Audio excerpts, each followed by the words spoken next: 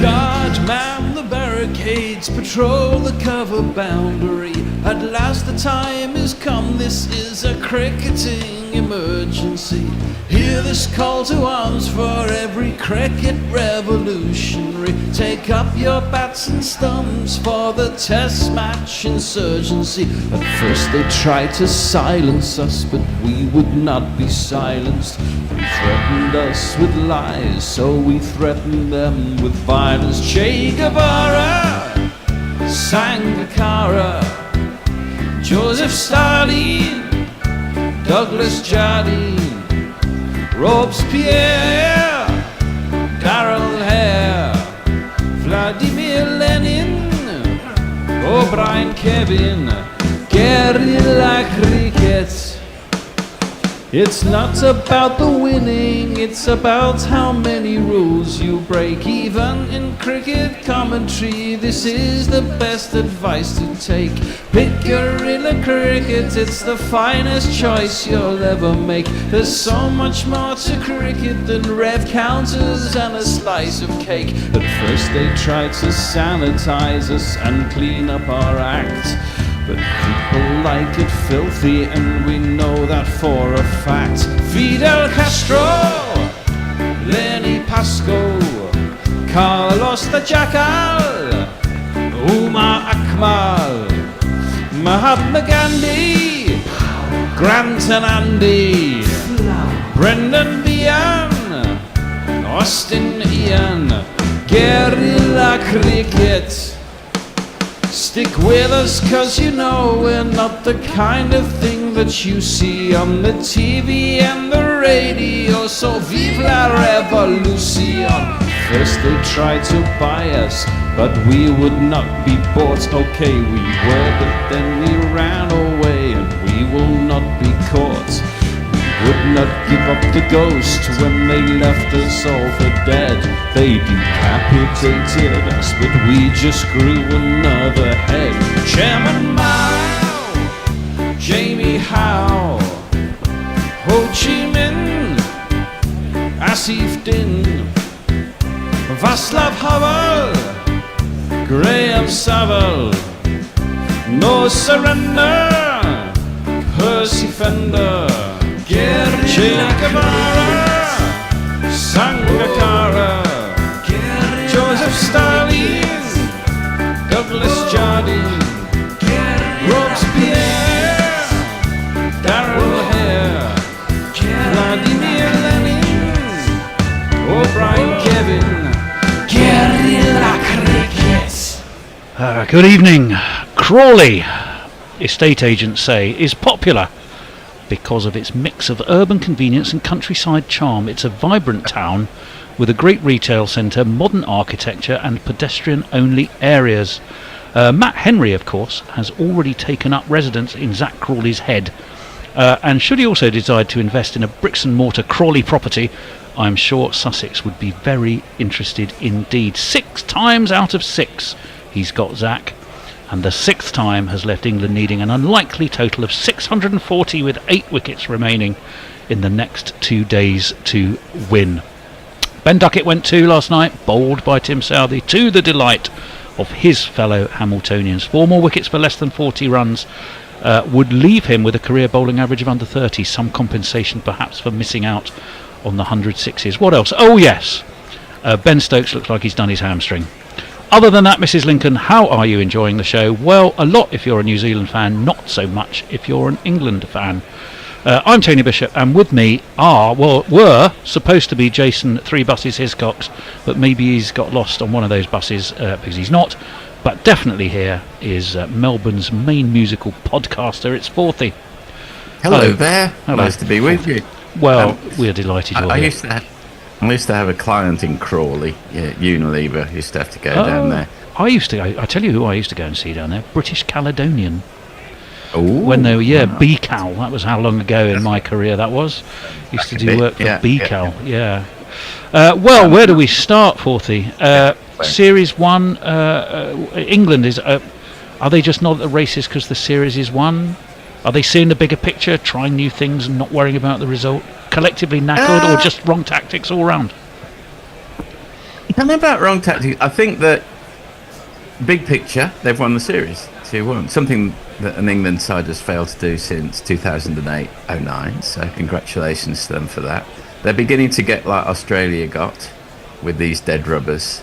They genuinely are not quite at the race against Sri Lanka, against I think Pakistan, was it? And certainly in this series, you sense that their head's not quite in the game for whatever reason. Not exactly sure why that would be, but they are humans. They want to get home for Christmas. I think it would be a major surprise if they went past halfway through today. It's just got all the feelings of last day of the series of a dead rubber, and no one cares that much. But having said all that, there's always individual battles within the bigger team picture. Jacob Bethell has never scored a first-class century, even, unbelievably. He's coming in number 3 for England. He is indeed. To give but one example. Well, and I'll tell you what, I mean, I was joking about, taking residence in Crawley for Matt Henry. Doesn't just finish at all 6 in this series at hardly any average at all, at about 5 or 6, I think, possibly less. Overall, in 9 innings, 64 balls, 8 dismissals, for an average of 3.62 when they've been up against each other in Test cricket. That looks like Michael Atherton was actually beating up Glenn McGrath for fun. Yeah, looks like David Warner had the better of Stuart Broad. Looking. it does. Doesn't it? Well, I mean, why do you think you're a bit of a philosopher? You're a nice little thinker, to quote Monty Python. What do you think? How do you think someone gets such a control over someone else in sport? I think it goes into one of those spirals, like when they say when you start passing on Mastermind, you keep passing, you can't pull yourself out of it, or a tailspin on a plane, or one of those things. I failed my driving test 5 times, and by the end I was convinced I was always going to fail my driving test. It was a major surprise when I passed it. I think he's just got a mental block there. And it happens to, rather surprising instances. I think Jeff Boycott once got a block with Prabhakar, who was a dibbly-dobbly... I thought you were about to say he once failed his driving test. He may well have done. He was quite good at the drive. He just maybe not as often as we'd occasionally like to have seen, but... it's all played in the head and all of those things, all of those cliches. And there's no doubt that he got inside his head rent-free. But there's something obviously about his technique and about Matt Henry's line and length, which is a perfect storm. Is that catnip? And, I think you're right. By the way, Jason has just got worked his way off any number of buses, Jason 3 buses, although he hasn't worked out his sound yet. So he reminds me visually of Alan Weeks. Can you see Alan Weeks there in that? Yeah, he does. Whispering. It's that sort of that. It's the domed head. Oh, possibly Murray Walker. Can you see Murray Walker with those cans on and the glasses? Also a disaffected member of the Politburo who's had to appear at the United Nations against his will. Oh yeah, the ambassador for Kyrgyzstan. Yeah, banging the table in a minute. This is unacceptable to Kyrgyzstan. Kyrgyzstan. Jason, have you found your way in, old son? Yes, no?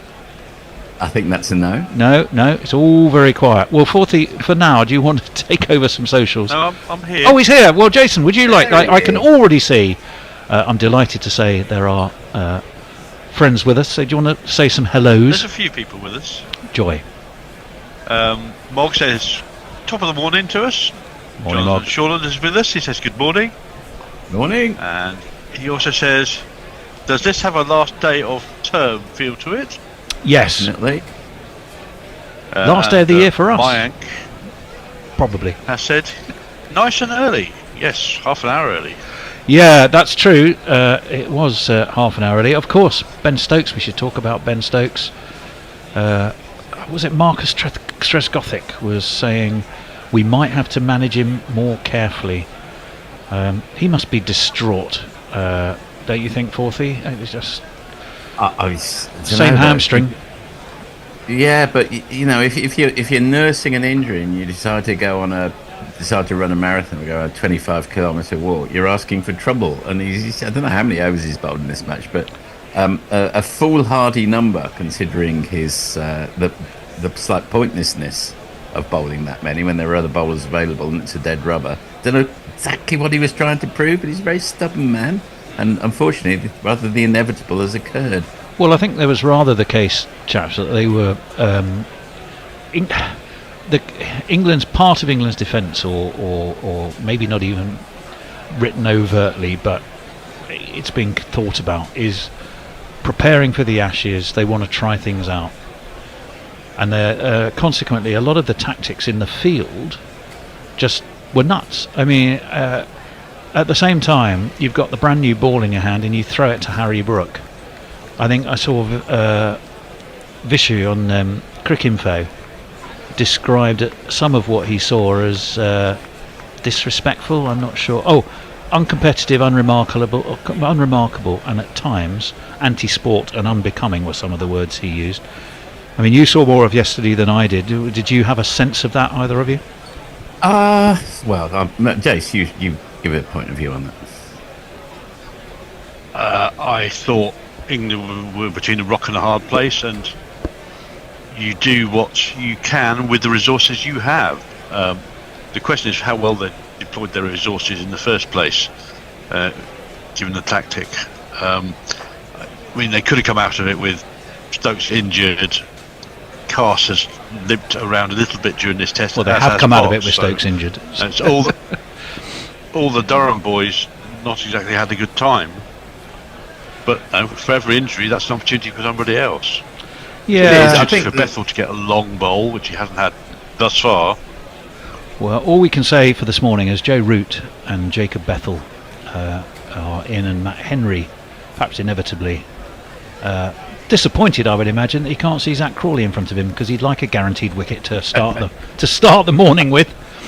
I think if Stokes is ever going to get injured, now's as good a time as any, isn't it? He's got nothing to do for the next. Well, I mean, the question is, he'd want to prove his fitness probably if he was going to play in the Champions Trophy, and that may put that out of the equation.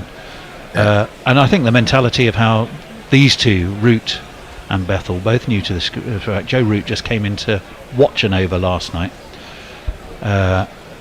But it's going to be Matt Henry as open. We're going to bowling to, I think, Joe Root, the new batsman. There are 3 slips and a leg slip, and Root is immediately off the mark as he gets up on top of that, steers it out towards cover. It's going to be hunted down by Mitchell Santner, who's been something of a nemesis for England since he came into this final test, and Root's away with a very tidy 2, which will give us an excuse just to say good morning to him. His voice is high-pitched and ginger hair like a picked, but massive runs he has hit. So there's that. Introduce yourself. Joe Root. Introduce yourself. Joe Root. Introduce yourself. Joe Root, actually. And the bowler is the man, of course, who has taken up residence in Crawley, or at least in Zach Crawley's head. But we might wait until after this delivery. Over the wicket he comes. That's full. Clipped by Root. Clipped straight to mid-on, and there's no run. It's this chap. You can never trust a man with 2 first names. Matt Henry. Zach Crawley can't trust him. You were going to say, Forthy? For someone like Joe Root, he'll say, "Oh well, we've probably lost this Test match mentally." However, he's another on a century. Quest He is on a personal quest. Maybe the 3 slips, runs. gully, leg slip, and defended by Joe Root. There's also a cover and extra cover set quite deep. The extra cover quite forward. The cover on the offside. It's a beautiful sunny day, by all accounts. All of the rain clouds and meteorological unpleasantness of yesterday has gone.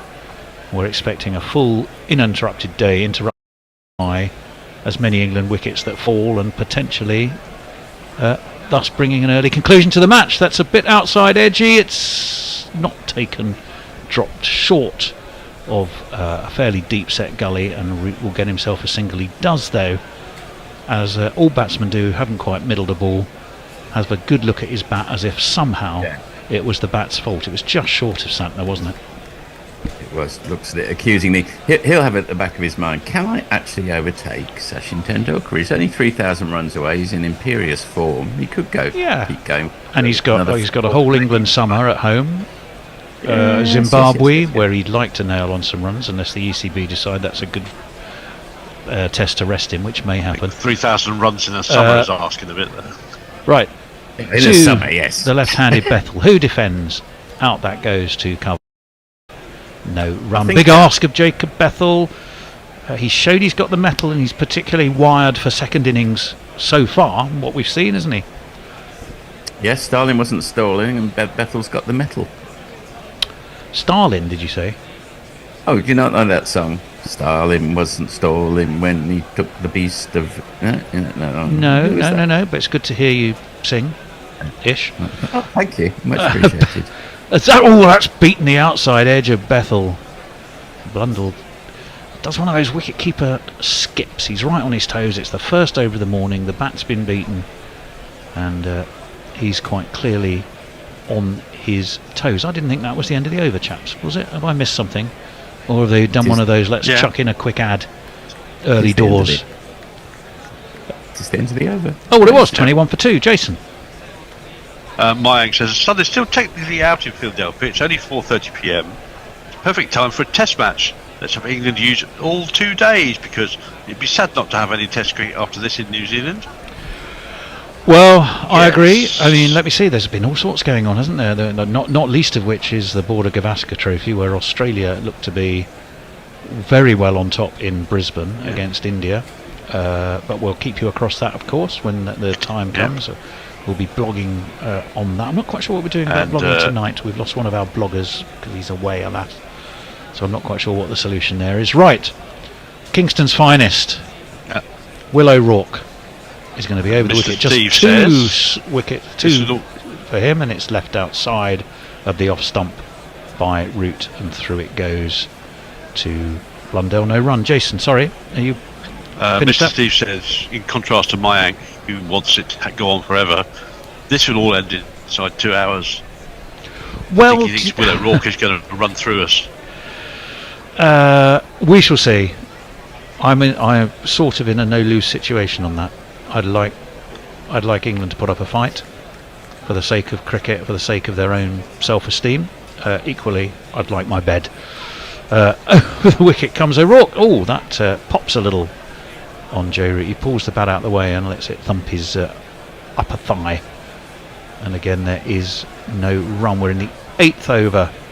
Just the 2nd over of the morning, but the 8th over of the match. Don't forget, last night, facing that ludicrously improbable target. Oh, I can't even remember what it was. 658. 658. England found themselves 2 down for 18. Duckett slammed. We'll wait for O'Rourke first of all, and that is defended by Joe Root. Duckett slammed Tim Southey, the hero, the retiring hero, for 4, and then he thought, well, I'm going to have another go. A swing and a miss, and out he went. Again, you might have thought, Forthy, that was an interesting way to attack a big chase, is to 4 and out. Is probably not what was needed, was it? Well, it's not what was needed, but did we think that they were going to take any other approach? If we've watched England over the last couple of years, you know the answer to that. Well, that's very true. And hey, I'll tell you what, mate, Matt Henry has got a decent half chance of catching up Bryden Castle. Oh, that's very inside edgy by Joe Root. He's got away with it though. It's bumbled to Tim Southey, who I think is at leg slip. And there was no run. But once again, not for the first time this morning, it's not the middle of the bat that Joe Root has been using, and that was very much an inside edge. A little bit of movement out there. Basically, when you're looking at 658 and 2 openers have gone already, you're looking for 3, 4 and 5 to each score a double century, which is unlikely. There's a deeply set backward point mid-off and mid-on as well. I'm trying to give you the best field as I can give it to you in the opportunities we get to see it. Over the wicket, up onto his toes, guided between slip and gully, and it's the first boundary of the morning for Joe Root, who, and I think, Forthy, you're dead right, there's runs out here, I'm going to take them. Yes. 1 and 2 and 3 Played that beautifully. and 4. Also, to someone like Joe Root with his technique and with the field way up, because obviously New Zealand will have the field up all day. Why wouldn't they? Then Joe Root will be quite correctly calculating that there'll be space to get some runs in, just as he did there. Well, he's on 7, so that's 7 less on his bid to get that 3,000 to close the gap on Sachin. Defends that into the ground, asks permission to just gently push it to the nearest available fielder, and there's no run. Will O'Rourke, yes, Kingston on Thames. If someone asks permission and they say yes, you can pick it up, and then they appeal, you still be out. Asking permission is neither here nor there. Well, I think it'd be a major international incident. I know. I mean, if running out a dozy Bairstow caused a major international incident, imagine what would happen if he said, "Yeah, mate, no problem. How's that?" That would be the old. And you know what? The Kiwis wouldn't do that. They're far too honourable. Far too honourable. Paul Collingwood once failed to revoke his appeal, and that was the only blot on his withdraw. I think it's the word. 25 for 2, bowling from the city end and defended by Bethell. Joe Root, well, he was quite keen there. And Bethell, it was quite rightly. You said no, Joe. No, mate. I don't care how many test runs you got, mate. It was my call, and you stay right where you are. It's Matt Henry back into the attack with those extraordinary figures. I wonder if he rings Glenn McGrath up and they, swap Atherton and Crawley stories. I doubt it. No, probably not. Henry in, gets a little bit of swing, but it's nicely worked off his pads by Bethell. He'll get 1. They won't come back for 2. But he played that very nicely. Moves into double figures himself. He's on 10, Root on 7. I admire and enjoy watching these players as cricketers and sportsmen and athletes. I wouldn't actually want to be friends with too many of them, not because they're unpleasant people. It's just I can't imagine being, friends with them. What would you talk about? There's some with people like Mike Atherton. They've got a hinterland.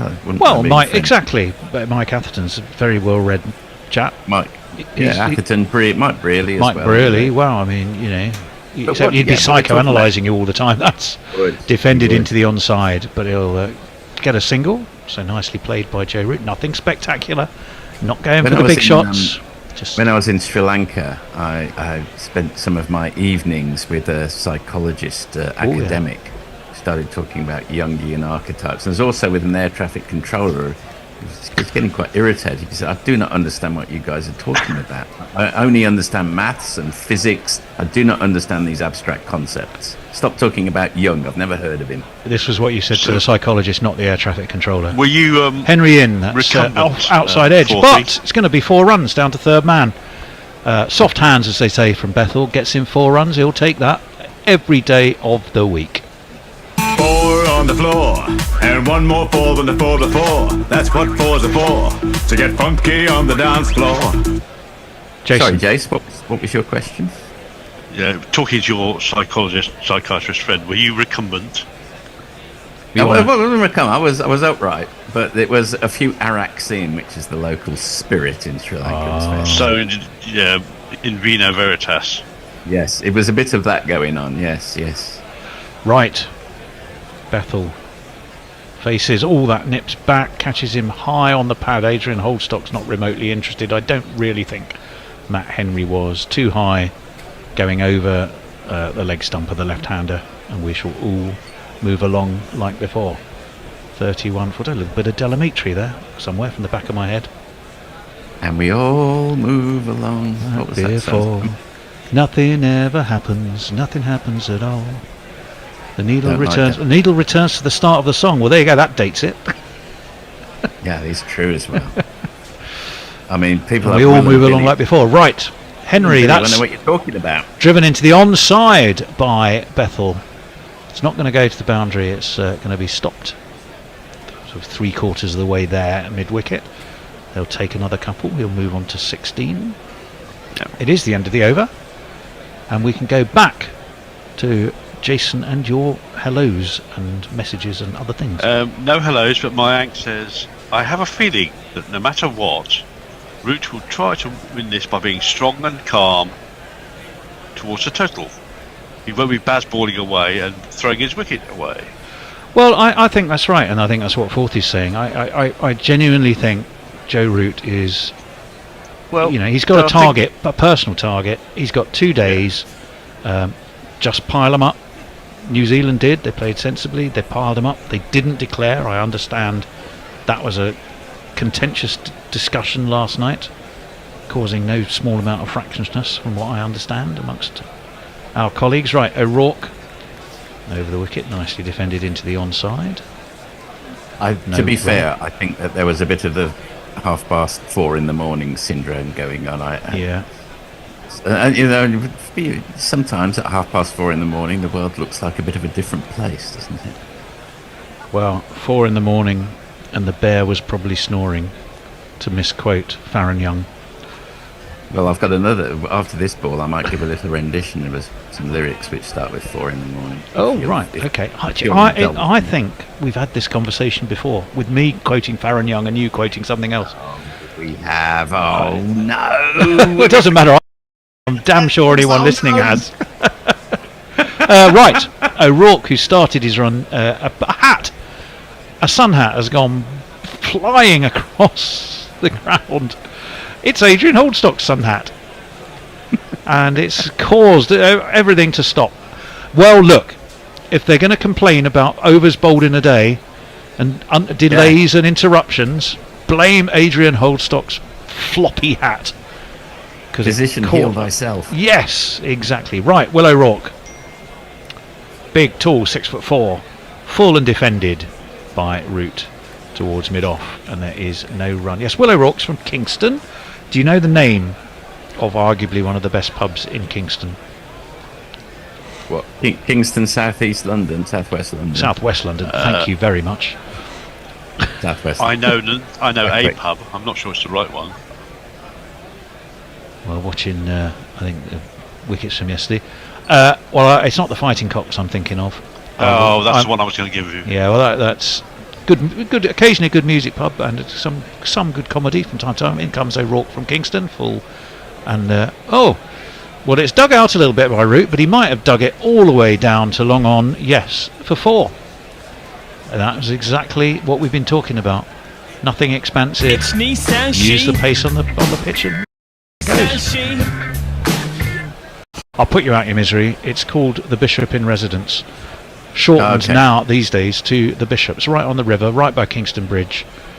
It's been a bit overly decorated to be sort of gastro-y, but it's still a very pleasant pub. Very pleasant pub in the summer. Sounds like the sort of place where the Rolling Stones started their career. O'Rourke defended. Well, that was sort of Twickenham way, wasn't it? Eel Pie Island. A bit further up, Eel Pie Island. Yeah, further up the river. Defended in the offside by The funny thing Root. about the Rolling Stones is they always present themselves as these guys from the wrong side of town. They grew up in Richmond and Kingston, whereas the Beatles are actually in Hamburg. Dartford, and they're all art college students. Yeah, they were all art college students, whereas the Beatles actually were working class lads. And yet, that's not how history has positioned both bands. So the crowd today in Hamilton, to bring us back from Liverpool and or Richmond to Hamilton in New Zealand, is a little more sparsely spread. O'Rourke in short, and he's going to get 4 byes because it bounced up high over Blundell. Root had already swayed out the way. Nothing for the bat, 4 more to the score. In the form of... I can't remember if we had byes. Mog will tell me. We've only got leg byes. That's right. I think we've had this conversation earlier. Said, do we have a bye jingle? And I remember Mog going, "Would you like one?" And I said, "Well, we don't have one, so probably yes." Not now though. Too late for that occasion. Maybe you never know. You just never know when the muse will strike him. But we'll put that on the muse's shopping list.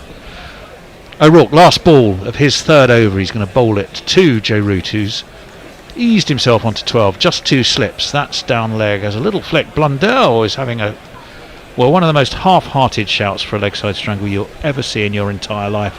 Apologetic would probably be the word. It's 41 for 2 after 10, and we can go back to Jace.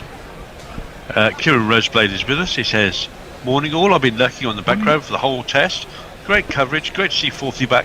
But can I say how great it is to see Billy and what a great addition he is? Yes, I love the regulars." Well, the good thing about one of the many good things about Billy is he seems to be having a fine old time doing it, which we heartily applaud.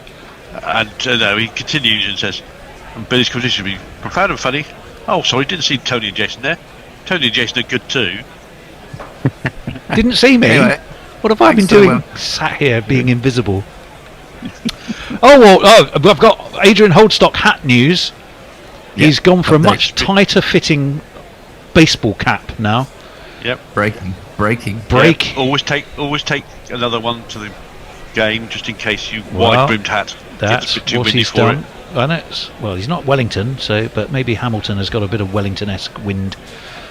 Henry in. That's a clever ball. Just not quite an off-cutter, but enough just to go past the outside edge of the left-handed Bethell.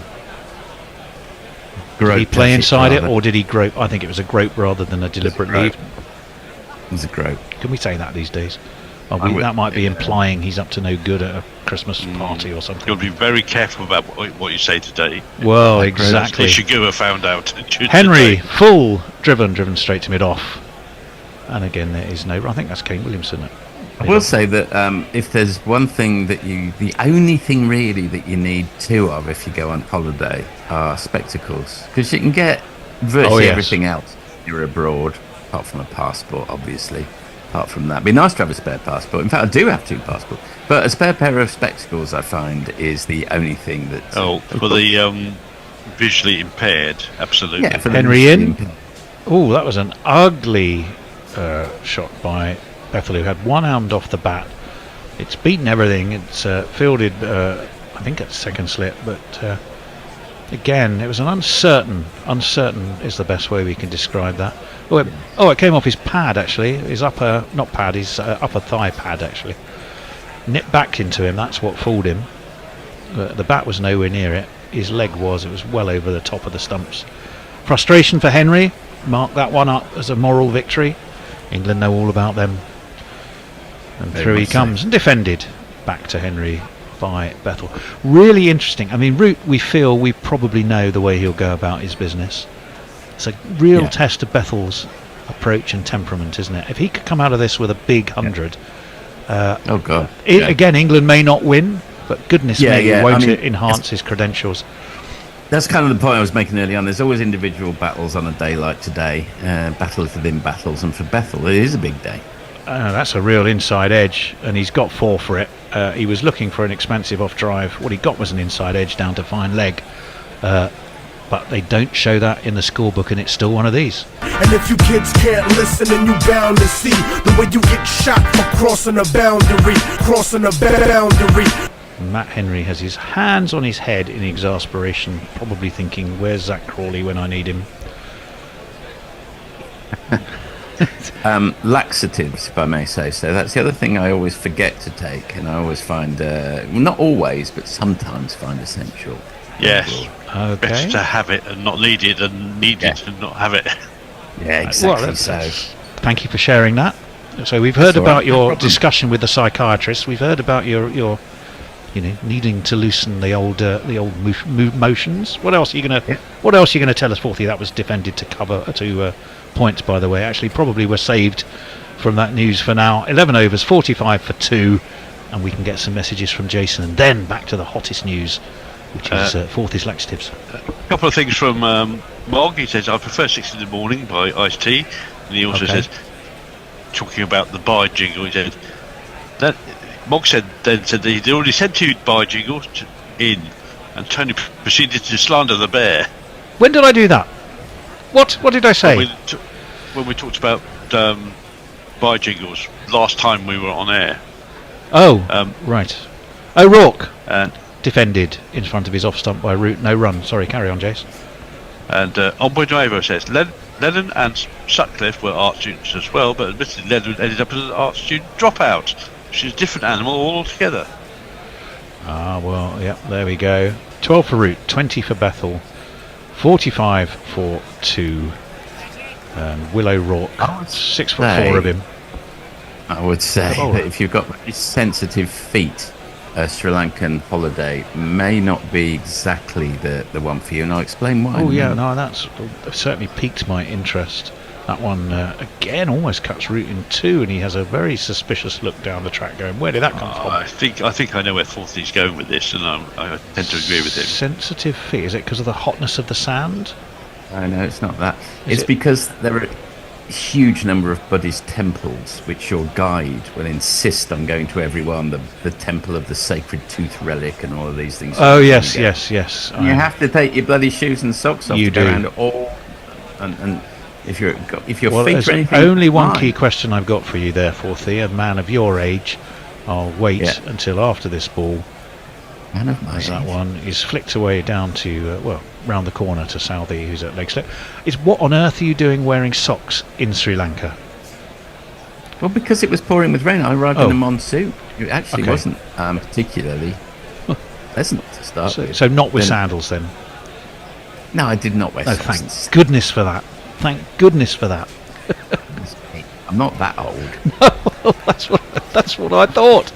I mean, we Messi, maybe. Oh, I hope he's not listening. Two slips, He will a be, gully he and will a be. backward point are stationed on the offside as O'Rourke is in. That one nips back at Joe Root, who defends nicely, bat and pad close together, solid and efficient. Gets a round of applause from leg slip Southey, who will be desperate to get. What does he need to get? 4 more wickets and go for no more than a total of 40. And if he achieves that, he gets a test bowling average of under 30. I just need to go and get a power cord, so talk amongst yourselves for a couple of minutes. We will. 45 for 2. Root with his bat race high. There is quite a strong breeze fluttering across this ground, and that one's worked away. Did he get some bat on that, Jace? I think he did. I didn't think he did, Oh. but my feed is chopping up a little bit, and I thought that was I'll let you know blown now. past the despair. Yes, he did. Off his glove. Blundell dive to his left. Away it went down to fine leg, and it's 4 runs.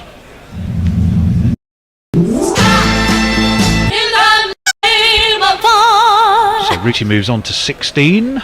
England move on to 49 for 2. And by and large, the travails and nightmares of last night, when both openers went in rapid order, it's all looked reasonably calm and placid, which is just how I think England will want it. That's defended to point by Joe Root. It's the end of 12 overs. It's 49 for 2. Forthy returns, but first Jason with some messages. Wow, there's lots of people coming into the party now because it's getting Marvellous. close to the actual start time. Yes, that's probably... Muttley says, "Woof, evening primates." Hope all is well. Oh, How long careful! till- Don't say primates. Oh Lord! I know. Love and sausages. Robert Hawkins says, "Truncated of Bye Bye Baby" by the Basic Rollers for the bye jingle. Bye, I think we used that for a wicked jingle. I think we may have done actually in the past. Yeah. You're right. And Onboard Over says, "I've got England down for scoring 641 tonight." Today, that reminds me, the GPL is open. GorillaCricket.com/competition. But just go to GorillaCricket.com. You'll find it. You need to register. And Use your we'll skill finish and off judgment to estimate the number of runs to be scored With a couple- in the day. A couple of questions from Kim Roseblade after this Henry ball. in, defended to third slip. There is Williamson. Some discussion or suggestion or a posited question that just perhaps, with no test for New Zealand for quite a while, Kane Williamson might quietly exit out the side door while Tim Southey takes all the glory. Yeah. I think that would I don't be think a shame, but it's not beyond the realms, is it? Yeah, I don't know why you do that just yet. He looks like he's got plenty of runs left in the tank. Well, he certainly has in that second innings. That one squares up Bethell, and that really did swing into him, and Bethell bat and pad and then ball were nowhere near one another. I think when your technique is excellent and you're very fit and all of those things, you can score a lot of runs between 35 and 40 years old, as people like Graham Gooch proved. Absolutely, it's when the eye goes. That's what. Yes. That's what happened to Andrew Strauss, he just knew his eye wasn't quick enough. Down the track comes Bethell. 2-3 skips. Launched it over Henry's head, and it's. I didn't think he'd want to resist attacking for too long. Actually, Henry threw up a hand in it. Well, it was 6 inches away. Would have been a catchable time, and he'd have to have been several inches taller to have even stood a chance. It was a good shot, to be fair. Yeah, there's nothing wrong with that. It's never going to be a fielder directly behind the. No. It's straight back down the ground like that. So, say, a fascinating, psychologically speaking, we talked a lot about psychology this morning already. This one is full, flicked, just backward of square, past Ash and Raza, who's stationed there. And they take a single. So Bethell moves on to 25. That's always a good score if you're just trying to bed yourself in. It's a sort of a landmark. You feel you've got enough. You've got some runs on the board. You feel you're there. You're feeling a little bit set, aren't you, when you're 25? Up to 20, you're not. But once you get into the 20s, you're thinking, I'm there. If you're Vince, you're thinking, I'm there. Oh, I'm done. but generally, it's. I think I always used to find it a bit of a landmark. At the upper end of my range as well, by and large, as landmarks go. Yeah. As this one was pushed into the offside by route no run. 54 for 2. So we got to a quarter. If I got to 25. Well, it's 25% of a century. Only another 70. If you get out 25, you're 75 runs short of your ton. 6:58. Remember the target. It's a long way away from 54. England just need to bat. They bat for fun, or they bat. But as long as they concentrate, as long as they play each ball on its merits, they can get some personal milestones and take this game a little bit deeper and win some credibility in the process. That's defended into the onside by Joe Root. No run. It's the end of the over. It's the 7th over of Henry. It's the 13th over, and it's 54 for 2, Jace. I think we're changing the room. Oh, we are. We are due to change, but I'll get through some things. You'll enjoy this one, Tony. These couple of questions. Kieran Rose plays this. The real question here is, what colour socks does the bear wear? Then he immediately responds with, and the answer is, of course, he doesn't wear socks. He walks around barefoot. Oh, very good. I like that. To which Butley says, beat me to it. Damn it. Right. Well, we got to change of bowling. Nick Vicker says, oh, sorry. Everybody, hello. I'm enjoying the extra half hour, which YouTube has kindly reminded me of. Don't forget to smash the like button. Yes, smash the like button and subscribe. Get onto the GPL. We'll talk to you about becoming a Patreon later. In the meantime, Forthy, it's over to you with Tim Southey. Yeah, Tim Southey. Do you want to jingle him up? Oh, of course I will. The question is, have I got to? Probably after his first delivery. Okay, no worries. And hello to Will. Hello, Will. Hiya. All right. Nice to see you. Yeah, no, lovely to see you. Tim Southey round the wicket to Jacob Bethell, who rocks onto the back foot and launches this over mid-arm for one of these. 4 on the floor, and one more 4 than the 4 before. That's what 4s are for, to get funky on the dance floor.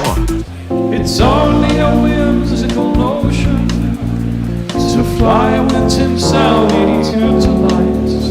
I probably won't fly with Tim Southey. I just might. And rather sadly, that may be the last time in history that we hear that jingle. Oh, we'll find it. I'm sure we'll find a way to get it out again today a few times. Well, maybe, yes. Will signs that Jacob Bethell is, well, break off for a second. Just having a look at some of the wickets from last night. Don't know why now's a good time to be seeing those, but Bethell has obviously decided that attack is the best form of reaching 658. So I'll come to you again just after this ball from Southey, which is round the wicket to Bethell, who launches an extravagant and very elegant cover drive, which goes for one of these. Well, let's assume that Tony is I was just catching up on. I am. What? It was 4 runs, wasn't it? Boundary, please. Of course it was. I was absolutely right on top of that. So yes, here we go, Will. This is the exciting bit coming up. I think Bethel's. I would do exactly the same thing, to be honest. Have a knock, get himself a decent score, and then see where you can go, because the result is gone. The result's gone, indeed it is. But I've been saying all morning, battles within battles and all of that. So Southey round the wicket, round the corner, round the wicket. He leaves that one well alone. That was a slower ball, I think, from Southey, trying to tempt him to a mistimed drive. I think he's Ashin Raz is having a bit of hat trouble as well, isn't he? His problem is he's something to do, I think, with his ICC band that goes around his hat. But he's having to jam it down onto his head. So deep, you wonder if he can see. He has to sort of tilt his head back to see, which is not great for an umpire. Not great for an umpire. He needs some blue tack, is what he needs. And that's pulled by Bethell. There'll be a sweeper out there, 3/4 of the way back, in front of the rather sparsely populated stand this morning. They'll just take the single and roots back on strike for the last ball of the over. Yeah, it'd be interesting. Maybe Hector, if he's listening, our man on the ground, who's done, by the way, all 3 tests, an absolutely unbelievable job. If you've had the chance to read his outputs, his interviews, his probing questions at press conferences, I mean, he's really done a wonderful job. But if he's listening, I'm intrigued to know about pricing today. Really? Okay. Intrigue. And that's just opens face of the bat. Joe Rutan diverts it to Gully. No run. And at the end of the 14th over, England 63 for 2, Tony. Right, yes. Kieran Roseblade, the lesser celebrated quarter-century, raised the bat. Bethell, hombre nuevo. If we're going to go for the record run chase, let's make it in one day, so Guerrilla Cricket get a night off. Yes, I agree with that, hombre. Yes, Stokes will bat like the Terminator on uppers, in my mind at least. Well, we think he might come in at 7, is what Hector was saying, but only, we suspect, in a situation where it could affect the outcome in some way. Lockie 6 says, this is a true test of testicular fortitude. Not quite sure I understand Henry, that. yes, over the wicket. A full ball, which is driven straight back down to the bowler, who juggles it. No sense of a catch there. It was on the bounce. Bethell remains on 34 off 38. A very Bazballian strike rate. Ooh, that looked a bit nasty, kind of coming at him at an interesting. Well, it's a bump ball, wasn't it? But he it did. Yeah, it was right at his nose if he didn't get his hands there. It was right as his nose, and that, like Another full ball from Henry. Perhaps wasn't expecting 2 in a row. A bluff, or maybe a double bluff, who knows? But it's defended well enough by Bethell, who looks very well organised cricketer, it's fair to say, and certainly aggressive intent, yes, but his technique looks pretty good to my eye. Would you agree with that assessment, Will? Oh, definitely. He's been sort of within the sort of Warwickshire area. He's been being talked about for a long time. Pulled by Bethell aerially. Is there going to be a man underneath it? No, it's gone all the way for one of these. Right by a flag saying Newcastle Football Club. There we go. Oh no, I've done the one. I'm already all over the place. Sorry, one of these.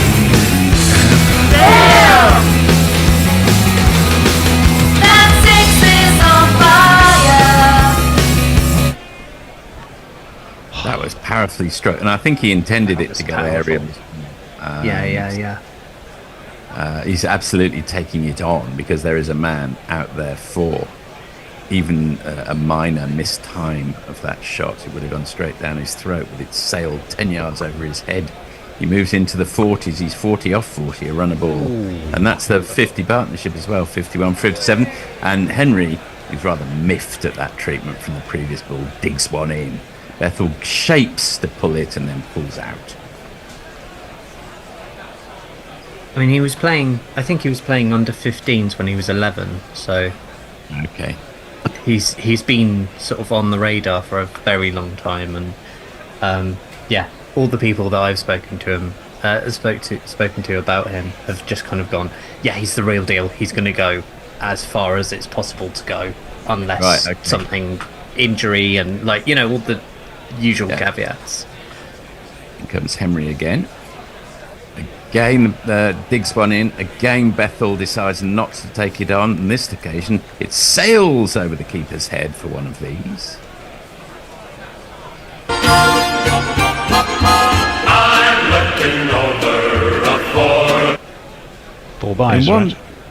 Yeah, that was very wide. One of the more pleasing aspects of the last couple of years for England is that there'd been a bit of a dearth of sort of nailed-on future prospects, if I can put it that way. Some had come and gone and been tried, and yes, no, probably not. Whereas with the emergence of Brooke and Bethell and Jamie Smith, and now Gus Atkinson and maybe Bryden Carrs, there's an embryonic look of a New England team beginning to emerge. Yeah, I would say, which is not necessarily the case in a few years prior to that. we've certainly got a direction now, which is good. Yes, and that's played Whereas- wide of them at mid-on for a single by Bethell. He moves on to 41. I think the this isn't to do them down at all, because they are sort of generational talents, but the Broad Anderson thing sort of meant that we didn't have to look for new bowling for so long, and you just kind of go, it's fine, Jimmy and Broady will sort it, it'll be all right. And for 20 years it was. It's quite a long time, isn't it, in cricket? Yes. In comes Henry again. That's played wide of the man of mid-on. Oh, no, it's not. My eyes deceived me. I should have had that extra pair of spectacles. It's played down to deep square leg, in fact. And they come through for a single. They did. Yeah, it's a single. Roots on 17. Bells 41. End of the 15th over England, 76 for 2. Over on Blue Sky, the mad old bat, Hattie, the mad old batty, says, "Evening all. Could we get a little more action tonight, please, England?" Well, let's hope so. Our good friend Grand Theft Auto, who we haven't heard of from a while, but seems to be back now, which I'm delighted to say, is sharing our Blue Sky starter pack, which Messi kindly put together, which is very useful. I'll go back to YouTube and see what I can find. Ooh, gosh, there's loads. Henry in again to Root. Ooh, I'm slightly surprised by that one. Plays it, manages to negotiate it in the end to the man at Gully. That's Southie, isn't it? Oh, it is Southie, absolutely right. You're looming larger in the screen there. Will. Oh, I didn't mean to. That was Yeah, please do. that was me kind of Loom away. Kind of. I was just leaning on things, and I realised that I was getting closer. It's fine. Yeah. No, you don't want to see my ugly mug. My ugly mug. Southie in again to Root, defended, dot ball. Are you in your spare room, your bedroom, your main room? Whereabouts do we see you in the house there? I am spare rooming at my granny's house. Oh, that's nice. I'm staying with her for Christmas. Is she a cricket fan? I mean, she's my grandmother, so she's sort of had to be. Excellent. Yeah. Okay. If Well, that say makes hello, sense. and we're going to ask her a name in a minute, so we can say hello to her. And that's big forward defensive from Jared. Does she ever play with a stick of rhubarb against Jeff Boycott? In her pinny. A pinning. What's her name? Her name? I'm going to guess Brenda. Is it a Brenda? Margaret. No. Gladys. Keep going. No. Ethel. That's what I think. Susan. No. Helen. No. Carol. Caroline. No. Catherine. Bianca. Shall I give you? No. Anne. Anna. Anne. Well, Anne. Annie, but that'll do. Annie. Is she a saint? Yeah. Like our Annie? She is to you. She bloody is, yeah. That's Yeah. nice. All Annie's are saints. Southey in again. And Jared takes a step down the wicket and flicks it off his toes. And that is cut off by Matt Henry, I think, down there. Yes. And they That's come always the through for rule a of the couple. bowler who's just finished his over. Yeah. It's the one who has to go running around and diving after the early ball to the next one. Well, I think that's suppose if true you're on the boundary, statistically, you're more likely to have to run after the ball than if you're in the infield because you've got more True. ground to cover. True. Do you know, is that true of all levels of cricket? It's just that, like, if you've just put in a hell of a spell, the ball inevitably comes to you kind of on the boundary and you're going to have to peg it halfway round. In comes suspect Saudi it again, is. defended by Joe Root with an immaculate forward defensive. Very nice to see. There's something about an immaculate forward defensive that is aesthetically very pleasing. Yes. It's very nice, isn't it? Yes. Well, a studied leave, an immaculate forward defensive. These are all Studied leave. beautiful things to see. And Will's on study. Oh, is that Matt Henry? He's got a look at the graze he's got on his arm from that dive. Yeah, Looks very nasty, doesn't it? Needs a bit Very of lotion on that. Yes, I mean your mum would have some. Your grandma would have some chamomile lotion to put there. It's been spilled. Yes. Root has cut it to the man at second slip, and it's gone into his hands, and it's gone straight back out again. Will they rue that when England are 600 for 2? That's tomorrow after. What am I looking The for? end of the 16th, England 79 for 2, Tony. Yes, I'm just going to celebrate, if you will. The pimps in the crib, mom. Drop it like it's hot. Drop it like it's hot. Drop it like it's hot. Right, yes. Muttley. Hiya, Will. Hope you're feeling better, love and sausages. That's nice. Chris Cheers, the Muttley. Choir. A most beautiful jingle, like the song by Michael Nesmith. That's right, that's what it's based on, I think. Fly Down to Rio. Part It of is, the yeah. pantheon of animal-named pop groups. The Monkees, yes. One not to be retired. Well, you want to keep the jingle. Or do you want to... Well, the thing is, it's based on an incident on a flight, isn't it? Some years ago when he... Didn't he have a Believe so. fling with a hostess? It's all lost in the mist of time, and I'm sure the stories come from me telling... Who was it spilt that catch? Because it was a very legitimate chance. That was, it was that Latham was himself, wasn't definitely it? a drop. It's not what you want Latham. from your skipper. Yeah. Chris the Choir says, prompted by seeing Zaltzman on Taskmaster, I was delighted to see his wiki entry mentions guerrilla cricket at least 3 times. Oh, thanks. Well Thanks done, very Andy much. Zaltzman, or whoever Zaltz. wrote his wiki entry. Wiki entry. Root facing up to Matt Henry. Plays it round the corner for a quick single. He moves on to 21 off 34. A very Root sort of score when you get to 21. 21 off 34. This last series of Taskmaster is well worth a watch. It's prime Zoltz doing very Zoltzy things. Yeah, that's good. It's really fun. I saw him when he did his stand-up routine when he came down to Melbourne a few years ago. It's pretty good. Quite cricket But- focused. I went with my I was wife. going to say, is Slightly less that the impressed. one? Is that the one that for about 7 of the 10 minutes he's just laying into Aussies about cricket? I think there's a bit of that, yeah. There was a bit of that. And that's played off his legs by Jacob Bethell, who hurries through for a single. England 81 for 2. When you look at the pitch, there's 1 or 2 little divots beginning to emerge. You'd expect that as the 4th day emerges, but straw coloured, no hint of green obviously anymore, and looks a pretty true surface. Yeah. Yeah, it does, doesn't it? Henry We've again certainly for seen third no... ball. Joe Root, defended by Joe Root again. That's immaculate full defensive. No extravagant movement at all. It's been... Well, it There looks a aren't- good surface to there's- bat on. Yeah, there was a bit of It's- swing and theme on the first day, as you'd expect, but England actually failed to harness it, if anything. Sorry, Will, you can say. I was just going to say it's one of those things that, you know, I think with New Zealand pitches they do just level out sort of by about halfway through the 3rd day, don't they? Sort of. I think so. Joe Root with a beautiful cover drive, wide of the man in the covers, and it's gone for one of these, an extraordinary, lovely shot.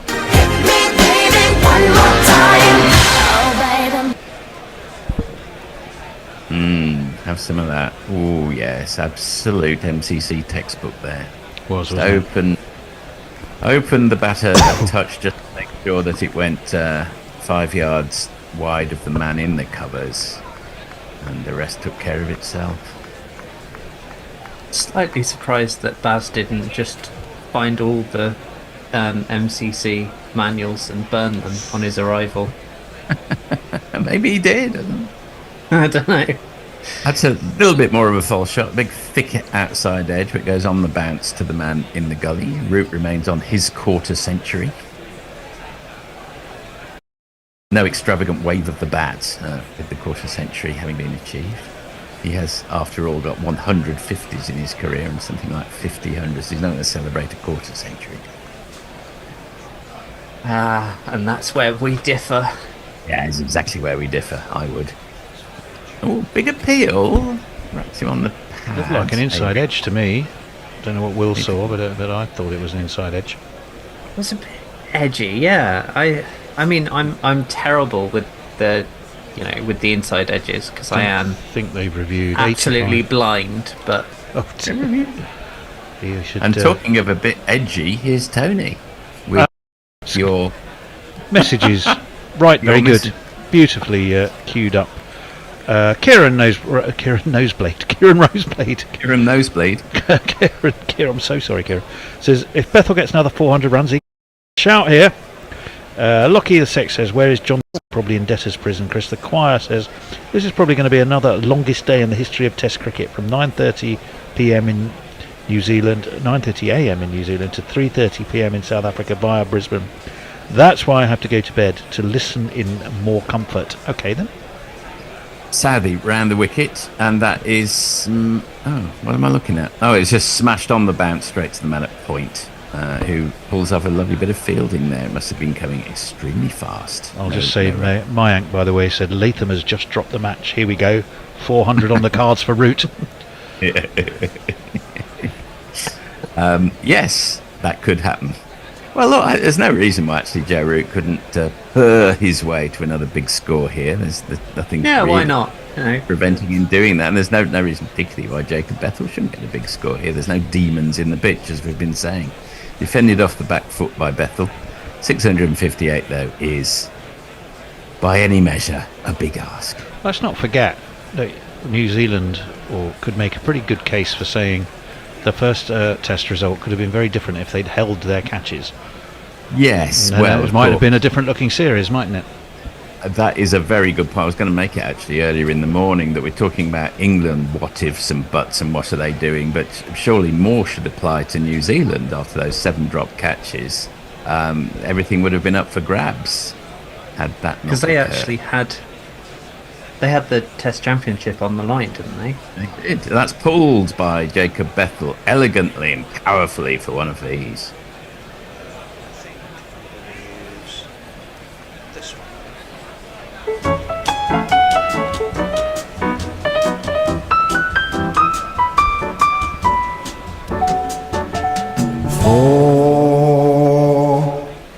That's a jingle I like to reserve. Time. Yeah, I like to reserve that jingle more for sumptuous, gorgeous cover drives. It just feels the right sort of jingle to play for one of those glorious Root cover drives, doesn't it? Bethell's doing one of those things where he's trying to go at a run a ball and succeeding. He's 46 off 46. Oh, he's at 46 off 47 now. But like one of those econometric models where they try to make the model fit reality or something. He's always trying to get back to a run a ball, if you see what I mean. Anyway, he pulls out of the pool there. So, do you think that Joseph Brian Lara Root or Jacob Brian Lara Bethell will be getting the 400-500 odd? No, which one will it be? I mean, it's a race to it, isn't it? Yeah. It's one or the other, obviously. Obviously, then they're going to win. It's just a question of who. Clearly, yeah. God, it'd be funny if they did. It would be hilarious. I would like to have a conversation with Gary at the end of the match if England were to win this. He was saying yesterday New Zealand should be strung up in the court of cricket law for bringing the game into disrepute by not declaring, which I thought was a bit extreme. That's defended off the back foot. Extreme views? Gary Naylor? What? Were they expressed with hyperbolic conviction? I would. That's quite a good description of what Gary was doing yesterday. Shock and or horror. However, it's all the equivalent of oral clickbait, so all views are welcome. even when they're wrong. That's gone down the leg side, a rather poor ball from Saudi to Bethell. It concludes the 18th over, England 89 for 2. I was looking for Gary's own jingle. I thought we had it here somewhere. I'll see if I can dig it out. Right. Mayank Latham. Oh, we said that one. Robert Hawkin. Maybe Bethell is there to replace Crawley. Like, if he can get 30, anyone can actually bat and get to 100. That's probably true. Disinterested HJ Spannerman says, you know what doesn't suck? Taskmaster. Nick Vickers. If anyone can dig England out of this, it's Joe Root. That's true, Nick. Lockie the Six. Root is the best batsman in the world, except in Australia, so overall he's rubbish. Kieran Roseblade. Is the whole match lining up for the last over of the 5 days, with England needing 4 to win, New Zealand requiring 1 wicket, and Saudi coming on to bowl, then being spanked for a 6-over cow? No. But, well, no, it's not beyond. To that question. Well, it is. Yes. So, wow. Saudi in again. No, hang on. It's O'Rourke time. O'Rourke is in to Joe Root, who defends off the back foot for a dot ball.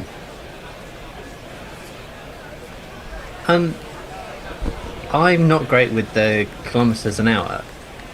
When O'Rourke is kind of 90s-ish, right? Miles an hour. Yeah, miles an hour. I'm terrible at the conversion thing. That's all right. 90 is about 150, isn't it? Something like that. I don't know. Maybe 145. I mean, it's not something I was brought up on, really, but it's just that's over the years accustoms you to it. That's defended by Joe Root on the bounce to the man at point. We see some he certainly in the crowd. He certainly looks around that, doesn't he? Yeah, I'd say so. There's more flags of St. George with the names of your football team or town of origin than there are actually people in the stand, I would say. Yeah. Left overnight.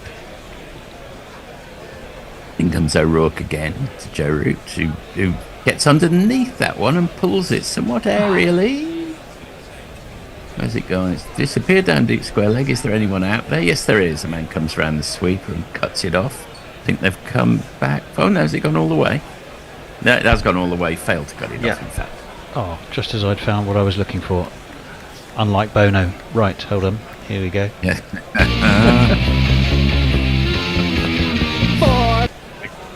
Rather wish Bono hadn't found what he was looking for. Rather irritating man. I'm going to play it at the end of this over.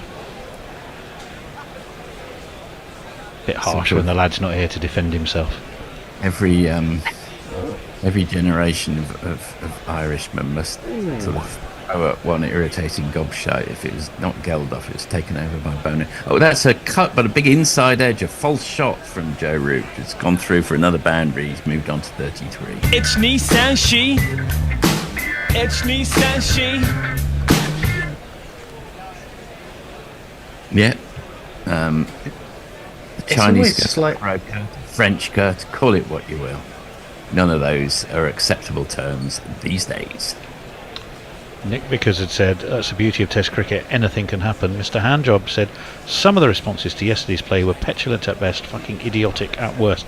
Yes, I did hear, I wasn't around, or at least I wasn't compos mentis, because I was at home after a fairly heavy night. But I did hear the aftermath in the morning, that it got somewhat fractious. Talking of the Rolling Stones, that was the aftermath. That's a grope from Joe Root towards the ball and failed to get a touch. It stayed a bit low, if anything, that one. Steady 40, you're heading for a cancelling. Ooh, he was a bit late on it, and it did keep low, and it only just missed off. Yes, Enough well, of this low grope. When I appear on the news, you two will be, next to me. So that will be, and this is the face of guilty by association. Exactly. Oh God! I'll take you down with me. Oh Lord! Oh Lord! Lordy Lorks. Root facing the last ball of O'Rourke's over. Does that thing where it's how to describe? He sort of stays on his toes and leans right back and cuts it or jabs at it. Always seems an unnecessarily risky shot when he's got so many more orthodox shots. Anyway, end of the 19th over, England 97. We'll do a change after this next over, so I'll play a couple of these. That was a dubious point, made with hyperbolic conviction, by Gary. I'll be your white-haired whinger from Liverpool, and I'll trash everything I see. Overrated drinks, breaks, footwear ain't cool, all said with confidence and hyperbole. No, I'll never, ever, ever concede I'm wrong and talk over everybody all day. I'll be your white-haired whinger from Liverpool, and I'll dismiss what all the listeners say. No, that's wrong actually, because what they need to do is blah, blah, blah. Right, change of bowling, Porty. Change of bowling. Mitchell, that needs no commentary from me. Mitchell Santner comes on. He does. Where is he? Where are you, Mitchell? Why are you hiding from me? There was a time when there was that. Here he is. Space battles, wasn't there? Yeah. That jingle just takes me back to Centaur baby, get some drift into the pads for me. Oh, well, of course, it's all Been very an awful good Kiwi. seasonal. Santner baby, and dart them in quickly tonight. Mitch Santner in the slip, a short leg, and a forward defensive lunge by Jacob Bethell. Gets right over the top of it. He's 4 away from how many 50s would that be? His third England Test 50, would it be? Something like that. Yet to he got a 96 earlier in the series. Yet to register a ton at this or first class level. Oh, and there's an appeal from the. I suppose it was a reverse sweep, a reverse something from Jacob Bethell. Went to the man at slip, but obviously somewhere along the line it bounced. That was. Oh, that could have been something. Came off his pad and didn't quite carry. So all sorts of reasons why that wasn't out. Yeah. And it was dropped anyway. Apart from that, in comes Santner again. Jabs down on it. Not as elegant a forward defensive as you see from the man at the other end, but effective. To give you an idea of how long I've been in the sort of test match sofa guerrilla cricket kind of universe, I remember my GCSEs. Santner in again, played off the back foot by Bethell. Yes, sorry. It was the 2010-11 Ashes, so that kind of yeah. So I was doing my sort of GCSEs or maybe first year of A levels, and I remember just shouting at my computer, and I was like, "Shut up, Gary!" Santner off the back foot, wide of the man in the covers, comes through for the single, and Bethell moves on to 47. Oh well, he does it Which to is, provoke. oh no, I love it. It's actually it's just really nice that sort of 15 odd years later, here I am, here you actually are. telling him to shut up to his face. Yeah. Although actually, I love being on with Gary because it's the most relaxing thing in the world. Well, largely because you don't have to talk much. Yeah, you just sit there. You just kind of go. Yeah, point. exactly. I love Gary. He's great Oh, fun we to all have love in the Gary. car. He's great fun to have in the we car. all love him. We all love him. I pick him up sometimes to bring him to the studio. And you can fall asleep at the wheel, and they'll. That's played to mid wickets. No run. Right, so change all round. 40, you get, I think, a bit of time off for good behaviour, but not much time. Or am I on? You're on. socials? You're on. No, it's should be Billy, who is here. I know because I can see him. Should be Jason back again. Jason, I can tell you. Kieran saying with the message that starts. Tony says no, and will you stay? No. No, I got that wrong. It's sorry, I got that completely wrong. I'm stepping ahead of him. It's Jason, Forthy, and Billy, in that order. Yeah. All right. So Forthy, you know anyway what I William just said. on. And I'm going to go and get some chocolate to keep me awake. Cheers all. Very nice. Thanks, Tony. As we taking drinks in the actual match. So, situation: England need another 560 more runs to win, which is a tall order. It's slightly less tall than it was when they started, but a good start has been made. As Bethell comes back to the crease and O'Rourke bowls, and that's clipped through square leg, past the man there who's Ravindra. And do they get back for 2? Yes, they do. Nicely clipped into the floor. Bethell on 49. I'm just beginning to wonder, guys, do you think Bethell's become undroppable? Especially if he goes on to get a few here. Do you think he's become undroppable or not? Well, if he got a ton here, it'd be very hard to drop him. I think that it would actually be Ollie Pope who might be next feeling a little bit.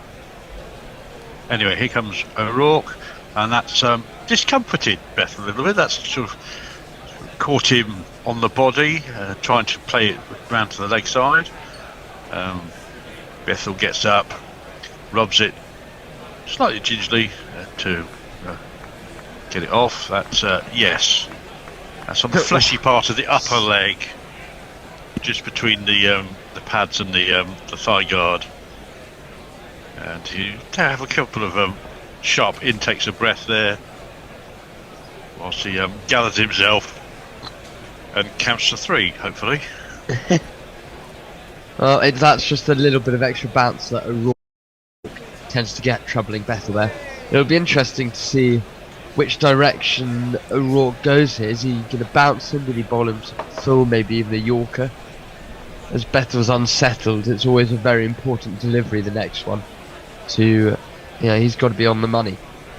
I don't think there's any doubt that if he does bowl short, Bethell will take it on, because he's larruped a few over the boundary already in this innings. Anyway, here comes O'Rourke round the wicket, rising on a length, and that's played a little bit of a waft by Bethell, who misses the ball and goes through to the keeper. Yeah, well, on 49, I think you're right in saying that it'll be his third 50. I mean, it's quite close that he just had a fiddle with it outside his off stump, no real foot movement. We have talked about that. The modern England batsman doesn't necessarily seem to move his feet, but if it works for Harry Brook, then that's absolutely fine for the rest of them to follow suit. Good over so far from O'Rourke. That's full, and Bethell drives that nicely up to mid-off and gets cut off. There is no run. England are still 100 for 2. I think a good bowling change to put Santner on at the other end, just to see if there is a little bit of turn.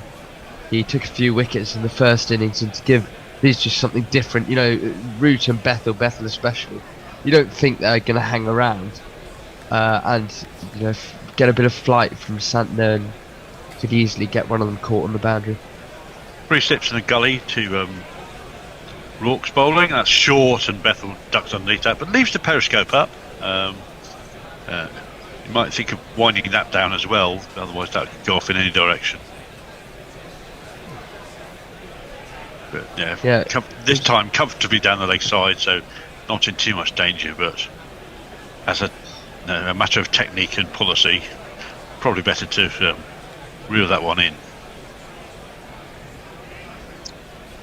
He twists his bat in his gloves, very Pope-like, does Jacob Bethell. In fact, very Stewart-like for both of them, and that's another great ball outside off stump, and Bethell plays at it off the back foot. It goes past the outside edge, through to Blundell. That's the end of the 21st over. They're thinking about a DRS. They're going to go for it? I don't think they are. Looks like Tom Latham is exhorting his troops and moving on. Yep, time's expired. 21 overs gone. England 100 for 2. Root's on 33 and Bethell's on 49. Some messages. Hombre Nuevo asks, surely that's a new 4 boundary song. Still haven't found what I'm looking for. Disinterested Handjob says, has Bono been taken bodily up to heaven yet? Because he seemed to fucking think he was some sort of Christ figure. To which Will of our Will replies, "Not yet. Of course, we've done a year without Shane, which is heartbreaking. Never really got why they were mates. It felt like Bono was trying to cash in on Shane's genius." And Muttley adds, "I've never heard the full version before." Disinterested says, "Fucking hell, everyone does better jingles than me. Bravo, Mr. Peel." Muttley Von Eric says, "We need Gary and Dave on the commentary together." And Robert Hawkins says, "Why didn't we pick Sam Northeast?" Maybe Jace can answer that one. The great forgotten man of English cricket. Santner comes in round the wicket, and that's fired into the leg stump, and Root just tickles it through square leg with the minimum of effort. And a scruffy throw is not taken cleanly by Blundell and nearly evades the man backing up. As Ben Stokes looks on with Jeetan Patel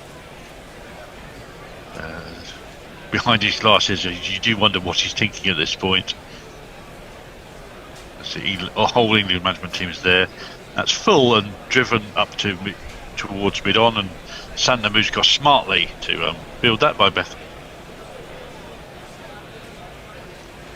He's got a few ticks going on at the moment when Bethell, when he's on 49 off 61 balls.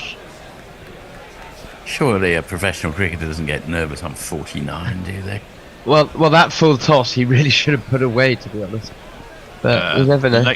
Next ball is a sort of round undercut ball by Santner. He sort of threw his hand underneath the ball and tried to get the underspinner.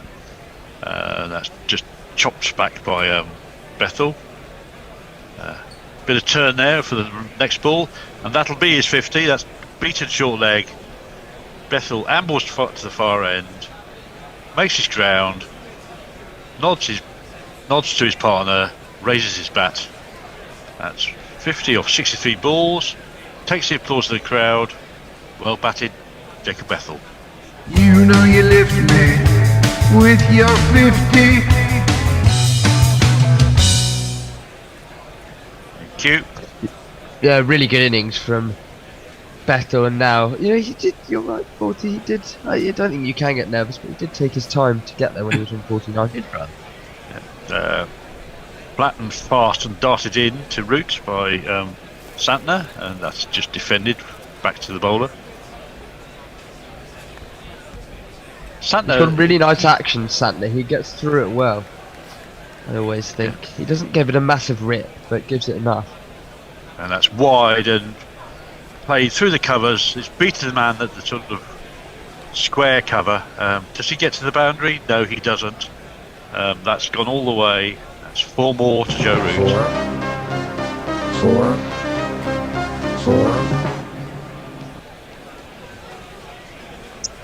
Wonderful cover drive there from Root. Such quick hands, and pierces the gap beautifully. A few messages. Lockie 6 says Bono has an excuse. He is always stoned. Will says, "I prefer his cousin," referring to why didn't we pick Sam Northeast. "I prefer his cousin," says Will, "Sam Southwest." And Vinny Patrick says, "What will happen with Stokes? Does he get a runner?" You can't have a runner anymore, as far as I'm aware, Vinny. Yeah, can't have a runner. That's correct. I'm pretty sure. Which is runners. Well, I don't know. Runners seem to have always caused more fuss than they're worth. Yes, they're great fun. They are. That was why they were great fun. I agree with Jack. That's why we shouldn't eliminate opportunities for fun in cricket, and that's exactly what runners did. Whenever I watch Jacob Bethell bat, I don't know about you guys, there are so many different players I think his technique brings into. That little flick there through mid-wicket, it's almost Stokes-like. You have to say. Smartly fielded, I have to say, by the mid-on. That was travelling a fair bit from O'Rourke. It's the wonderful balance and the poise, and there are just so many different people he seems to encapsulate in his technique. Well, that one is a bit Graham Thorpe in my mind. Oh yeah, that's true. The yellow handle. Defended under his eyes. Bethell thinks about a single, but Rooted having none of that. He's just leaning on his bat at the other end. Eventually gets sent back, and Bethell turns around and eventually gives him a thumbs up to say, "Yeah, maybe that was a better no than I thought it was."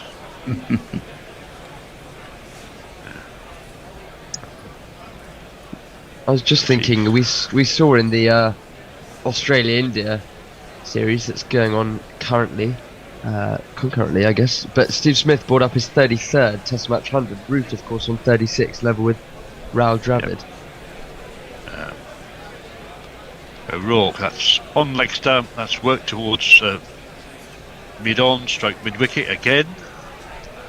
Yes, I mean, when we talk about these, the technique of Bethell, you've got elements of Strauss, you've got elements of Thorpe, as I've said, you've got elements of Justin Langer for smashing the ball through square leg.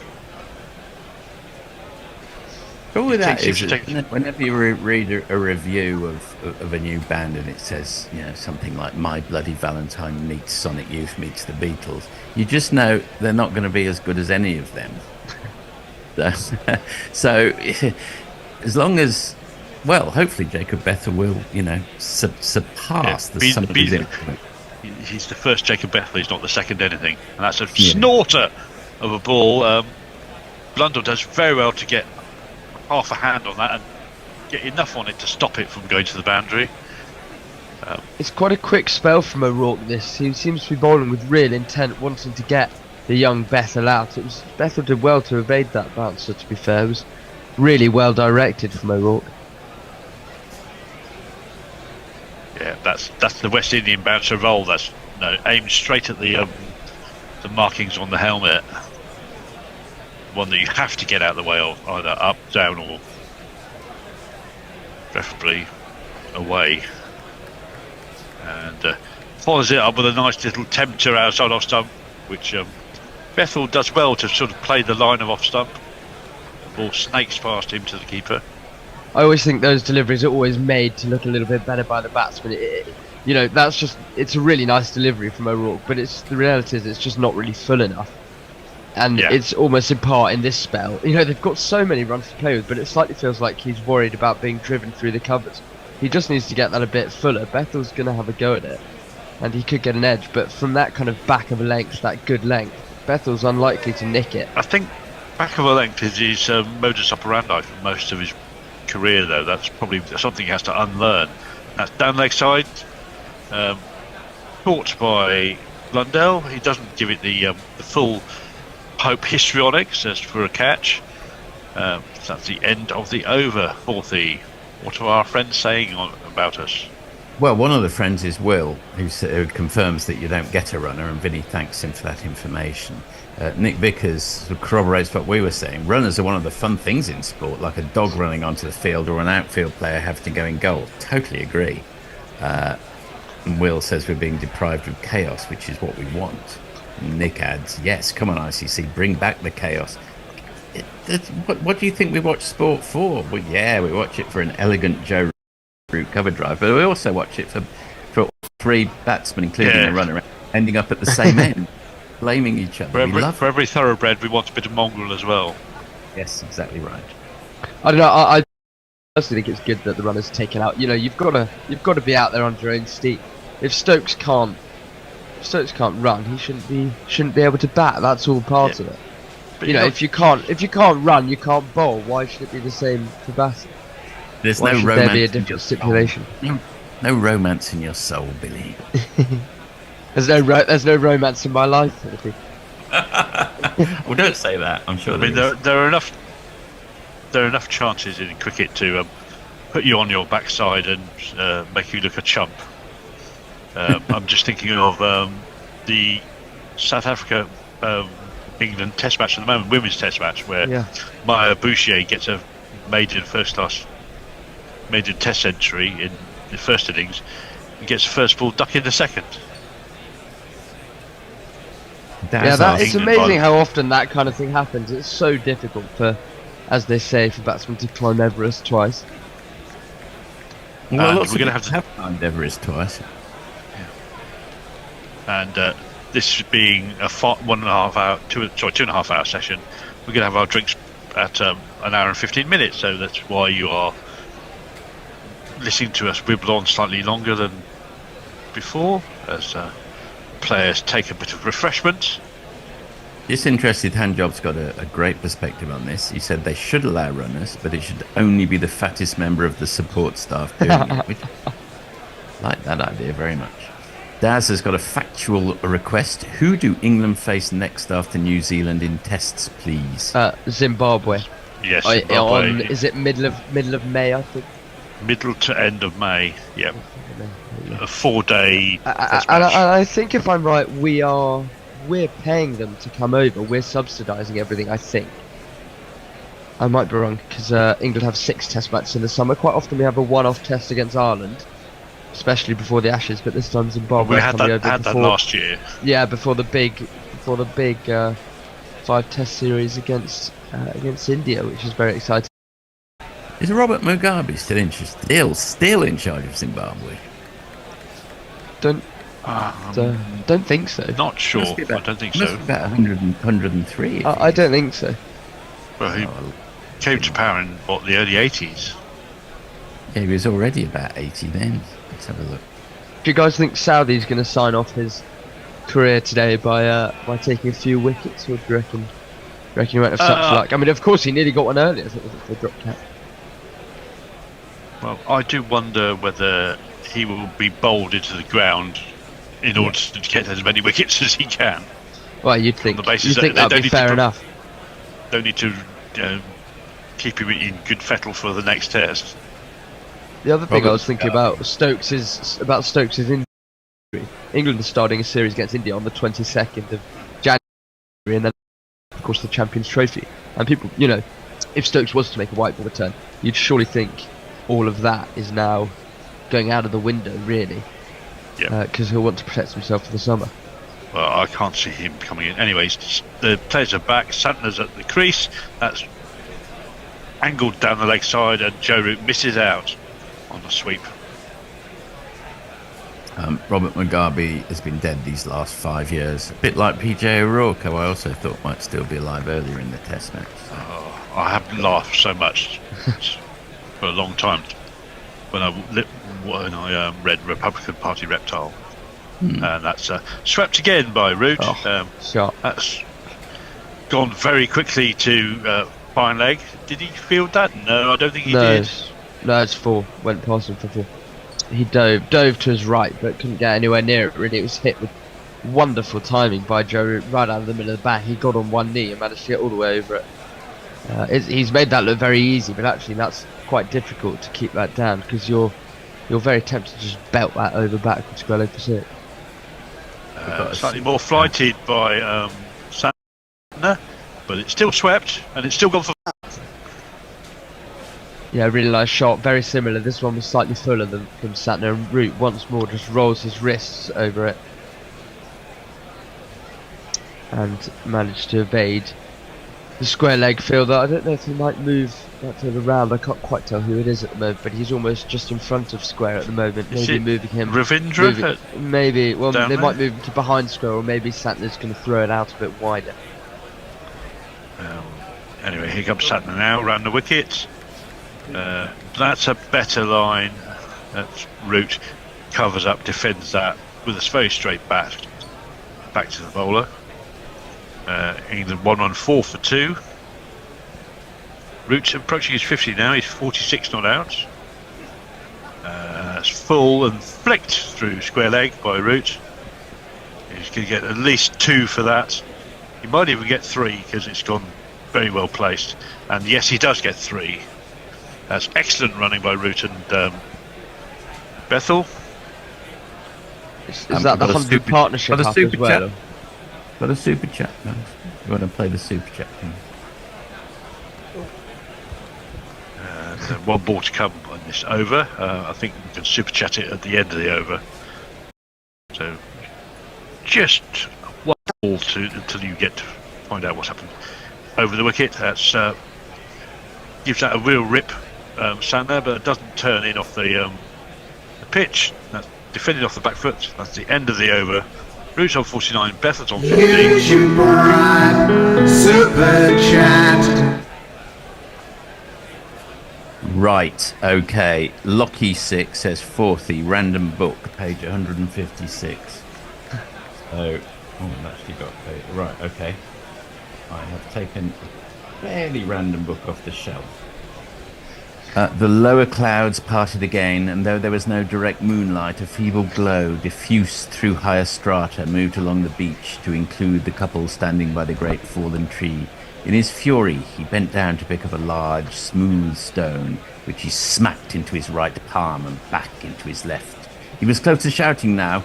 With my body I thee worship, what you promised today in front of everybody. Don't you realise how disgusting and ridiculous your idea is, and what an insult it is? An insult to me, I mean, he struggled for the words. How dare you? That is a respectable piece of recent English literature, if you can identify it.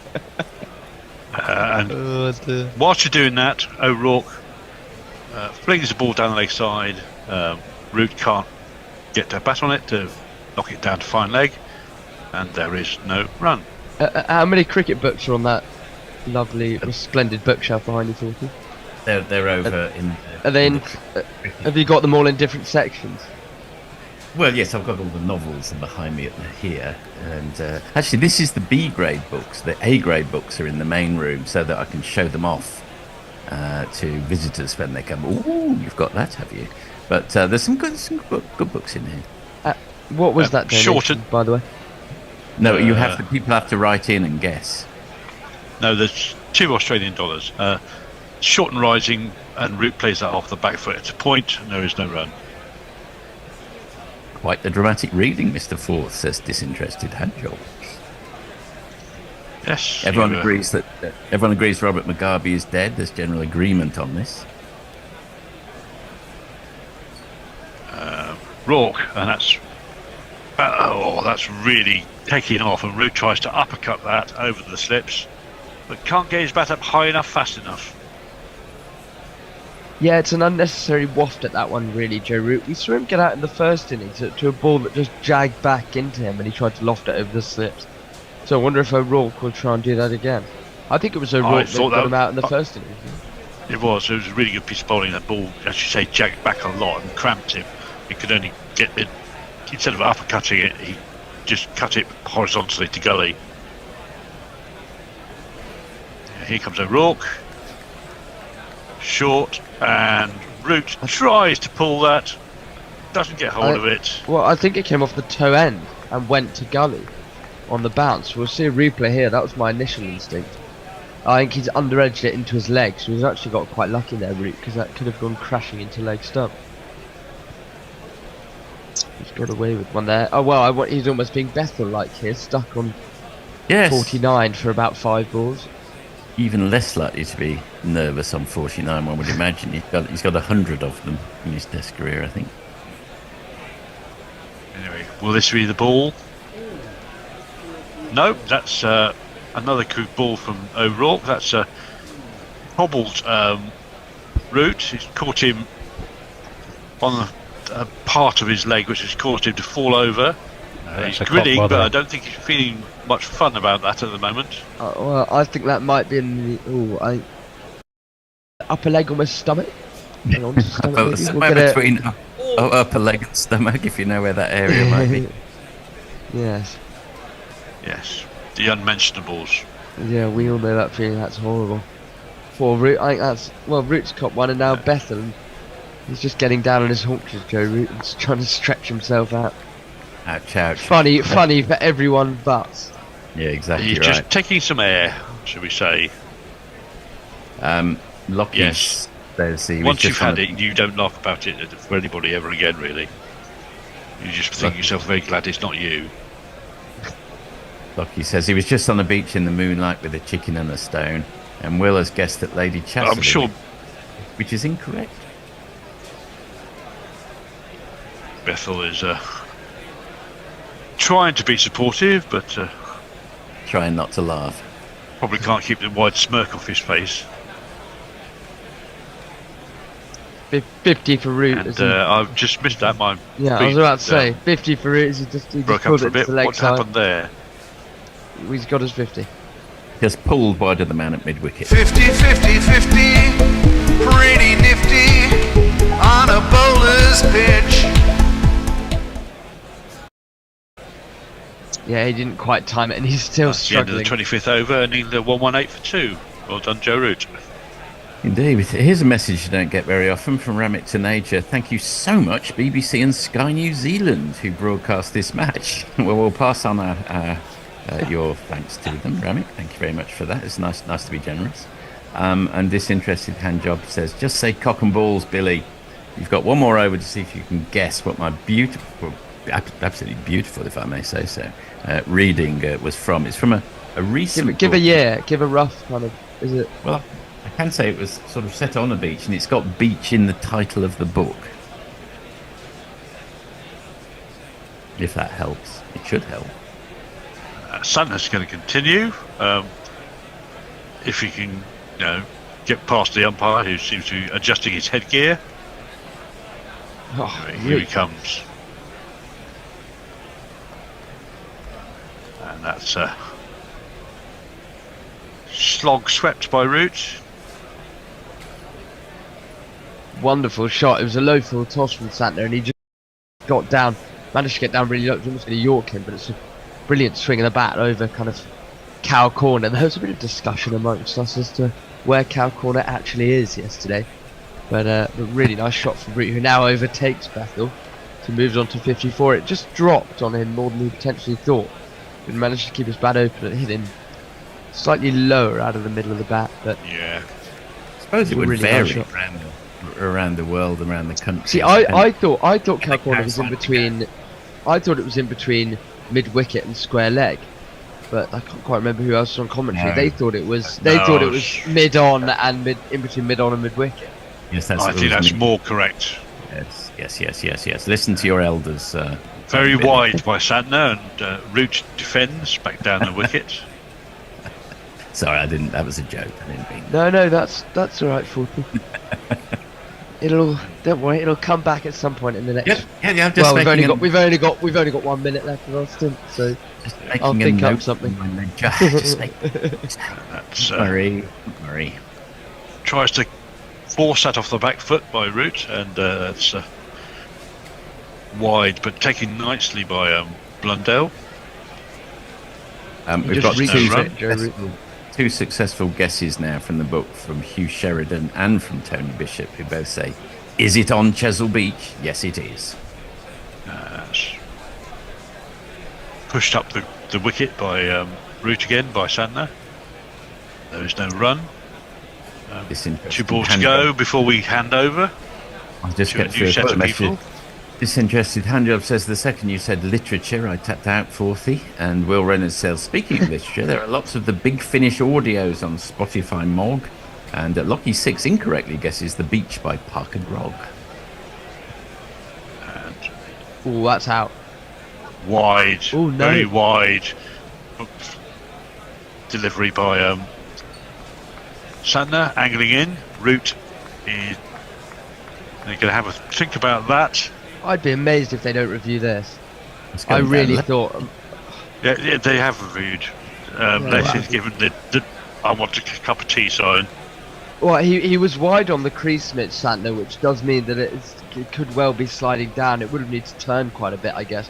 But my initial instinct was that Root looked like he was pretty adjacent in front of the stumps. But we'll see. Maybe it was just sliding down. Here we go. Here comes a slow-mo now. Well, he was adjacent, but he was in front of the stumps. I'm pretty sure this isn't out. Ooh, I don't know. I think my initial instinct turned, would be right here. And yeah, that's straightened somewhat. Has it turned enough? I think that might be. No, it has turned. Top of midland leg. No, I think he's in a lot of trouble here, Joe Root. I'm not sure he's got a decent stride in there for it to go over the top of the stumps. This could be out. Yeah, I think it could be on reflection. I hadn't spotted that it had turned quite that much. Yes. Always trust the youth, Forky. Always. Anyway, everyone is on the pitch is now gathered and is watching the screen. Here comes the slow mo. That's gone under the bat. No connection to that at all. It's just going to be a case of ball tracking now.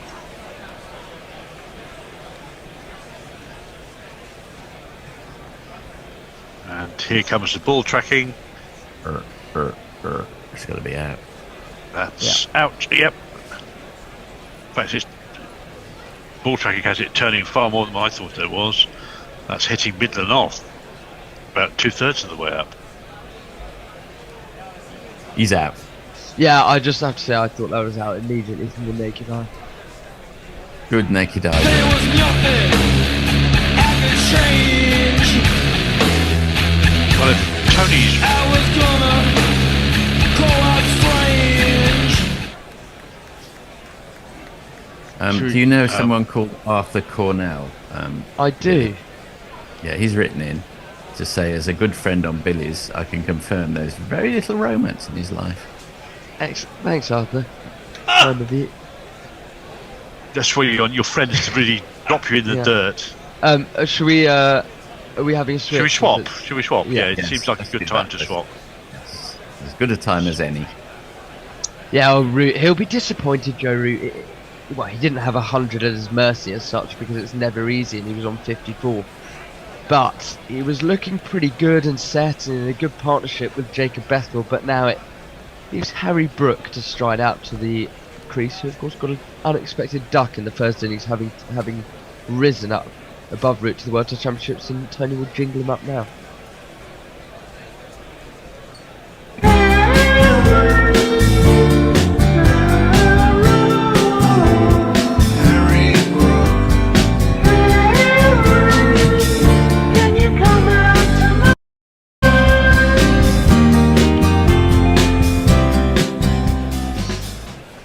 Yeah, well, Mitch Santner celebrated that. I mean, did you think it looked out, Will, immediately? What were your thoughts? What was your naked eye saying? My dear boy, I'm elderly in the eyes. I had no idea, but I did think it was turning a fair bit. I actually thought it was going to turn too much and go down the other side. It pitched kind of on leg stump or mid and leg, so it really would have been an almost worn to Gatting ball if it had turned and missed the off stump. But a nice ball from Santner nonetheless. I have to say I did think that I was interested to see that Hawkeye had it turning quite that much, where Santner will come in to Harry Brook. Bowles and Brook tries to have a little flick down the leg side. It's nicely taken by Tom Blundell. Well, a wicket in that over for Santner, who'd been expensive beforehand, and England 122 for 3, and just as there was a little glimmer of hope, misguided hope maybe, the Root-Bethell partnership has been broken. England 122 for 3. Jason and Lenny, what are the people saying?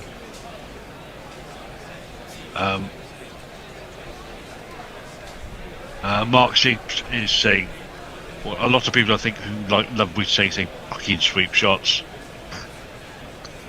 And Will Jonas says to Arthur Connell, "You're not wrong, Arthur. You're looking very dry at the moment." I think they're talking about someone's. Is that another friend of yours? They're talking about my love life, Jason. Yeah. Anyway, and that's up to date Very on kind of them. YouTube. Kind of them as always. Well, O'Rourke will come in. He said, "Bowled a decent spell." O'Rourke continues to Bethell from around the wicket, and bowls, and Bethell has a little waft at that one again, but withdraws the bat just about as it goes through to Blundell. He's practicing the cut shot there, Bethell. He almost could have used it. He's done that a couple of times to balls just back of a length. He's had a little poke at them, hasn't he, Will? He really has. It's a bit slightly worrying, you know. But hey, I mean, he's coming good, and you got to let him play his game, and it'll sort itself out. It'll come out. Yeah, well, as I said in the over before, O'Rourke really needs to get it fuller if you want Bethell to nick one of these. They've got 3 slips waiting for it. He bowls this is on the leg side, and Bethell tucks it into the leg side, and there will be no run. Well, 50 off 72. He's going along at a decent strike rate. He was striking at nearer 100 earlier on in his innings, Bethell, but he's just become slightly becalmed, and it'll be interesting to see how he adapts his game with Joe Root now no longer at the other end, and the best batsman in the world in Harry Brook overtakes him. What do you think about the batting rankings, guys listening, and Will? Do you take much interest in them? Maybe give your thoughts after the ball, as O'Rourke will come in once more around the wicket. Will he get it fully? He gets it wider, and Bethell has a flash at it, and once again misses it, and Blundell takes it nicely. I don't really take very much notice of them, to be honest with you. No, I think they're just a confirmation of what you think in your head already. You kind of. They just quantify how much better you think somebody is than anybody else. I think. Based on form. Yeah, it's maybe a little bit too based on form for me. But yeah, I don't really understand the algorithm. People are playing Test cricket at different times of the year, so it's never necessarily that up to date. Bethell faces again. Oh, he's very nearly got bat on this one. He once again has a little fiddle, a little push in it, and it just nips away. It was a nice delivery from O'Rourke. He knows he's got him. He's bowled a long spell here, O'Rourke, and Bethell does seem to be struggling with him. It's the line more than anything else. It's that slightly wider line where Bethell follows it with his hands and doesn't follow it with his footwork, and therefore plays away from his body. I think he's almost in two minds as to whether to chase it and slash it through points, or to leave it. You know, he at the moment he's doing something in between. He either needs to go really hard at it, and if he nicks it, so be it, or he just needs to leave it well alone. We know that leaving isn't necessarily in England's mantra, but this one he does leave alone. It was a slightly tighter to the stumps kind of line from O'Rourke. And once more, not quite full enough to drag Bethell into a false shot. But he's consistently above 140 kilometres per hour, which is, to put it in proper, he's the Mark Wood. He bowls at about 88. Can get it up to the very low 90s, touching 90, if he really pushes it. I'll tell you one thing that did surprise me about the batsman rankings was that just how far ahead of everybody else Harry Brook and Joe Root are. It was the third person I think was Travis Head, and he was like 80 points behind. O'Rourke will continue his round the wicket barrage, and Bethell this time ducks underneath this one and ducks well.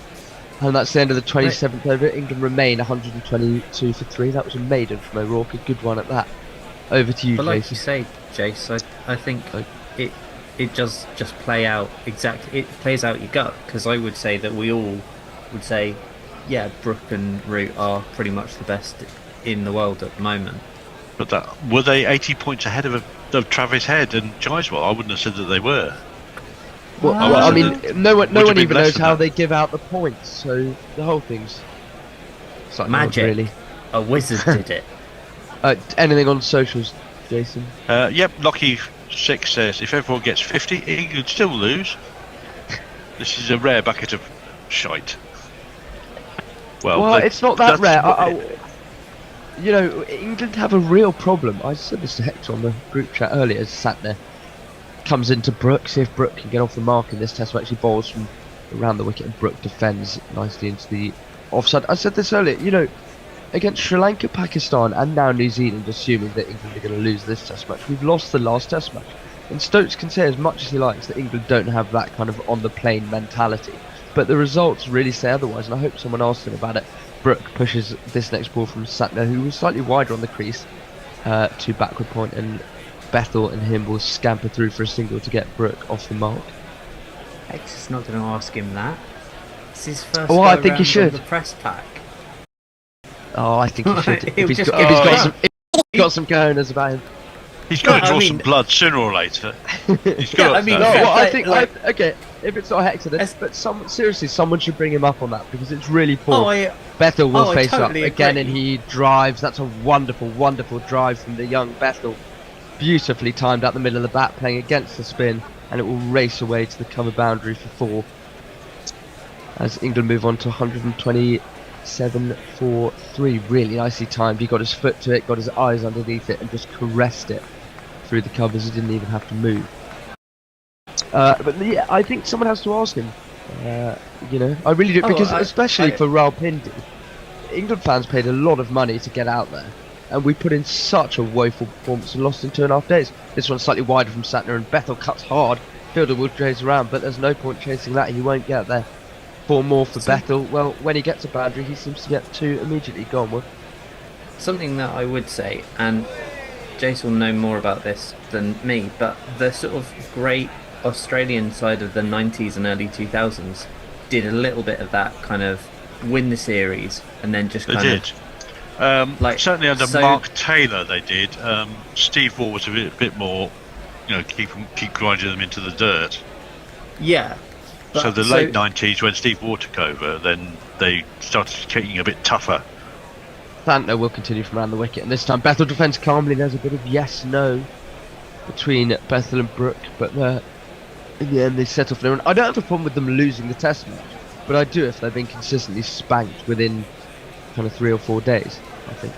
I think you can have a problem with it, and that's totally fair. I'm just saying it has that there is precedent. Do you know what I mean?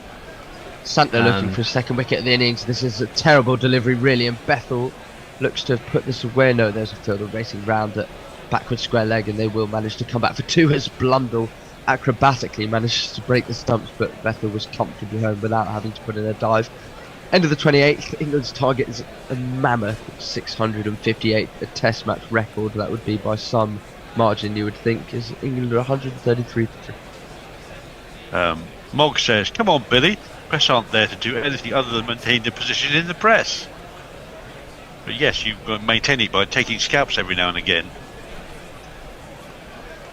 Will Jonah says, long term I would like a new opener to play if Crawley and Duckett have had spells like this.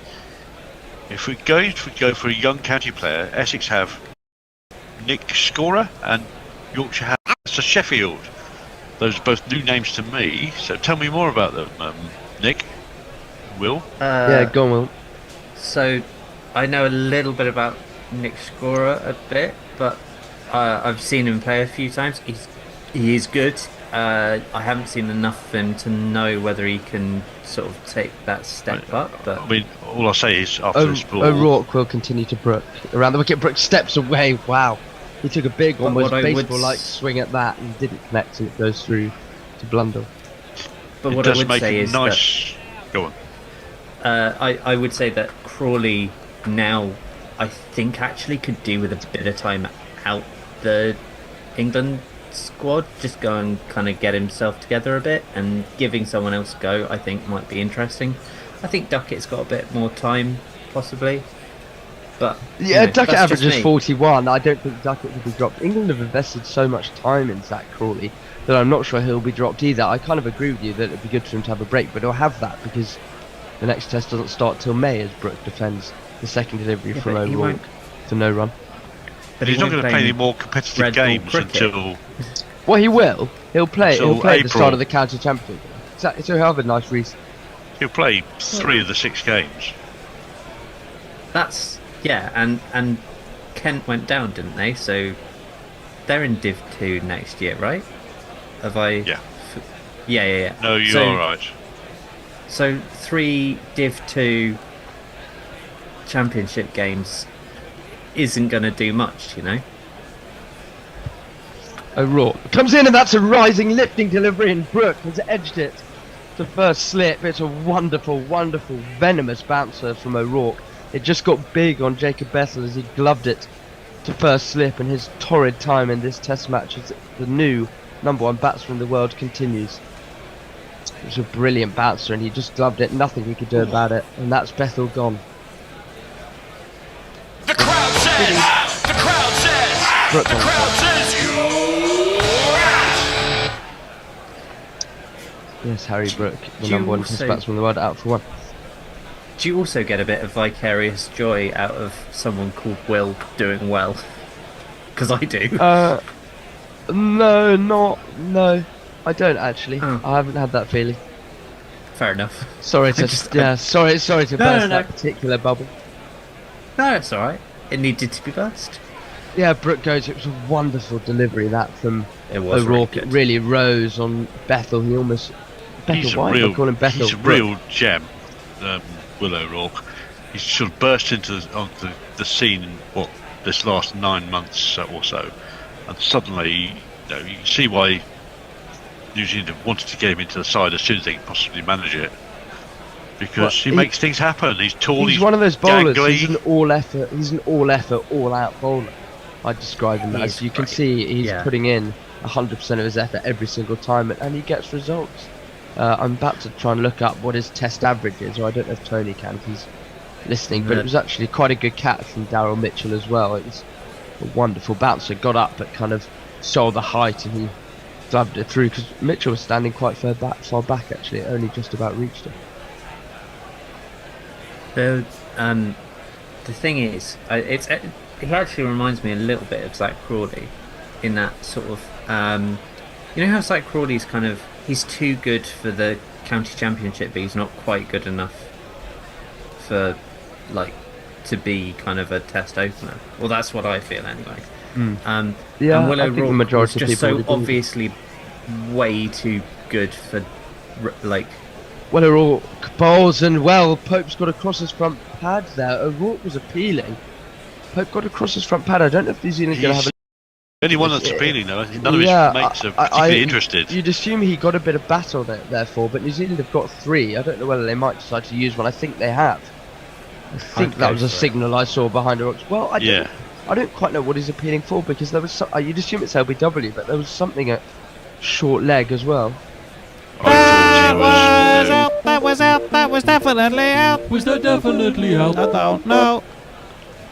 Angled towards the leg slip and just going to slide down, but we're going to see the close-up now.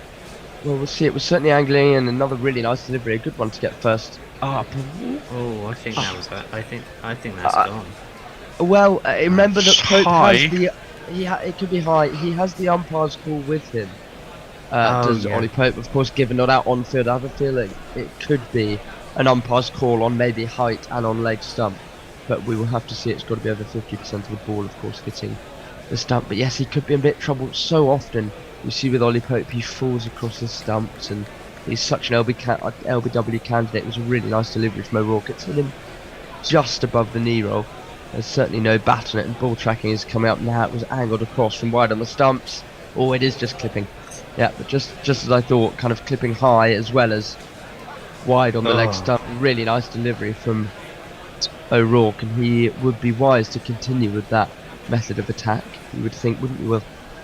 Oh yeah, but it's difficult because that is the ball, but you can't then he can't throw another one of them at him, so he's going to have to do another kind of maybe over or 2 of rotation,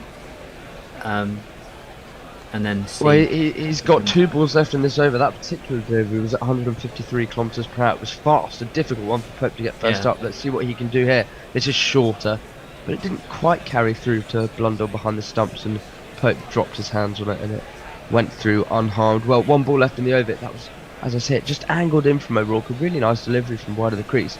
It was interesting that he was the only person to go up for it, really, because it was actually a very good shot. Yeah.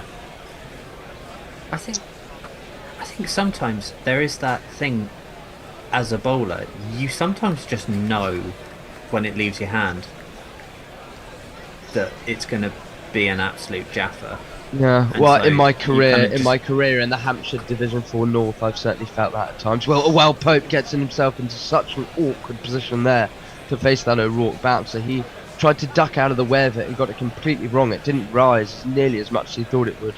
And at 145 k's, it's absolutely smashed into his helmet and grill. You'd think there will be some kind of a concussion test coming out. But Pope doesn't seem to be too concerned at all. Well, I don't know if it's actually hit him in the wrist, has it? He got in a terrible, terrible position to Ollie Pope. It's almost on the... He's got lucky, actually. It's on the fleshy part of his back arm. You can picture that, really. It was, as I say, just a terrible position. He tried to duck out of the way, and it was horrible. You've got a bat, Ollie. Use it. Well, at the end of a dangerous over, that is from O'Rourke. Jason, anything on socials? England 133 for 4. Nope, there's no one's updated since the last time. They've all been too engrossed in all this cricket that's happening with Will O'Rourke. Making the ball talk. He is very, very special, isn't he? Oh, he's fantastic. He's exactly the kind of bowler England need. But oh well. Yeah. Bethell will face up to a new over from Mitch Santner. They look like they're getting a short leg in, or maybe a silly point here to New Zealand. I think it'll be a short leg, considering Santner's coming from over the wickets. Ball at Jacob Bethell. And he bowls this is short. Bethell gets on the back foot, but can only prod it back to him. So yeah, how do you think it'll... Go on, Jason. So position the short leg just behind square for the left-hander for the clip rather than the prod. As well, Santner will try and get it as full as possible. You're thinking that's a nice delivery, and it does come off the inside half of Jacob Bethell's back. They will trot through for a single. Well, that was kind of what the plan was, really. If it was slightly further backward of square, then they might have really been in business. But Pope will now face up to Mitch Santner, and you know, this is a chance really for Santner with the ball turning away from him. Well, it only took him 5 balls in the first innings to get him out. Pope loves to prod at the ball, and if Santner can get one to turn, as we saw with the Root LBW, that one turned quite a bit. He could be in business here. Pope twists his bat in the gloves of his as he taps his bat down on the ground a couple of times. Santner will come in nice and wide on the crease and floats it up, and Pope tickles it down the leg side. It goes in between leg slip and Tom Blundell, and it will go for 4. Bit of luck there from Ollie Pope early on in his innings. 1, 2, 3, 4. And 4 byes are signalled by the umpire. That was just hurried through.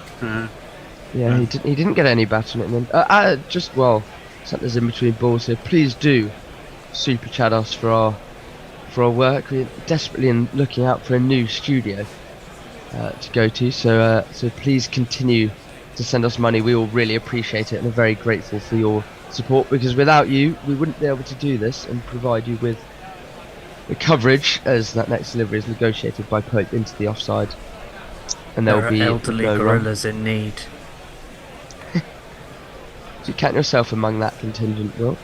Pope drives, doesn't quite get the timing he necessarily wanted, and it's a tumbling stop by cover and a wayward throw as well, but England will come through for a single. I think I'm in that weird middle section of not young but not old.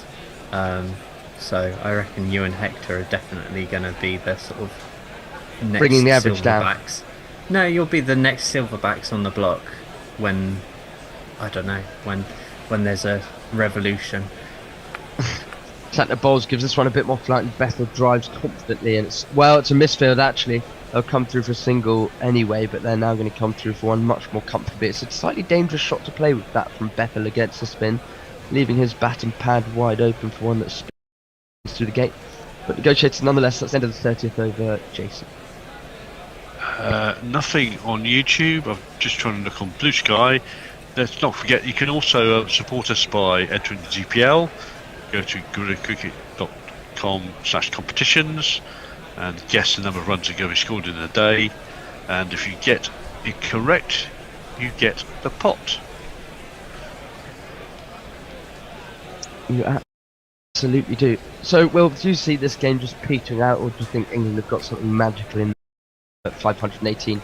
You know, I think it's nice to watch Jacob Bethell bat, isn't it? Yeah, I mean, I think there are elements that make it interesting. Also, let's face it, we're all cricket mad, so... Well, O'Rourke will continue his feud with Bethell and gives him a wonderful bouncer that Bethell manages to duck out of the way. It almost feels like we're watching a heated net session here between Bethell and O'Rourke, just constantly going at each other. And to be fair, if this was a boxing match, well, I think the referee would have probably stopped the fighting. Bethell's been flawed on multiple occasions, and he doesn't really seem to know how to play O'Rourke. You have a feeling he might just start to get aggressive and hack him through the covers, or that delivery maybe pull, but he's doing well to not get too engaged with it so far. Yeah. As he waits with his bat raised, pointing at the keeper, and he leaves this one alone. The longer he can keep his head, the better, because there isn't, there's only a limited amount of time that Will O'Rourke can do this. Yeah, I was reckoning this might be his last over, because he's 11th over, and I think the first one was, 5 over spell, and this one might be 6. Yeah, I was about to say, I think he's on about the 6th. The one criticism I would say of O'Rourke, and we're just seeing a graphic here, I've been mentioning that I really feel like he needs to be bowling a bit fuller. Only 2 deliveries in this spell to Bethell have actually hit the stumps. So I think if you can get him fuller, Bethell's potentially slightly on the back foot waiting for bounces, so if you can get one fuller and hit him on the LBW ball. That one was fuller. Bethell does prod forward, but edges it, and just about his hands were soft enough as it goes one bounce into second slip, I think. Their hands. Well, that's better from O'Rourke. It was finally fuller. And Bethell made a bit of a nervous prod, and because it was fuller, he actually nicked it. but it was down and into the ground and one bounce into third slip's hand and juggled between the two. That's lucky against third slip. He had good hands for a big guy. He remains on 62, 3 balls left to negotiate. Potentially Will O'Rourke's last in his spell, and that's full on the pads, but just too high, I think, and probably sliding down leg as well. So not much going for him at all for Jacob Bethell there. God, he's in all sorts of trouble, isn't he? Oh, I think he should go on for another over.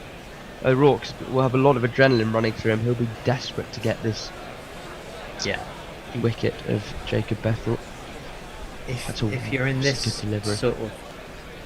sort of form, you have to give him another over, don't you? Because his plans are actually, they are working. Oh, he's been incredibly unlucky not to get Bethell's wicket, and still 2 balls left in the overflip to potentially happen. He should keep with this full plan, and well, he goes shorter. It's hit Bethell almost on the hip. He's looking to get off strike, Bethell, and you can't really blame him for that. There'll be no single forthcoming, as we're just seeing that LBW on ball tracking, and yes, it's actually closer than we think. Some pass call. That is... this is just spectacular bowling. Yeah, England really struggling, and Bethell in particular, to get him away. 62 off 88 Bethell. The runs have really dried up for him. Well, since he was on 49, really.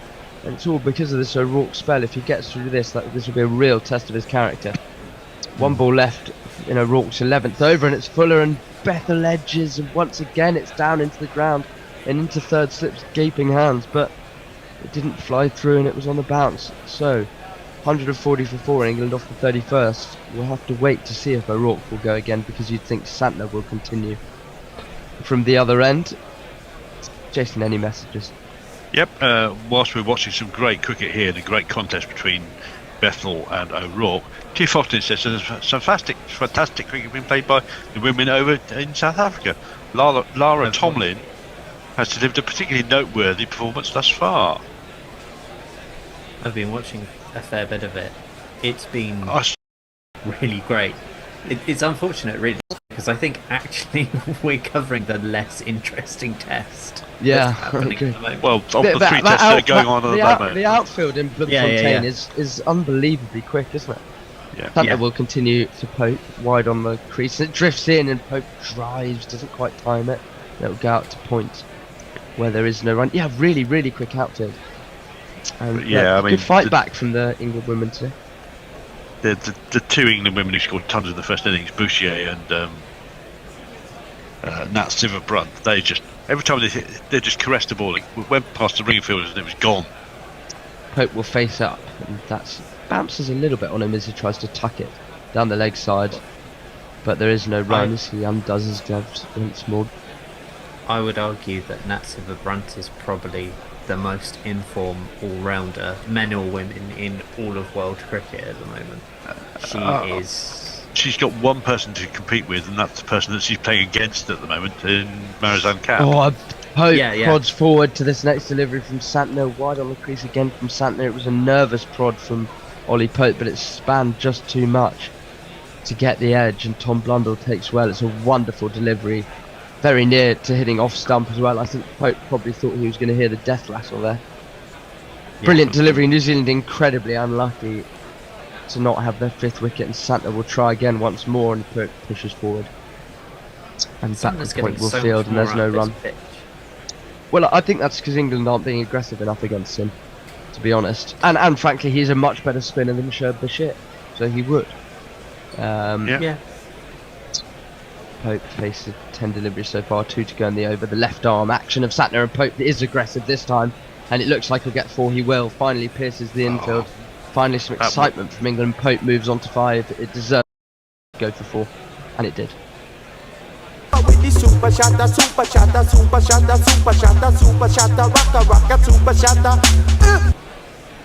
Yeah, that was a freebie.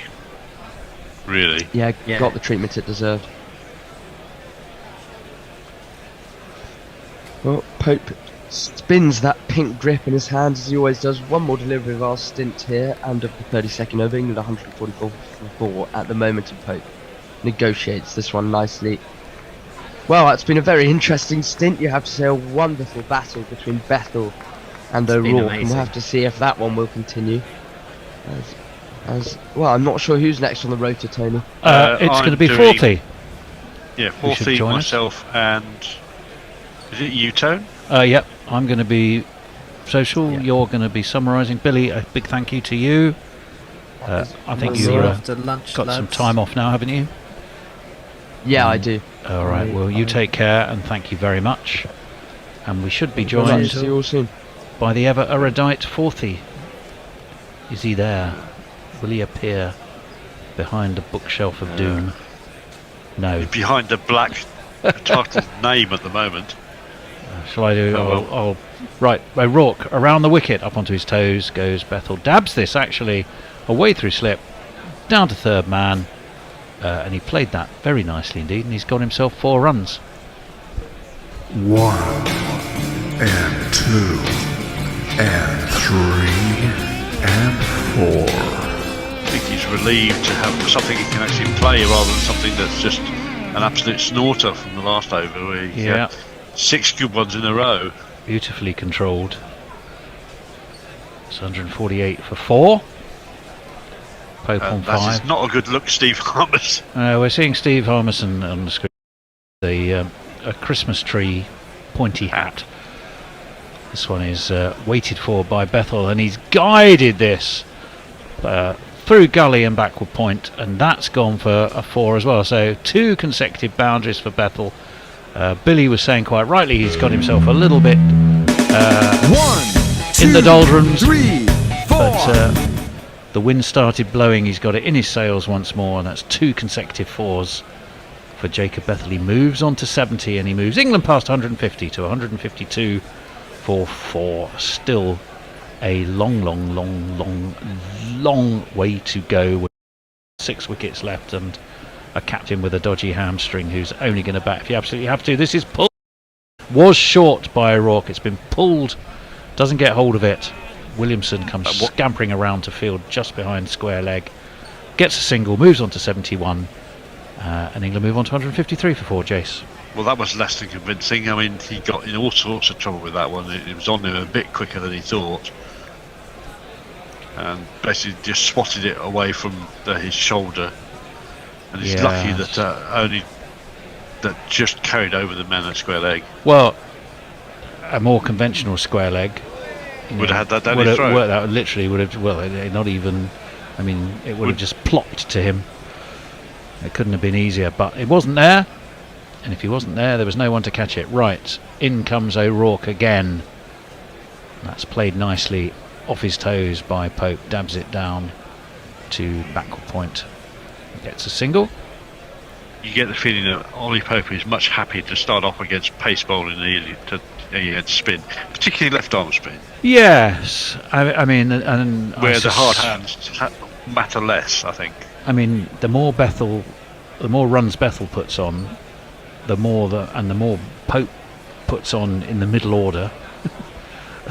The debate will rage as to whether, in actual fact, no matter how committed England say they are to returning Pope to 3, that Bethell might keep the station. We shall see.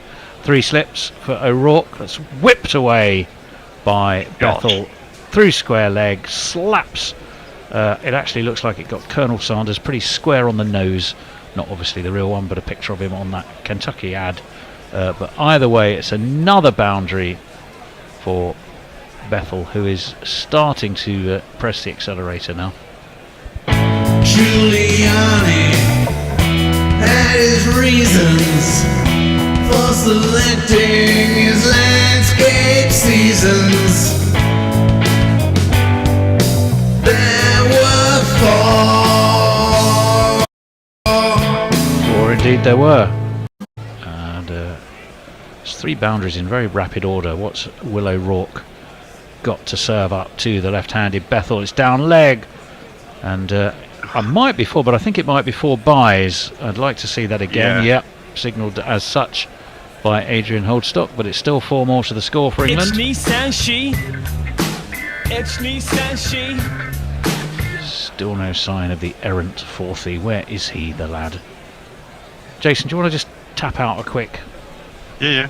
WTFRU message? Yep. England can win this game, says Ashley Partridge. And they also say New Zealand may get tired, don't you think? Well, I mean, it's Willow a Rourke, big ask. given the amount of effort he's putting into the bowling, he's going to be very tired quite soon. I think really can't see him going on for more than one more over for this, but it is 120% effort from him. Well, 1 for 37 off 12. He's been going a shade over 3. He's certainly been the most economical, and he's bowled far more overs than anybody else. 9 from Henry, 5 from Southey, 7 from Santner. They've all shared a wicket each, as England admittedly this time they haven't so much given their wickets away. Their 2 wickets have fallen this morning. That one is just tickled around the corner. There is a man at leg slip, and there's no run.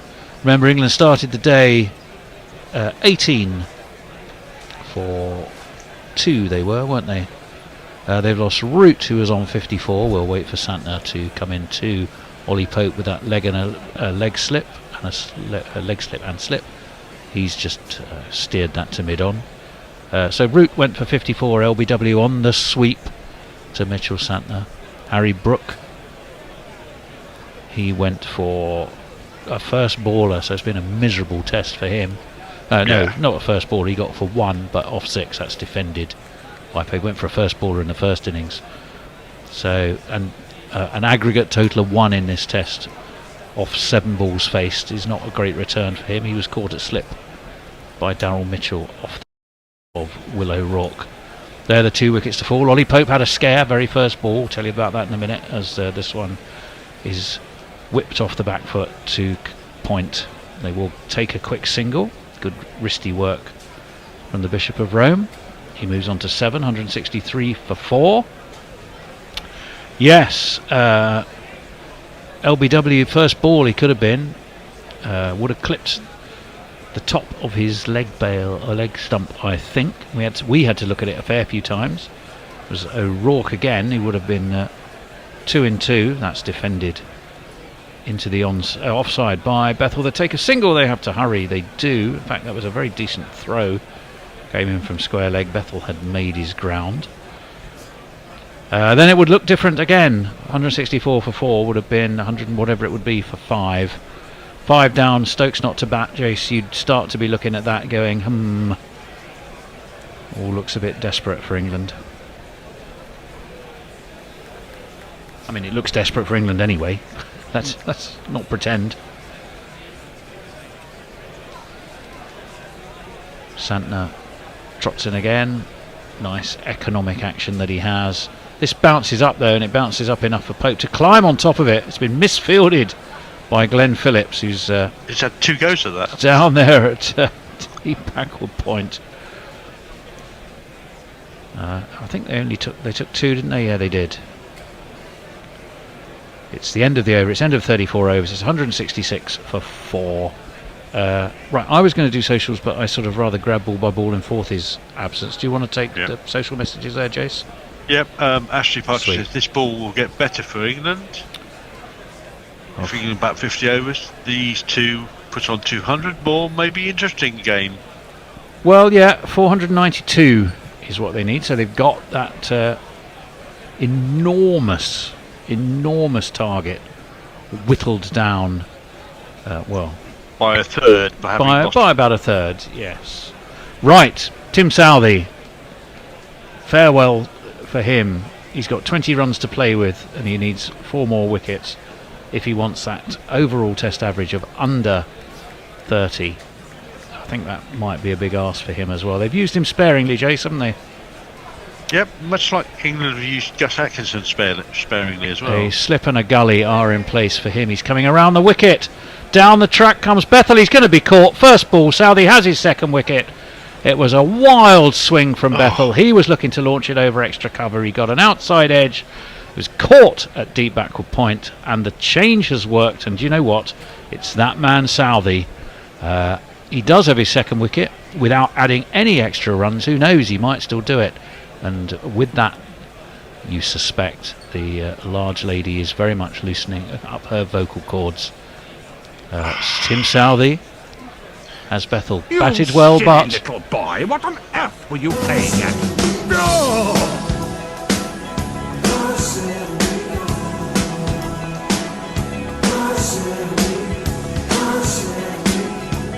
so he's gone for 76. Has And he's Jacob thrown away Bethell another ton.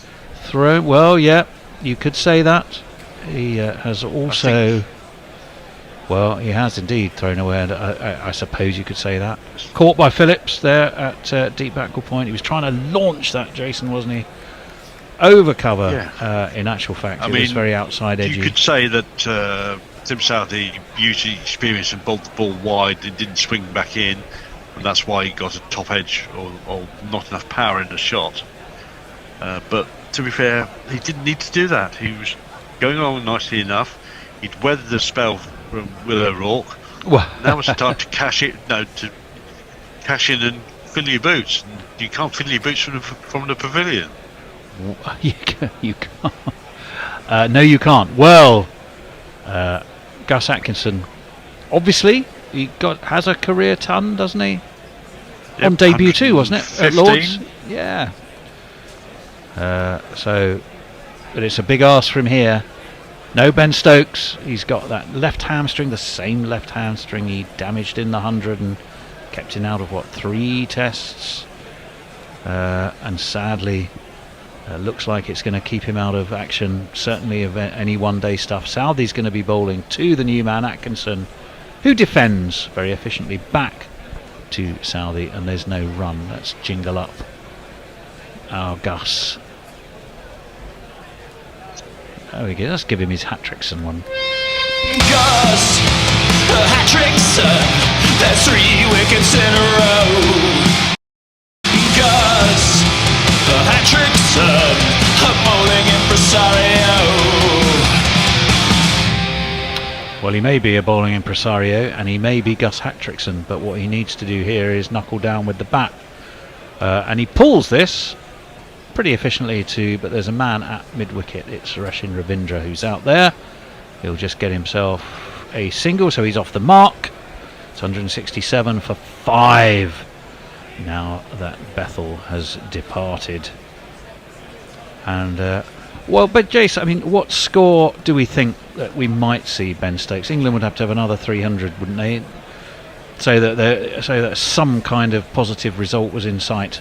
Ben Stokes is not going to come out. I can't think of any situation where Ben Stokes is going to bat today now. No, it's not looking like that. Well, these two getting 150 each might be the situation that's cut, but cut straight to backward point. Well, with the best spin in the world, I don't see that happening. I think the whole world agrees with you on that. Only the blindest of the most blind optimism of the completely committed England fan would even suggest for a moment there's much of a chance. Do well to get it past T. Well, we shall find out. Southey in, forward comes Pope, dabs to the offside, takes a single. That's one less that they have to worry about scoring. And just proves that New Zealand know their own ground. They've this will be the 8th win out of 10 for this ground in a row. They do incredibly well here. It's a real fortress for them, that is for sure. England maybe will ponder whether choosing to bowl was the right decision on what was a very decent batting day. But that's all water under the bridge now. Tim Southey is in. He's beaten Atkinson. He's almost chopped him in half. How that didn't pin back his off pole, I have no idea. It didn't. It's gone through to Blundell. It's the end of the over. It's a successful one for Southey. He's all the twos. 2 for 22 off his 6. It's 168 for 5, Jason. Yep. Well, the last one didn't pin back his off pole because it went straight over the top and middle. Oh, did it? Oh, there we go. That would be why then. It's a funny ground when you look at it from a distance. On you've got the river, countryside, looks utterly beautiful. Yeah. And then the other side, you basically got an industrial estate, which doesn't look quite so sexy, does it? No. But when they show you the low shots, you think it's in the middle of nowhere, and then they give you a higher shot, and you can see all the built-up area that's just immediately beyond the fence, but it's covered by trees, and you can't see it. They're all very well a lot of grassy landscaped. banks. There's the pavilion end, which of course is the Southey end for this test. Will he get to keep this? Santner's going to be in, defended by Pope into the offside. No sense of Atkinson taking a strike to protect anyone. These two just going to play their natural games. Two Surrey boys. Jace. Yep. Does it fill your heart with pride? No. Well, yes, it does. But it's also tinged with a bit of regret that I don't get to see him play for Surrey anymore. Pope or Atkinson? Should get on to either, really, I suppose. No, that's very true. That is and very Smith true. now as well. Yes. No, so which is why right, Santner county clubs need a revolving door. Has a slip, coming through. a forward short leg. He tosses this up, and it's defended by Atkinson towards mid wicket. There's no rounds a little fiddle with his bat and simultaneously hoiks up the back of his trousers. Yeah, I mean, I know Surrey have got lots of people looking enviously at their talent production scheme, but Santner, if you can't develop it, buy it. If you're sorry, that's beautifully played by Atkinson. That's a glorious off drive, and it's got him 4 runs. Got a lad to combat. Yeah. Giuliani had his reasons. Bit uppish. I think you could say he knew where his field was. Away it went.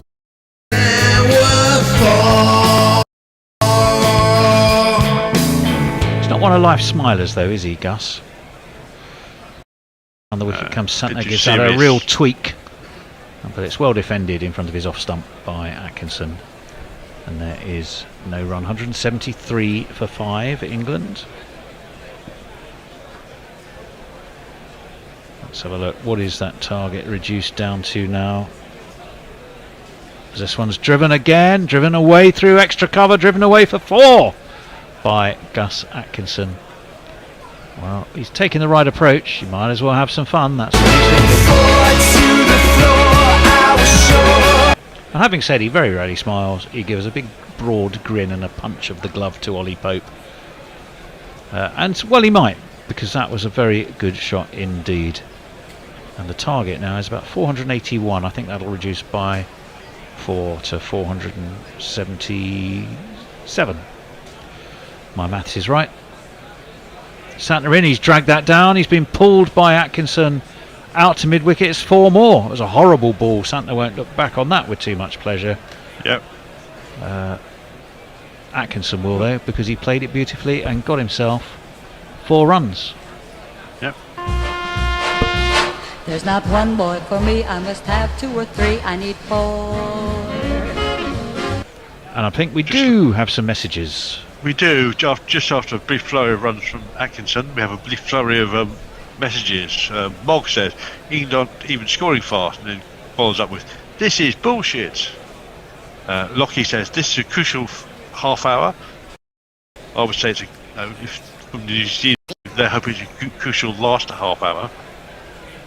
Our own Nigel Henderson has woken up from his cave and says, thought Bethell played really well against a really hostile O'Rourke spell. Yes, beaten a few times, but played the bouncer as well as Robin Smith. Almost a lost art. Yeah. Shame he threw it away. Yes, I agree with that. He'd Well, done all the hard he work. did exactly. That was the impetuosity of youth, perhaps. Southey over the wicket, waited for, played late by Pope, played under his eyes, cut to backward point. He'll get a single for it. Good timing now. He looks like he might be just hitting his stride, Ollie Pope. Could easily have gone first ball. Survived that review on umpire's call. We have news from the other match going on at the moment. Over in Brisbane, yes. KL Rahul has edged straight to Piggy Smith, who drops an absolute sitter at second slip. Oh, goodness. Did they start? Have they? They will have started early as well, then, have they? Yes, they would have done because lost time yesterday. They did. It's been raining all over the world. Oh, inside edge by Atkinson. How didn't that lodge his something. As it is, it's gone down to fine leg for 4 runs, but I don't think Arthur Atkinson knew much about that at all. Oh, try that then. That's more like it. And 2, and 3, and 4. Well, 4 it was, but it was streaky, streaky, streaky, without a doubt. But he's on to 17 off 9.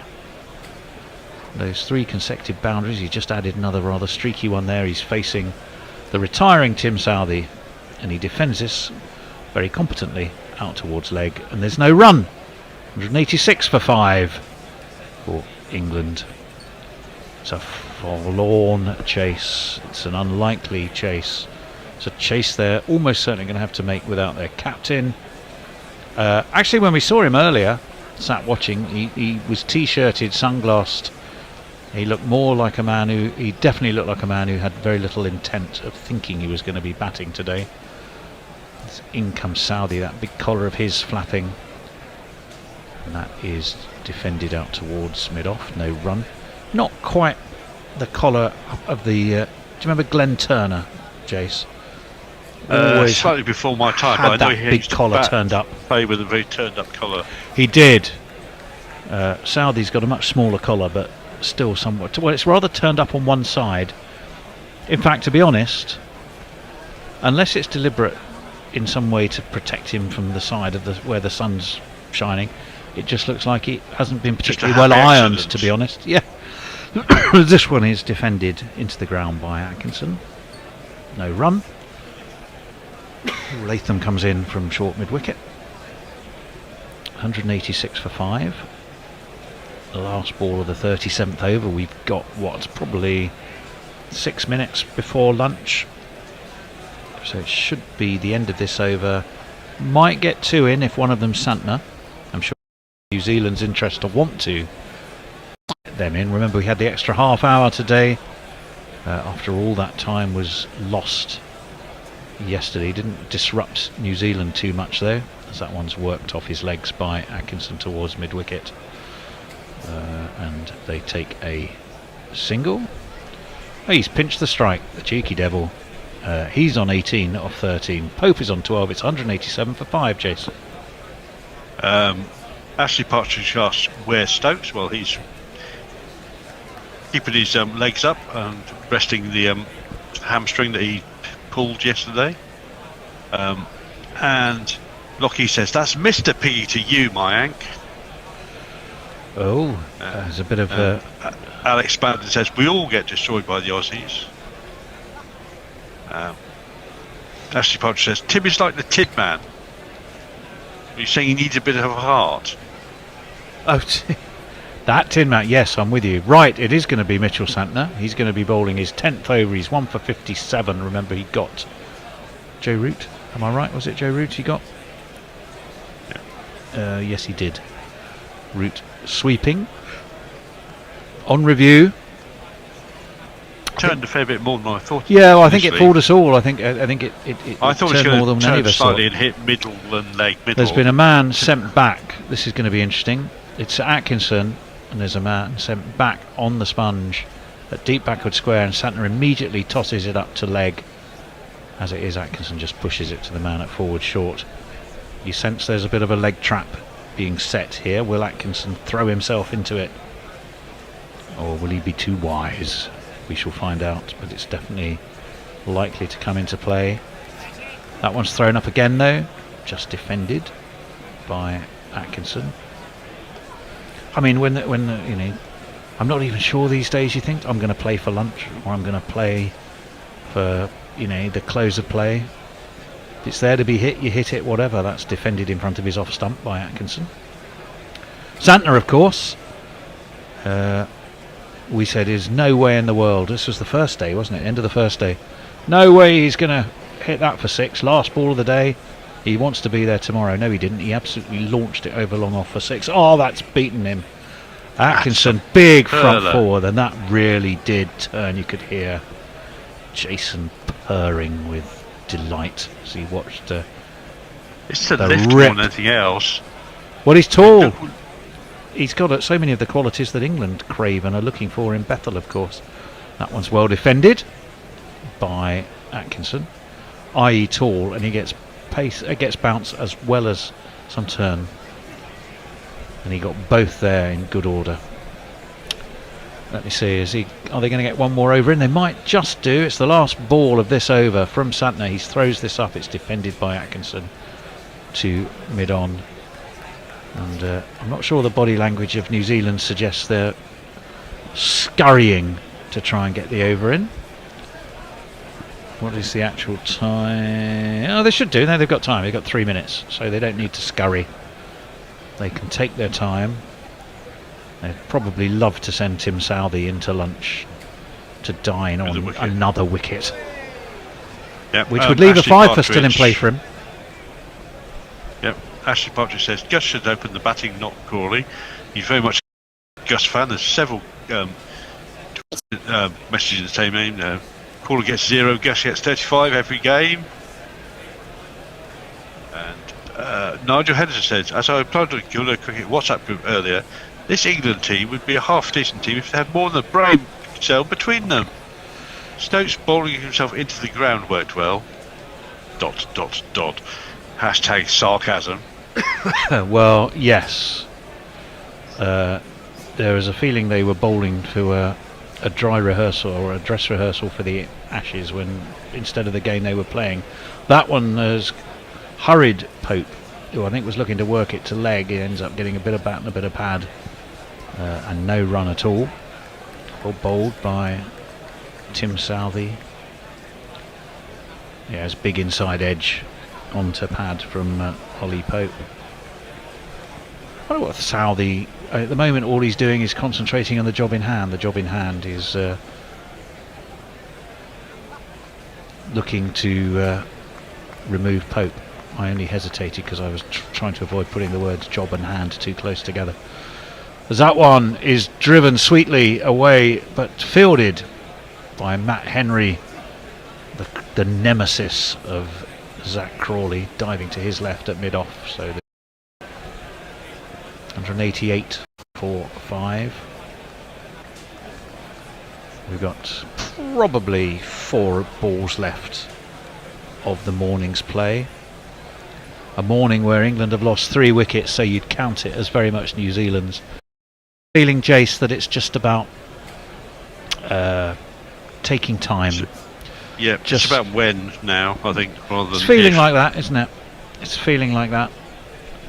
The more accurate than that, probably when today. Well, this one is short, pulled up in the air. It's going to drop well short of the man at fine leg. That's Will O'Rourke, unmistakably tall figure down there. He's bowled beautifully. He's bowled the most overs of all as well. They took a single, and it'll bring Ollie Pope back onto strike for the last couple of balls of the morning. I don't think Gus Atkinson knew a whole lot about that. No, that wasn't convincing, was it? It was just a half pull shot at the top edge. Instinctive sort of jerk down to just short of the man. In comes Southey, hair flopping, collar flapping. And he's been whipped by Pope, but whipped straight to backward point. And there's no run. 1 ball left, 2 balls left, beg your pardon, of the morning session. 13 for Pope, 19 for Atkinson. Getting Ollie Pope, he's could do with a couple of big scores. He's since the 100 at the Oval against Sri Lanka. He got one big score on this tour, hasn't he? That one's driven beautifully. That's glorious. He must have heard me, because he's immediately leant into that and just glided a magnificent off drive away for 4 runs. 4 shots. 4 F-O-R. Another one out that textbook. 193 full length there from Southey.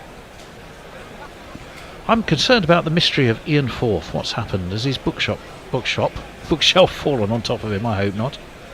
Forthy, where are you? Come and tell us that you're all right. That one's defended by Pope. no run. 39 overs complete, 193 for 5. And I would imagine, let's have a think. Yeah, that looks to me like that really should be it. Off they go for lunch. No one seems to be doing anything in much of a hurry. 33 overs this session, 175 runs for 3 wickets, a run rate of a shade over 5, and 13 overs. I'm not going to get into debates about run rate over rates. We did lose a bit of time, largely when umpire Holdstock's hat blew off, but we can't really level that too strongly against him. He did take immediate action and replace it with a cap. But it is lunch. England on 18 for 2 when they started. They've lost Root, Brooke, and who have I missed? Root, Brooke, Bethell. So New Zealand are chipping away. They're chipping away at fairly rapid order, and England will head off to lunch with still mountain ahead of them, and not too much in the way of resources to get them there, particularly if their captain is unlikely to bat. 181 for 5 they are, 477 runs, 193 for 5, which means my Cricinfo hasn't updated. We will play you something to entertain you over lunch. It'll probably be a chat from the Bishop and Bear. I'll go in and lucky dip on it. Jason, any final messages while I source that? Just a few people who are querying how they get to the WhatsApp, which is the internal WhatsApp for GC in terms of management of the thing. You could get to the Discord channel, which we where if you're a Patreon, yes, tier levels. Yes, if you're a Patreon, as well as the opportunities to visit us in the studio, to get first to receive podcasts before, to have your name rotating on our roll of honour, to get merchandise after you've been with us for a little period of time, and a whole bunch of other fantastic things. And not only do you get those great things, your support is what absolutely keeps us going. The studio, we are having to move studio. This flat, we've had viewers, we're waiting to this studio is going to have to up and locate, and it ain't going to be somewhere cheaper, that's for sure. Not the way prices are these days. So any help you can give, whether it's super chatting, whether it's playing the GPL, whether it's becoming a patron. Becoming a patron means you really are supporting us and helping us to keep cricket free. I shall put my teeth in to help keep cricket free across the internet, across the world. You're part of something bigger and more important than most geo-blocked radio channels, I would suggest, and we would love that support from you. On that thought, Jace, we shall go away, and I shall go for a quick jog round the block. I shall go away for a cold shower. This is my last. That's you done for the day. It's going to be me. I don't expect to be here tomorrow. I would say you never know, but I rather fear we do know. You go and have a good time. I'm going to try and find podcasts. Where are they? Where are they? It's the purple one. There it is. It is the purple one. Yes, it is. Oh, it's the Cat. Someone was playing Cat's podcast by the looks of it. That's about half an hour long, so you might need to rewind it to the start. I can do that. It's not a bad idea. Why not? She's good fun. And she's on later. Is she on later today? Yes, she is. Straight after lunch, pretty much. Well, you do the rotas, you should know. Look, just because I do the rotas, that doesn't mean I remember them. Okay, we are going to do that. We shall play a bit of Can't Throw.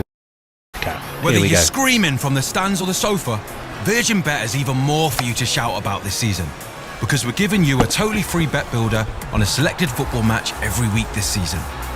So get ready to make some noise. Join us and claim your bet builder free bet every week. Virgin Bet, a good bet. Use Bet Builder free bet on selected match by kickoff. Min odds evens. Max 1 free bet £1 to £20. Except via pop-up. T's and C's apply. 18 plus. Bet responsibly. Gambleaware.org.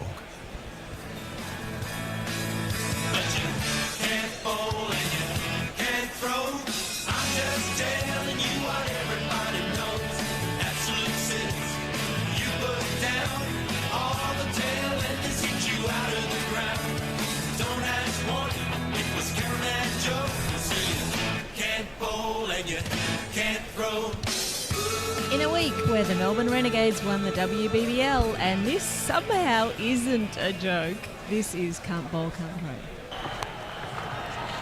It's a clean strike by Hancock, but it will not matter because the Melbourne Renegades, after finishing last in WBBL 09, finished top of the table this year and can now celebrate being WBBL champions in the 10th edition of this magnificent tournament.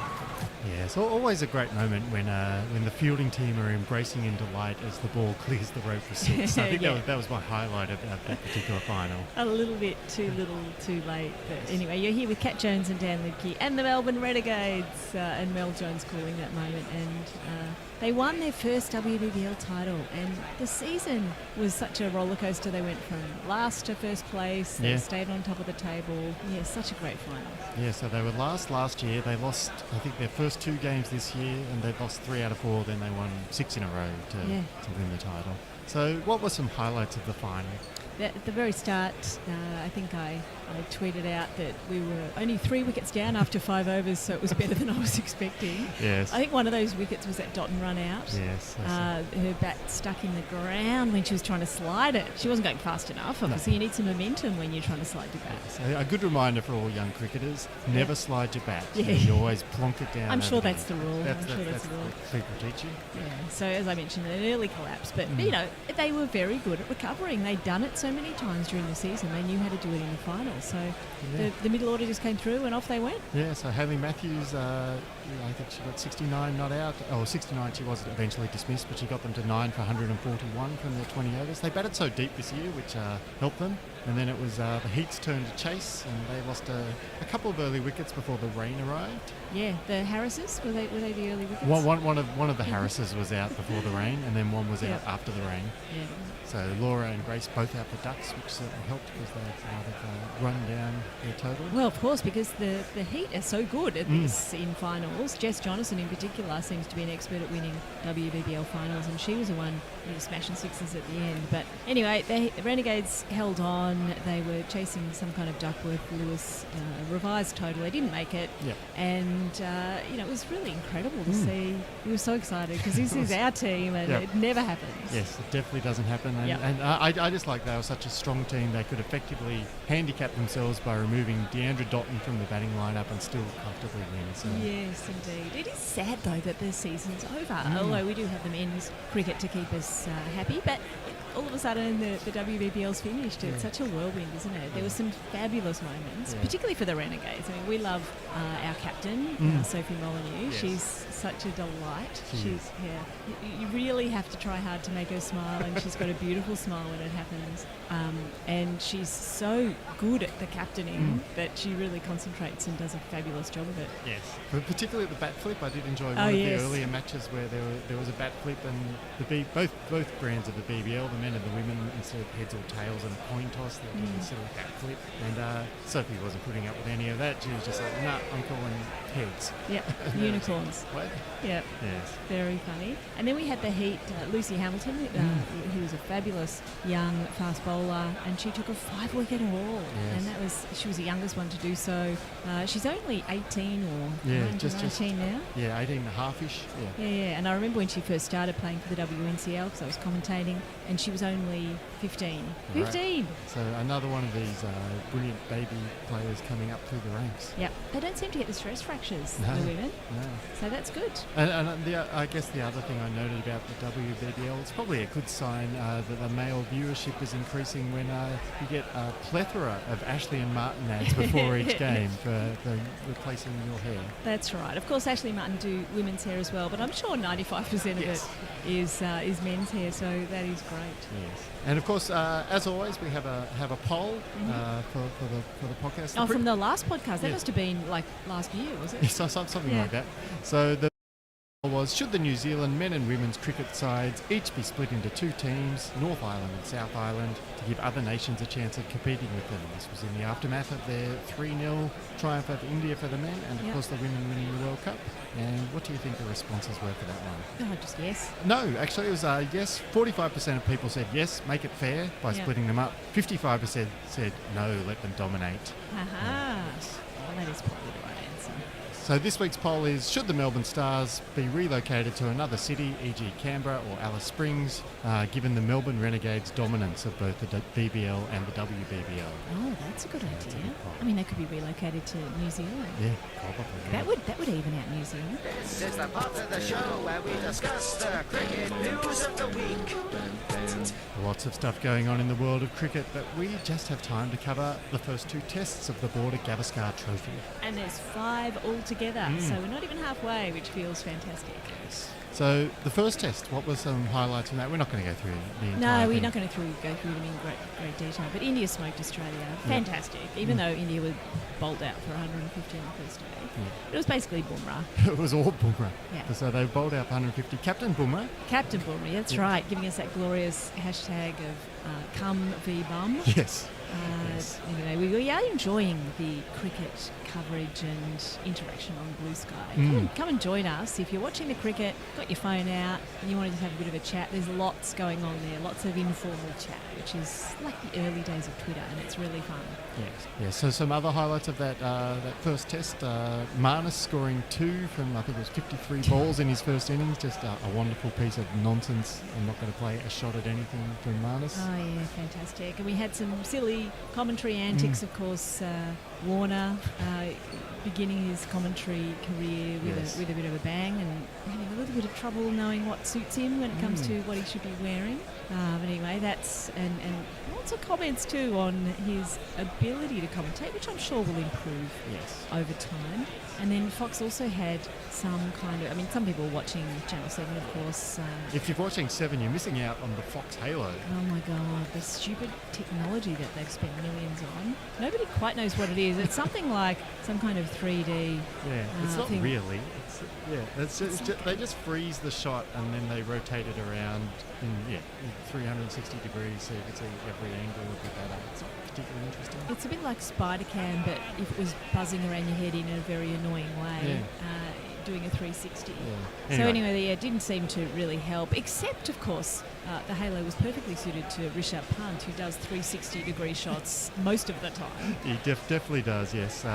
So I think it's technology to detect if there's an angel at the crease. And yes. that's how it spotted Jayaswal when he scored his magnificent century. Yeah, he in the was good. second innings. Yeah, that's right. I mean, of course, that technology took all of the energy in this particular test because, of course, they couldn't put anything on the screen. Yeah. They'd run out of budget to put the score on the screen, so that was also a source of much merriment. But Rishabh Pant, he was the big story. He was doing all sorts of beautiful scoops and swipes and ramps and helicopters and. Yes, I said on Blue Sky that he launched a summer assault on the Australian bowlers because he was just rolling around on the ground and still somehow hitting sixes with every delivery. I mean, this will go on for all 5 tests because he was doing it in the second one as well. And he literally rolled a 6, which is not usually the context in which we hear that phrase. And almost as crazy as Rishabh Pant was, of course, Marnus bowling, I don't know what, short pitch, medium paces or something. Yeah. It was crazy. Some short pitch filth there. Like he was just bouncing people at, not particularly fast, just a whole heap of Marnus nonsense. It was glorious fun, I think, and was it Jared Kimber who said it was Marnus in his Neil Wagner era? Yes. There were a couple of other little highlights. Pat Cummins came in to be a Nighthawk. Yeah, the Nighthawk came in. It didn't last long, but it was a nice idea from Pat. We also had Virat Kohli scoring a century, coming back to form. In the process, hitting a ball into a security guard. And then when he did score the century, he wasn't sure. He just looked around in the middle of the pitch, kind of dazed and confused. Is that a century or not? It was good. Yes. And then, of course, after Australia lost, the conventional media declared the death of Australian cricket. Pretty much. Instantly, right? Yeah. They burnt whatever ashes they could find. Yeah. It was all.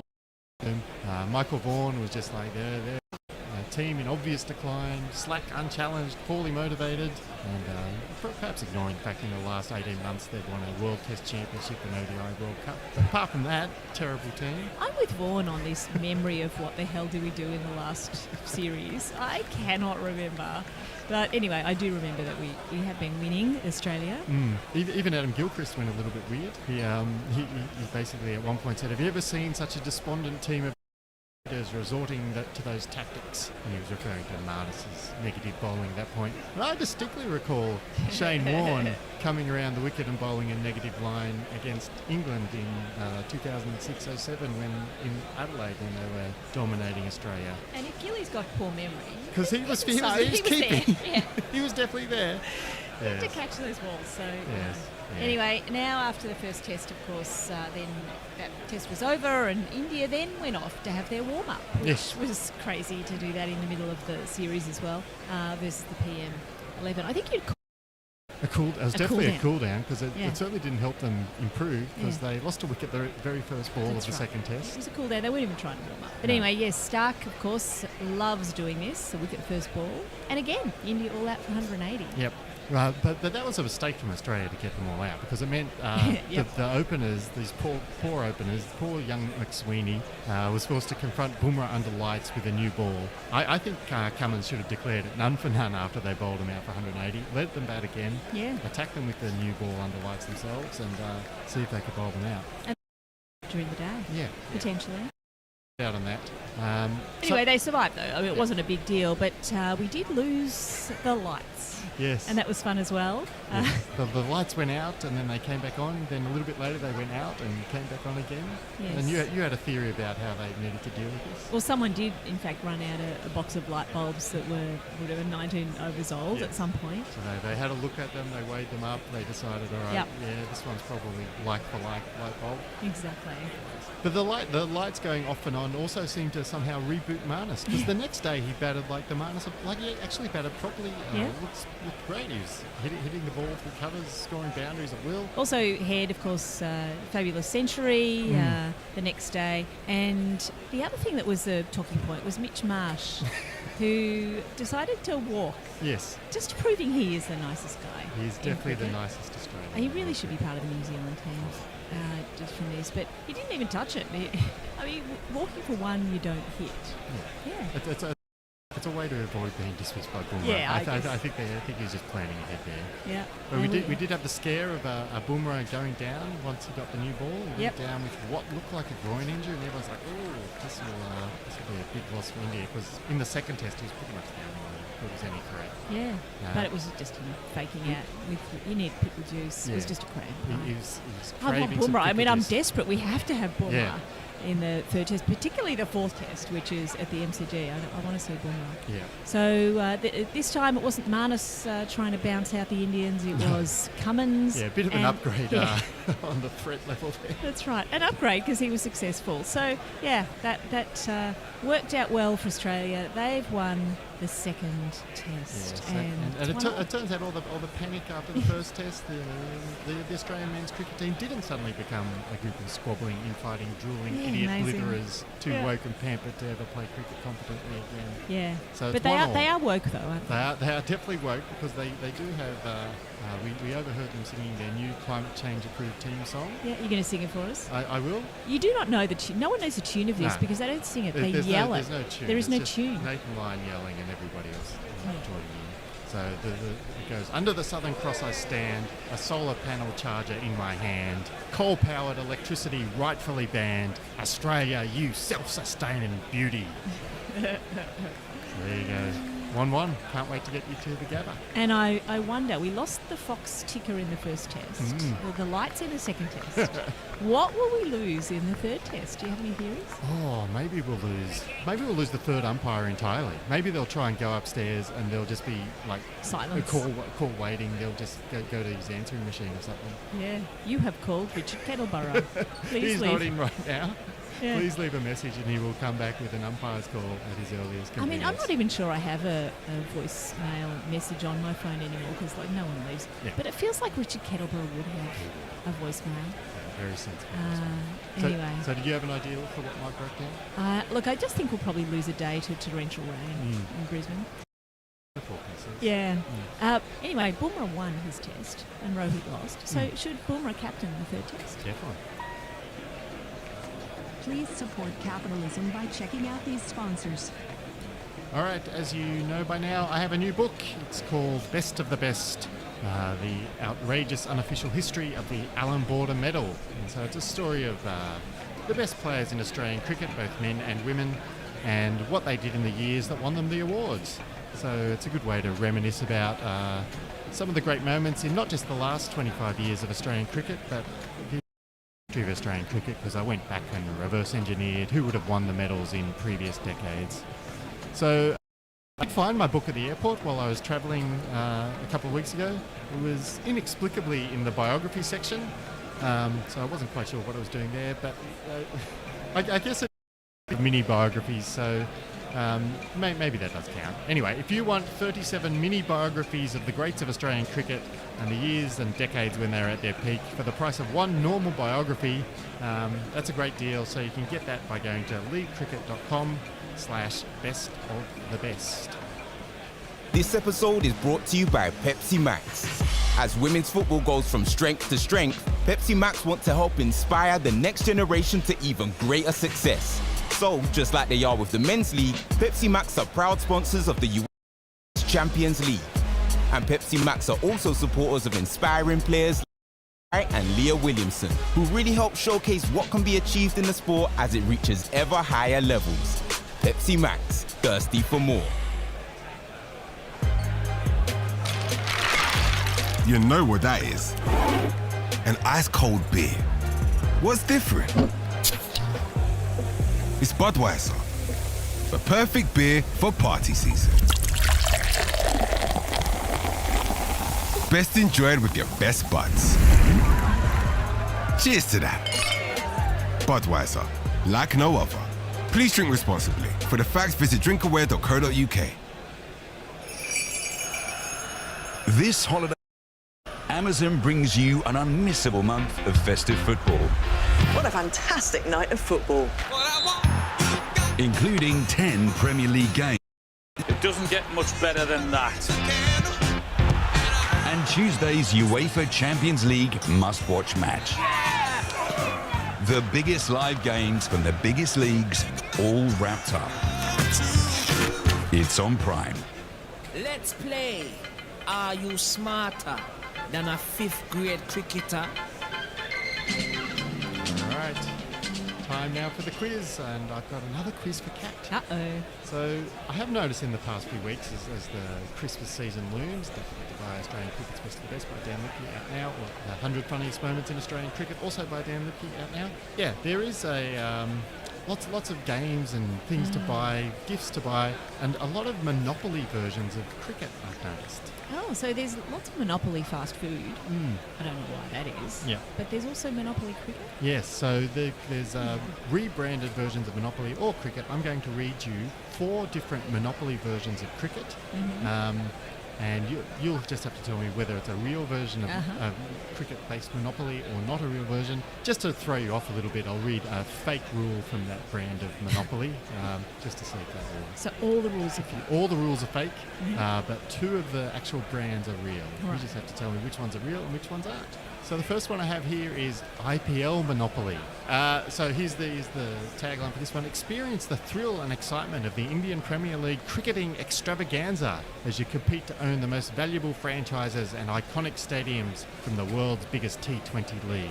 So it's IPL Monopoly. Its special piece is a team data analyst nerd, which you can play. You can move that little piece around. He's probably looking at his computer, his laptop, got it wide open, trying to tell you who to buy next. And it's got a special card which says, go directly to the Seat Tyres strategic timeout. Do not attend the auction. Do not spend 120 crore. So is that one real or fake? Forget the rules, forget the special pieces, they're both made up. Right. But is the actual existence of an IPL Monopoly real or I fake? think that this this one is... Well, I'd like to play it.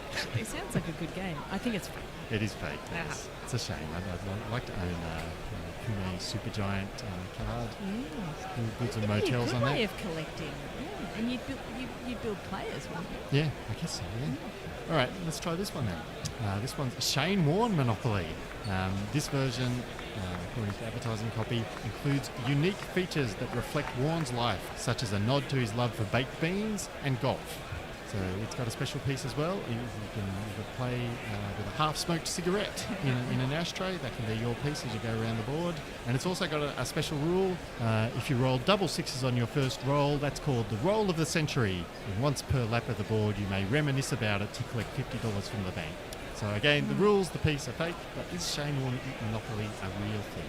I'm pretty sure I saw something about this on social media, so I think this one is real. It is indeed real. Shane And I Warne. play it. You don't want to play Shane Warne Monopoly? Taking a banned substance, chatted with the bookies, go directly to jail. Yes. Anyway. No, Shane Warne Monopoly, that's real. So if you want to play it, you can track it down somewhere and play it. So there was a Cent one year, There's Monopoly this year. Yeah. His name's really associated with just about everything. It is indeed. All right, let's go to number 3. So you're 2 from 2 so far. Very good. Here's the advertising copy for Lord's Monopoly. In this special edition, challenge family and friends to buy the iconic sights and scenes of Lord's, including the Gates and Garden, the museum and the media centre. So this one also has a special piece. It has a terrifying spirit of cricket. So you can play as the spirit of cricket, a ghostly little figurine that you move around the board. Surely you'd also have a champagne bottle? Almost certainly, yes. And its special rule is that even if you follow the rules precisely, the banker is still permitted to lose their minds and start screaming abuse at you as you pass go. Oh, that's a great rule. Yes, so... This cannot possibly... Who would want to play something with you can buy the gates and the garden? What are you going to buy? How? This cannot be real. This is fake. Well, terrifyingly, this is real. No. But you're not allowed to play because you're a woman, so... Oh, right, okay, good. It's only for men to play Lord's Monopoly. Yes. So perhaps only Lords too. Perhaps only Lords as well. So that's Lord's Monopoly. That's real. You're 2 out of 3. So one more here. This last one is called Cricketing Legends Monopoly. The advertising copy. In this new form of the game, you can own a piece of cricketing history by acquiring properties named after iconic players who have left an indelible mark on the game. So your special piece you could play with a Don Bradman duck. Oh, that's so disrespectful. A cute little quacker running around. Can't you play with a baggy green? Probably.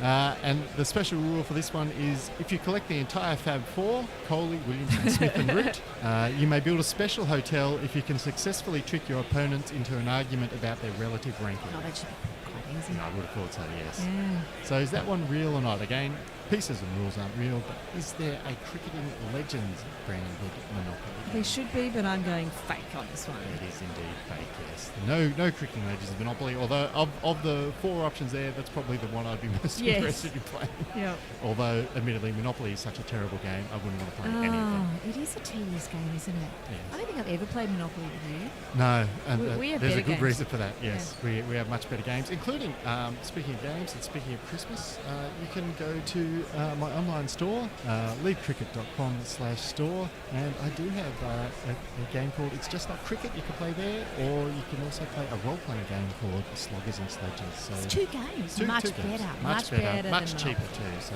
go get that. I think that means you are smarter than 5th grade cricket. Hey, good. By not playing any of these Monopoly games. Yeah. Can't bowl, can't throw, coming live. Thanks for tuning in and taking your time. The underappreciated act of the week, the funniest and crazy plays of the week. Who is gonna join the honorary board? The #1 Scott Moeller Reward. Time for the Muller Award, where we celebrate excellence and nonsense in the field of cricket. We have quite a bit of nonsense this time. So the first one I'm going to say is someone who was at the match at the SCG, Australia versus Pakistan. Australia were 3 for 56 against Pakistan, and that meant that Maxwell should have been batting. Yes, and he was.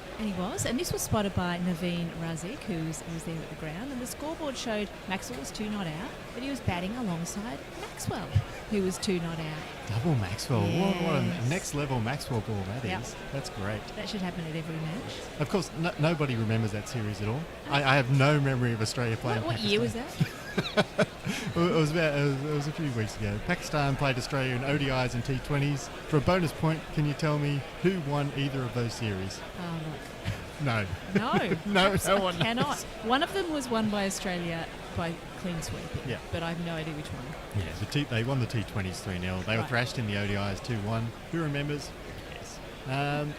All right, so let's go over to a different white ball format. Let's go over to the Super 50 in the West Indies.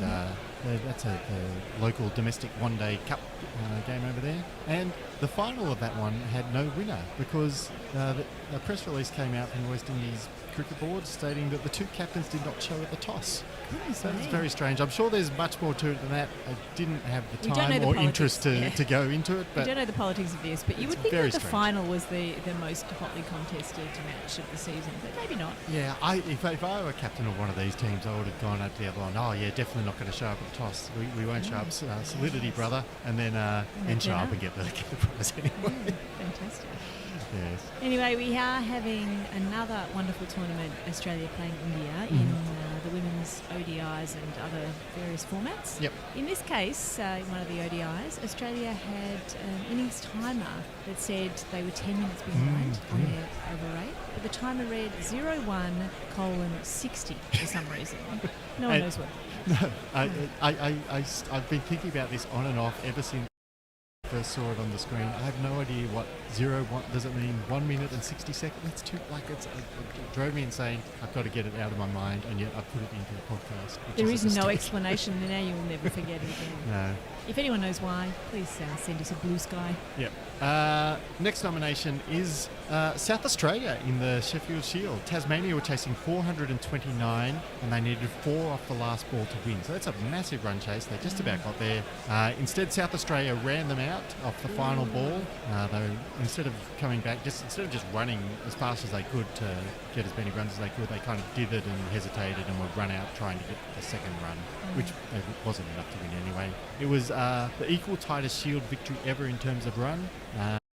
Tasmania were home and host. They lost 4 for 4 from the final 9 balls of the contest. Incredible. So they completely blew it. What a game. Wow. Wes Agar was the man bowling that last over. Yeah. Kept his cool. We've also had England playing over in New Zealand contests. And you would think that New Zealand on top, just beat India and India, but no, England are thrashing New Zealand. And they've just comprehensively done this test after test. Yes, but unfortunately they're so far behind in the over rate that they've been banned from the next World Test Championship as well, so that's disappointing for England. Yeah.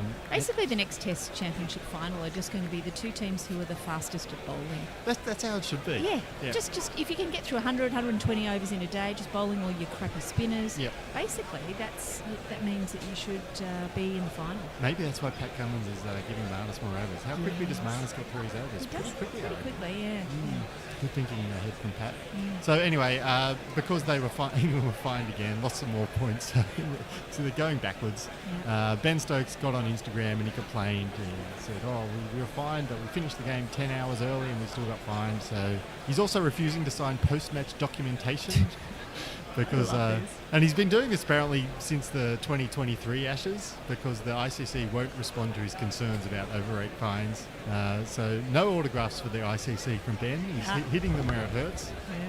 So that's good stuff from Ben Stokes to do that. I guess my other kind of semi-nominee from that particular series is Glenn Phillips, who called himself a weasel after he missed a cut shot. Oh, that's fantastic. He went for a cut shot, missed it. He said, "Oh, you weasel!" to himself. Oh my God, is that a brain rot term? I hope so. Yeah, I don't know what it means, but let's assume it is. Let's assume he's Generation Alpha in spirit. Yes. I love this also from Ben Stokes. He's depriving us of cricket by finishing these blasted tests in 2.5 days. Yep. And he's not bowling enough overs in the day, and there's a lot of people very cranky about that. I don't care about that. I just want the test to go a bit longer than 2 days. Thank you very much. Yep. So you want him to bowl even slower. So if they only take 120 overs to win, 24 overs a day, they'll get there in 5 days. Absolutely. Yeah. So if anything, go slower, Ben. Go slower. Yep. All right. So there are our nominees. Who wins this Muller? I mean, it's not the strongest spread of Mullers that we've ever had, and my computer's frozen, so I really can't even remember the ones at the top of the screen. Let's go with Maxwell batting with himself. Yes, that's a good one. Double level Maxwell. Congratulations to Glenn, who I'm sure has won a myriad of Mullers over his time, but there's another one for you. And that will wrap us up, I think. So you've been listening to me. I'm Dan Lipke. You can find me on Blue Sky at leaguecricket.com. And I'm at CricketBackCat on Blue Sky, and only on Blue Sky. Yes. So come find us there, where it is very fun. Don't forget to vote in the poll, this week's poll. Should the Melbourne Stars be relocated to another city? Or country. Or country. Given the Melbourne Renegades' dominance of both the WBBL and, we're hoping, the BBL. Yes, so you can follow the cat or myself on Blue Sky, or you can like us on Facebook, and we will speak to you next time. Don't forget to buy my book out for Christmas. Great presents. leaguecricket.com/best of the best.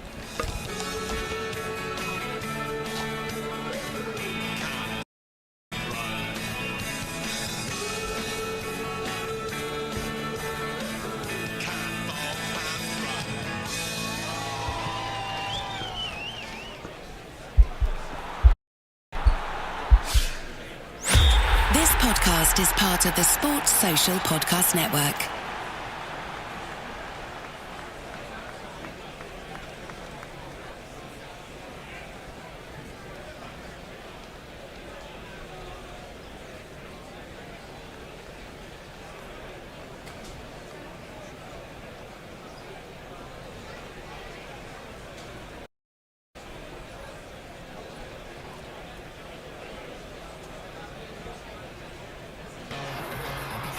Whether you're screaming from the stands or the sofa, Virgin Bet has even more for you to shout about this season. Because we're giving you a totally free bet builder on a selected football match every week this season. So get ready to make some noise. Join us and claim your bet builder free bet every week. Virgin Bet, a good bet. Use bet builder free bet on selected match by kickoff. Min odds evens. Max one free bet £1 to £20. Except via pop-up. T's and C's apply. 18 plus. Bet responsibly. Gambleaware.org.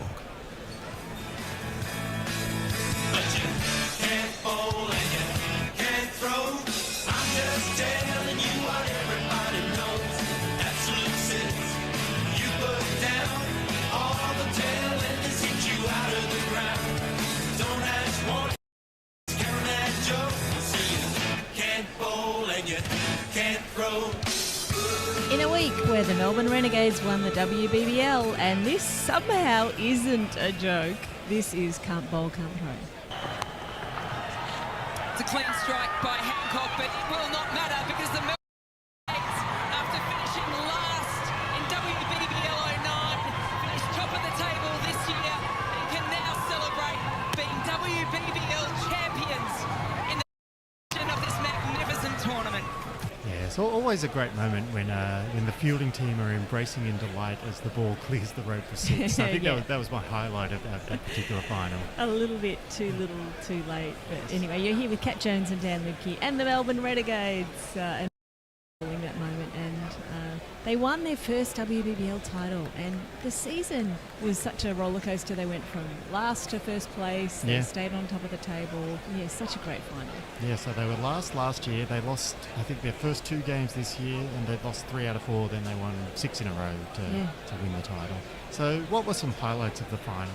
At the very start, I think I tweeted out that we were only 3 wickets down after 5 overs, so it was better than I was expecting. Yes. I think one of those wickets was that dot and run out. Yes. Her bat stuck in the ground when she was trying to slide it. She wasn't going fast enough. Obviously, you need some momentum when you're trying to slide your bat. So a good reminder for all young cricketers, never slide your bat. Yeah. You always plonk it down. I'm sure that's the rule. That's the rule. what people teach you. Yeah, so as I mentioned, an early collapse, but you know... Well, a very warm welcome back. We can tell you that at lunch, 193 for 5 England were. Remember, started today on 18 for 2. They'd lost Root, Brook and Bethell, and you sense hope. That said, Gus Atkinson with 19, Ollie Pope with 17. If not counter-punching, they're not rolling over. I'm joined by, risen from the weather cave, to be with you tonight. It is, of course, the one and only Messy Jazz. Hello, Messers. Good morning, Tony. How the fuck are you? I'm still here. I'm glad to hear it's that good. I'm still here and back again. A glutton for punishment is the fabulous Will. Hello, Will. Hello, you alright? Yes, I haven't got considerably worse. I'm still awake. I've had one more of those chocolate biscuits to give me a bit of a sugar rush. Excellent. And it's going to be Mitchell Santner who's going to be opening from the Tim Southey end, as far as I can see. Around to Atkinson, who immediately slaps him away through cover. Phillips goes herring after it, puts in a dive and stops it short of that cover boundary.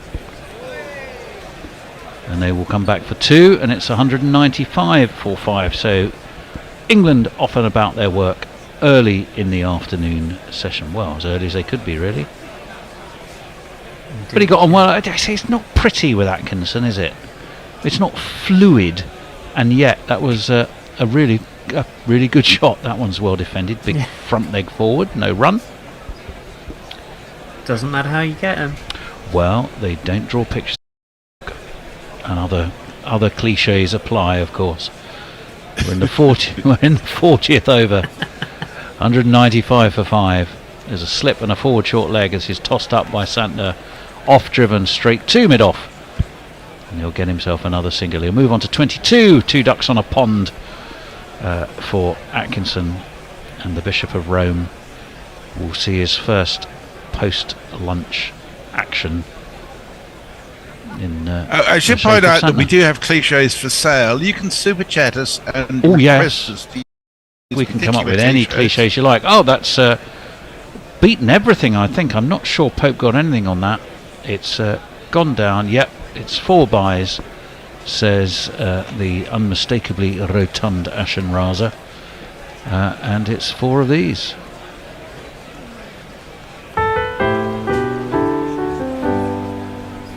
Bye. So 200's up for England. It's on. That's more than they managed in the first innings by quite a lot. The slip and the leg slip go down, and forward comes Pope.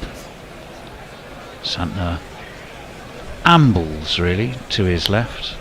It's all not a sense of urgency, but England have at least tackled their task professionally. Certainly more professionally than they looked to go about things yesterday. That one's whipped straight to mid-on. It's the end of the first over after lunch. Santner's gone through that pretty quickly, and we can catch up with our first post-luncheon messages. Messers, who's joined us? There's not a lot of new stuff there. I was just thinking how reassuring it must be for England to know there's only another 465 runs to get. But I did notice that straight after the adjournment for lunch, Hendo said that no super chat would be enough to gain entry into the inner sanctum of the Gorilla WhatsApp. It's like the Masons where we do funny dances in chicken costumes. And well, that would get us a job at Seddon Park if we do that, because there's been a giant chicken bloke going round for most of this test. That's true. Yeah. I do rather think that Hendo might be overselling the attraction of the WhatsApp group. I woke up this morning to be told there were 61 messages to be read, and 10 minutes later I was none the wiser about anything in the world other than the fact that there are a lot of gorillas who like to talk. Well, mainly bollocks. Henry's going to continue. One slip, defended well by Atkinson, and there is no run. Let's jingle up the bowler, because he's he hasn't got Zach Crawley in his sights, although he'd love to have. What is it they say in football? Can we play you every week? I think, can I bowl at Zach Crawley every week would be what Matt Henry would ask. You could never trust a man with 2 first names. Slipper gully, point to cover extra cover, so well protected offside. And it's cover that is called into action there as Atkinson defends. No run, still 200 for 5. As they just, was it 458 then? The target from here. Only 5 wickets. 4 wickets, really. We were debating, Will, I can't remember if it was you, it certainly wasn't Messers, because he's only just, he has risen. Crawled out of bed. Crawled out of bed, defended into the offside, again, no run.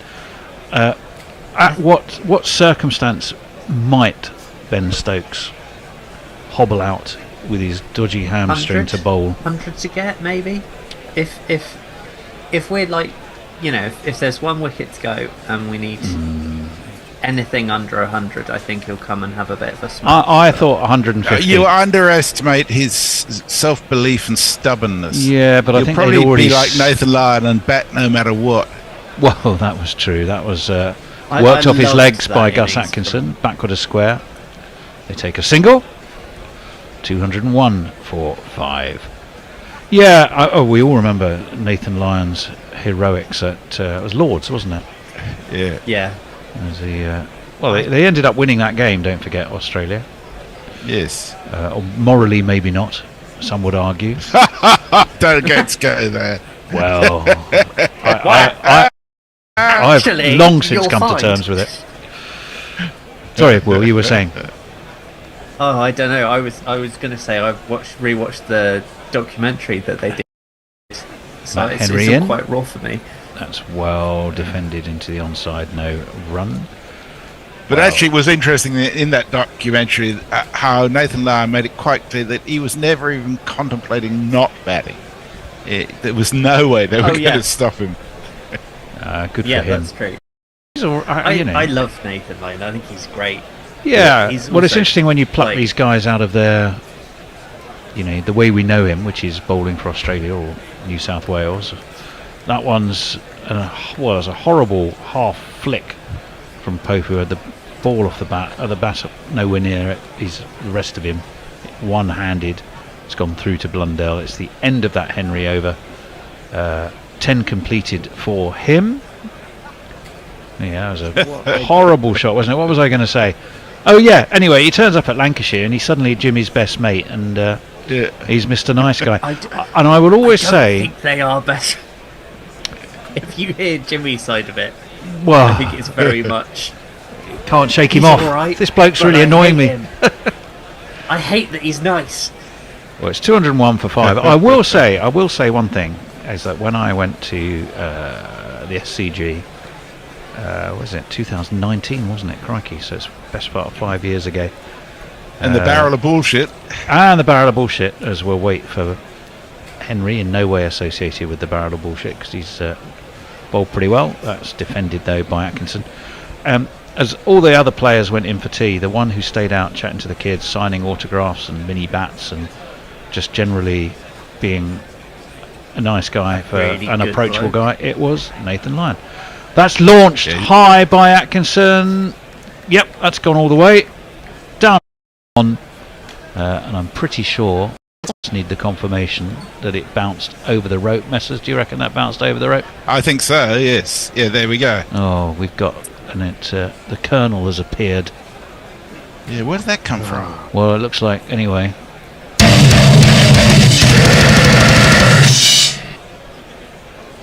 He's done it again. Back up over Santner's head, who's suddenly, having bowled so well, is bowling utter tripe. And he's been launched for 10 off 2 balls. That one went for 4. No, that wasn't a replay. That was a very similar shot, but only for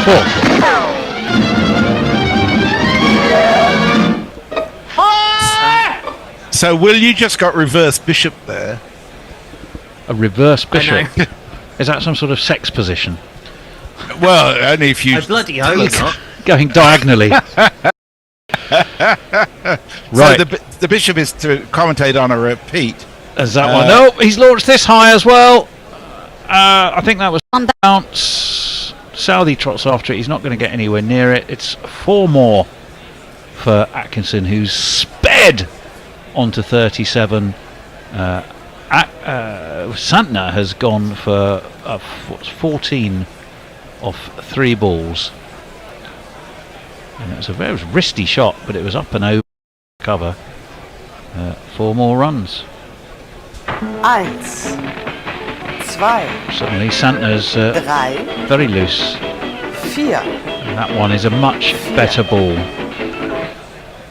it was an attempt to whip it away down to fine leg by Atkinson. He doesn't connect this time, and a bit of relief for Mitchell Santner, who must be wondering what's happened in the world, that all of a sudden he's getting around Seddon Park by Gus Atkinson. Round the wicket he comes again. That one kept a bit low, actually. Was quite watchfully prodded into the inside by Ollie Pope. No, by Atkinson. It's the end of the over, that's why. And well, it's an expensive one for Mitchell Santner, who suddenly just seemed to lose his range. Yeah. Just to explain the reverse Bishop. Yes. So to Bishop is to commentate on a repeat. To reverse Bishop is to not commentate on something because you think it's a repeat. I did commentate on it. Yeah. Yes, you did. No, thank you. Will didn't. Will thought it was a repeat. Well, Scott Harrison says it's going to be interesting to see who's in England's starting 11 in the Ashes in about 12 months or so. Certainly is. If Crawley's still there, we'll be laughing in Australia. He says, Wood or Archer in for Wokes? Will Crawley still be opening? Can Stokes play as an all-rounder? Is Pope better at 6? Well, I think a lot will depend on how he goes this summer, as that one is well defended by Pope into the offside. I mean, don't forget Brendan McCullum and Ben Stokes. They are quite forgiving. They're not like the Pozo family getting rid of Watford managers. They are tolerant of multiple failure, providing that you still have the ceilings. See a high ceiling on the times you do well, and that's the category into which Crawley fits, and they've said so. We don't pick him for. We pick him for what he can do on his good days, not what he does on his bad days, as that one's worked away into the offside. Again by Pope, no run. 215.45. We've had that sudden little explosion of Mitchell Santner, largely by Gus Atkinson, who's decided that attack's the best form of, well, anything really. From a dressing room point of view, that is the best thing that you can get. I mean, it's exactly what England didn't do in the 90s. Oh, what's Ben Stokes wearing now? Sort of a pair of branded leisure, a bit of branded leisure wear, as that one is left into the left alone outside of the off stump by Pope. I can tell you that India have just reached 100 for 5, and KR Rahul aspiring towards Bannerman levels. He's 64 of that 100. Excellent. They need to be making a game of it. What's the deficit though? Remind me, Messers, at Brisbane? So they need another 145 to avoid the follow-on, I think. Should it be enforced, and that will be something else. Oh dear! Ollie Pope, you mug! He attempted a reverse ramp sweep. He's gone full Joe Root, and he's had his stumps pegged back. Matt Henry has another one, and well, this side England, they do not play for draws. He actually completely missed it, clipped the top of his off pole, and Ollie Pope has gone with egg all over his face. Rather appropriate for a match sponsored by a chicken company. But there we go. I'm afraid he has gone.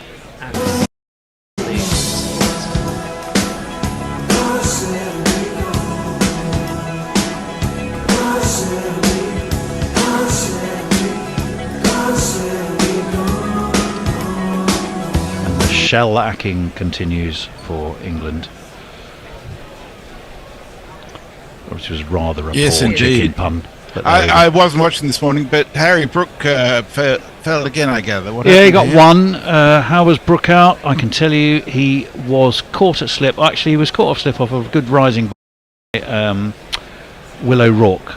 So to be fair, it was a pretty decent ball that got him. Right. So his stay at the top of the rankings will be very brief. Ruth will be back at number 1 next week. Well, yes, indeed. Right. One more gone. In comes the new man. This is the new man. Stick your hopes of victory up to Brian Cast. Well, that's appropriate. Your hopes and dreams are flying at half mast. Henry in. Oh, Cast looked like he was going to charge him, then ducked out of the way and thought better of it. And there was no run. We're going to watch again that shambolic piece of utter nonsense from as we said. It was an attempted reverse ramp, and it failed completely, and got himself bowled.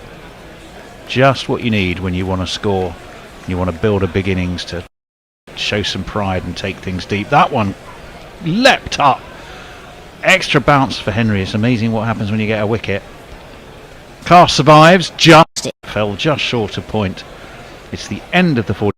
6 down now for England, 215 for 6. Messers. Dara Azizi has joined us. He just says, hi all. Much earlier today, Dara, I'm pleased to say. He didn't have to hang around at the jail.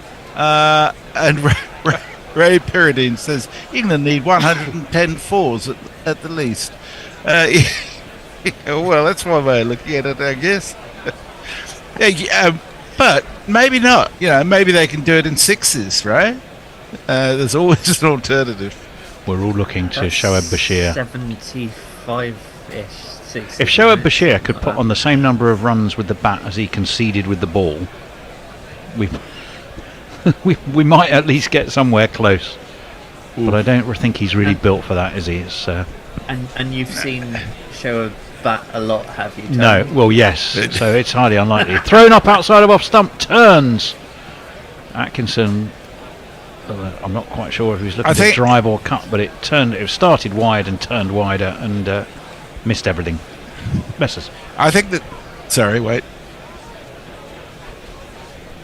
Oh, that's the same thing. Yeah. I think the thing with Shoaib, we've seen him bat often, but not a lot. If you know. Driven.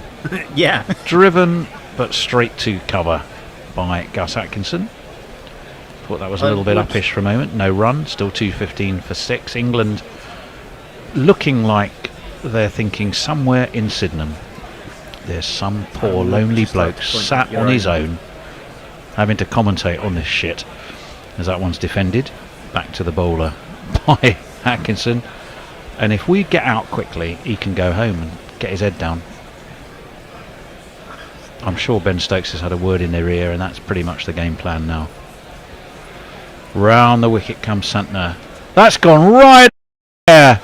Someone must be under it. It's going to drop, isn't it? It has dropped safe. It's dropped between a deeply set long off, a fairly deeply set extra cover and cover. They all ran towards it. None of them got there. The ball almost came down with snow on it, and somehow Atkinson survives. But once again, Will, it's an indication that they're running towards the gallows rather than trying to run away from them, aren't they?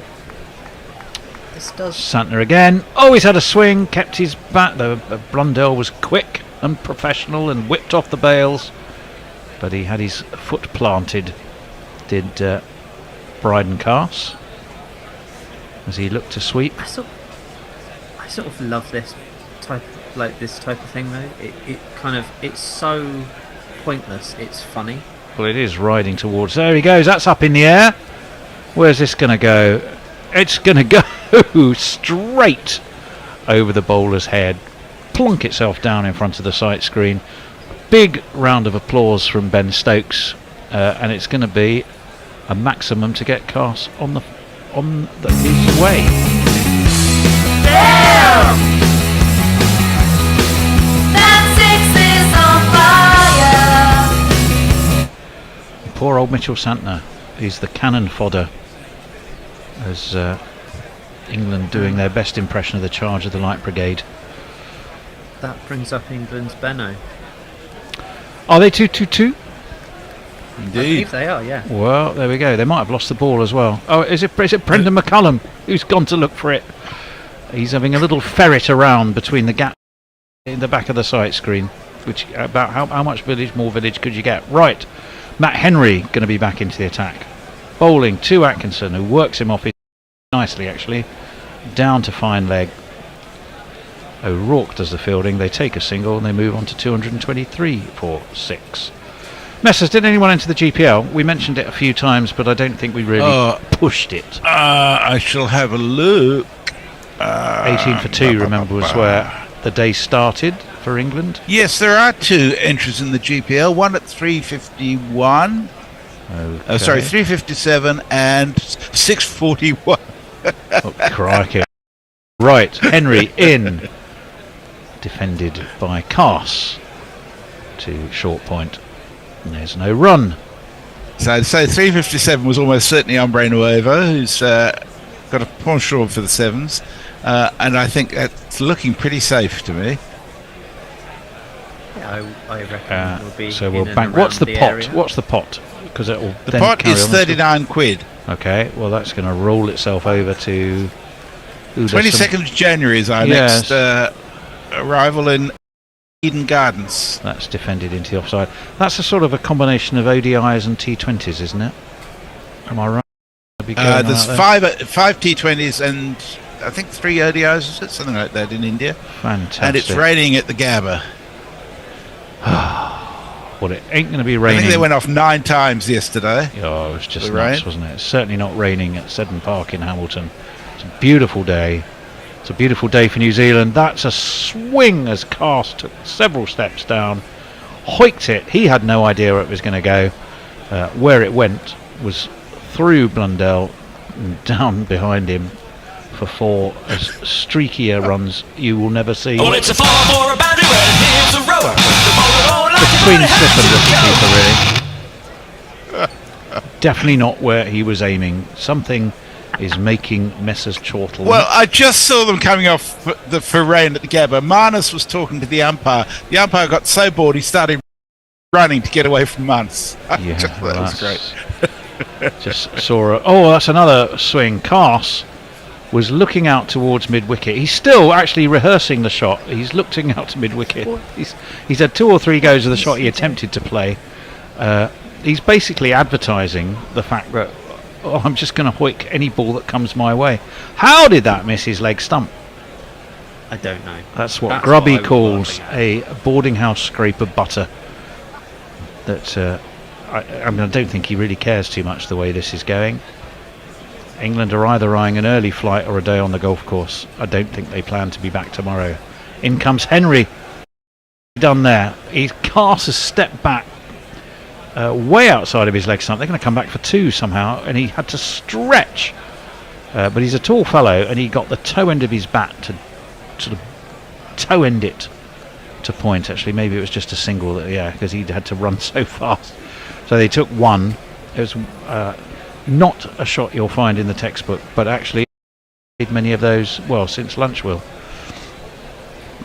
Well, yeah, it's all been a bit kind of just have a swing and hope, really. Because I think they all know where this is going. Yeah, they're also playing, I have to say, like a team that isn't expecting their captain to come out and bat. So I think we can pretty much nail that eventuality on the head, unless by some absolute miracle they just keep swinging their way to within 150, and that ain't going to happen. There's that ridiculous shot from Cass. Stephen Kelk is with us. He says, this is what night cricket looks like. Ray Pyridin says the only way India can get a draw is if 3 sessions between today and tomorrow are rained out.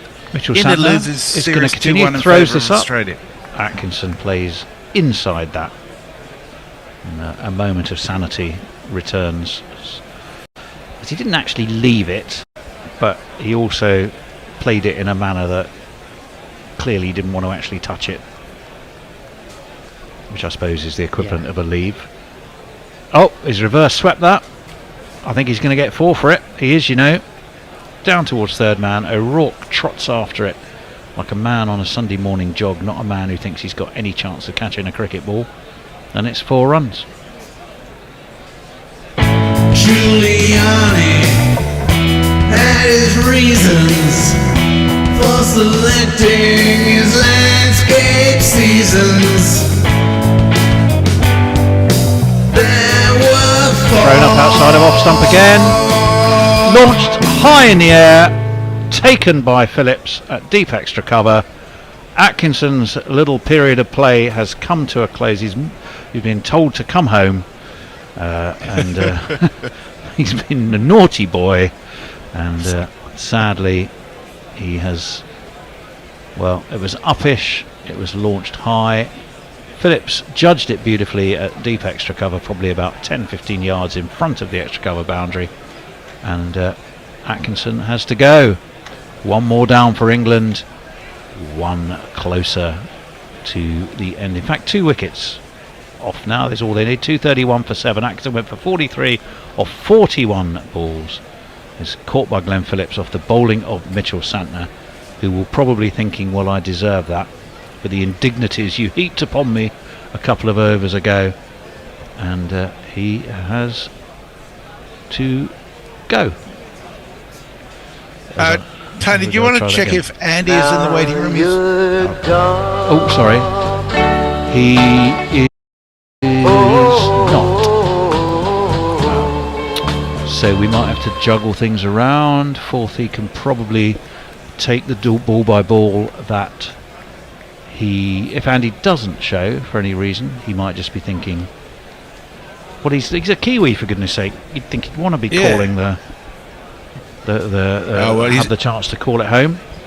I'm definitely here. But Forthy had to be reminded that the rotor had changed. I'll hang in on the socials until Andy turns up. Yeah, if you do that would be helpful. Round the wicket comes Santner. Swing and a miss by the new man, who it's potty time, but not with the ball. Time with the bat. Well, here he is.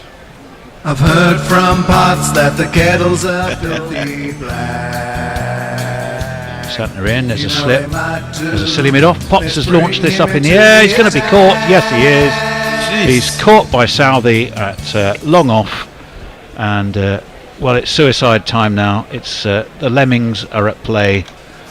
England just want this done, and they're finding ways to get themselves out. It's all rather sad and all rather undignified. And that's another one. Thank you for coming, Matthew Potts, and off you trot.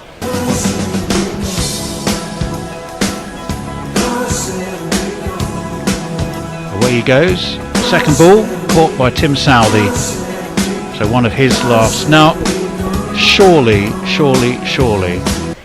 with England in suicide mode, only one wicket left because we think there's no way Ben Stokes will bat. You change the bowling and you let Tim Southey take the next over, don't you? Yeah, 100%. Or is professional sport sympathetic enough to do that? He's not going to get a fifer. However, surely you let him see if he can finish with a wicket at his home ground. That's what I would do. What would you do, Messrs? You're a kindly sort. You'd do that, wouldn't you? I'd be trying to take the wickets. New Zealand's greatest ever win has been 423, and they're currently 426 runs ahead. So they want to get the last 2 wickets for nothing. Well, it ain't the last 2 though. That's the thing. The last one should win it, because I suspect Stokes. Yeah. So they only need the 1 wicket. Mitchell Santner's got 1 more ball to bowl to England spinner Bashir. There is a slip in place.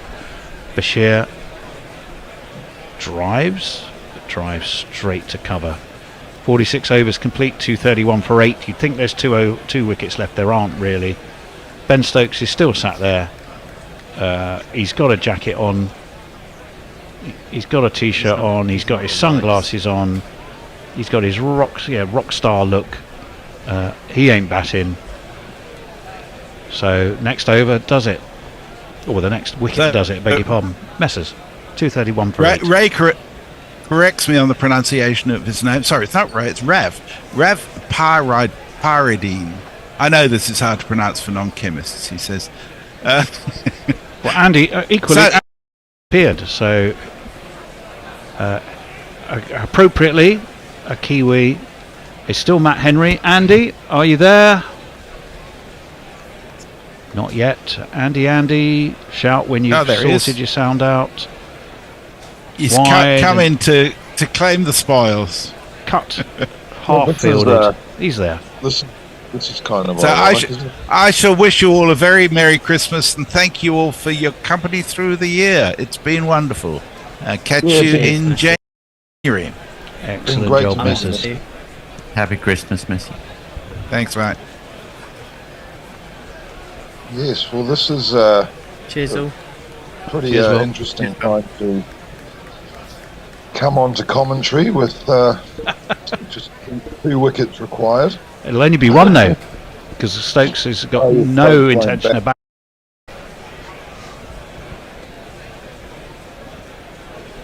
So it's Matt Henry, figures of 2 for 60, and it's a wild swing by Bashir.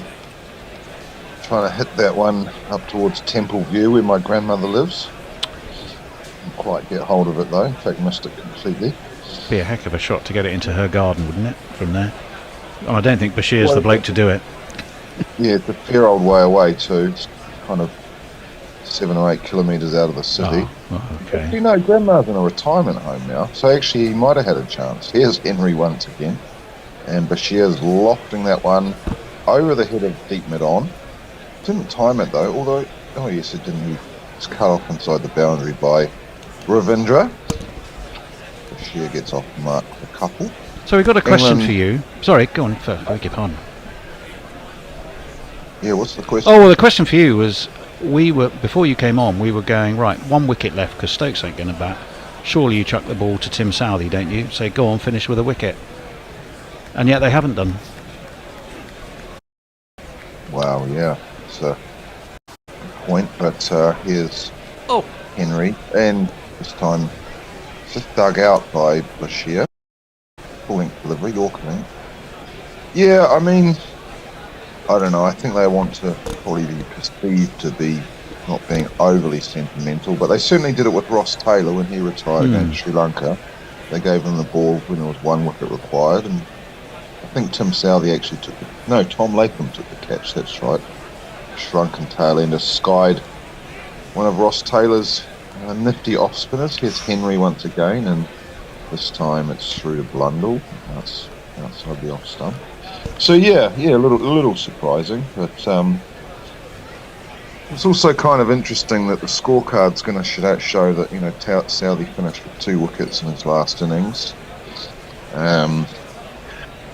which I guess is all right after taking none in the first innings. But yeah, maybe they'll give him the next over. He needed 5 for 40 or under to get a test average of under 30, I think we worked out. It's just played into mid-wicket, fielded by Southey. And there's no run, so just 1 ball left in this over now. In fact, that is the end of the over. Forthy is back with us in front of his bookcase. Hello. Hello. One or two messages. Excuse me. Mark Zip says Stokes better not be in the golf course tomorrow. He rages. Hammy healing should already be starting today. Excuse me. Mayank says, if this partnership was at 350, would Stokes come out to bat and win the game? AJU Chewy. England has played West Indies, Pakistan and New Zealand in the last 10 weeks with mixed results. Would you rate the last 10 weeks of the English team? And not that, Jeff Thomas says, happy Christmas, Messi Jez. Please celebrate Christmas and New Year knowing that the guerrilla audience massively appreciate your work. And Stephen Kelk, our fourth man of musical musings. Hello, Steve. Nice. Well, it's not going to be Southey, it's going to be Mitchell Santner bowling round the wicket, and Cass is heaving that one out to deep mid-wicket, fielded out there by Henry. It'll just be a single. Or did they run? No, they didn't run. No, they didn't. Yeah, they didn't run. So Carr's farming the strike there. Massive super chat. He's gone, that's it. So Cars comes down the wicket, lured out of his crease by Santner. Santner claims his 4th wicket as Blundell takes a stumping. Santner finishes with 4 for 85, and England have to come up slightly short, chasing 658 to win. They've lost by, well, about 430 runs, so 420 runs, I should say. So comprehensive victory by... And a good finish for Tim Southey, I guess we should probably say. Somehow or other he managed to hold his place throughout the series and go out on his own terms, as they say. It is not actually his home ground. He's actually from up north further, up near Whangarei. But of course Northern Districts typically play their matches in Hamilton, which is his provincial side, or state side if you're in Australia, or county side if you're in England.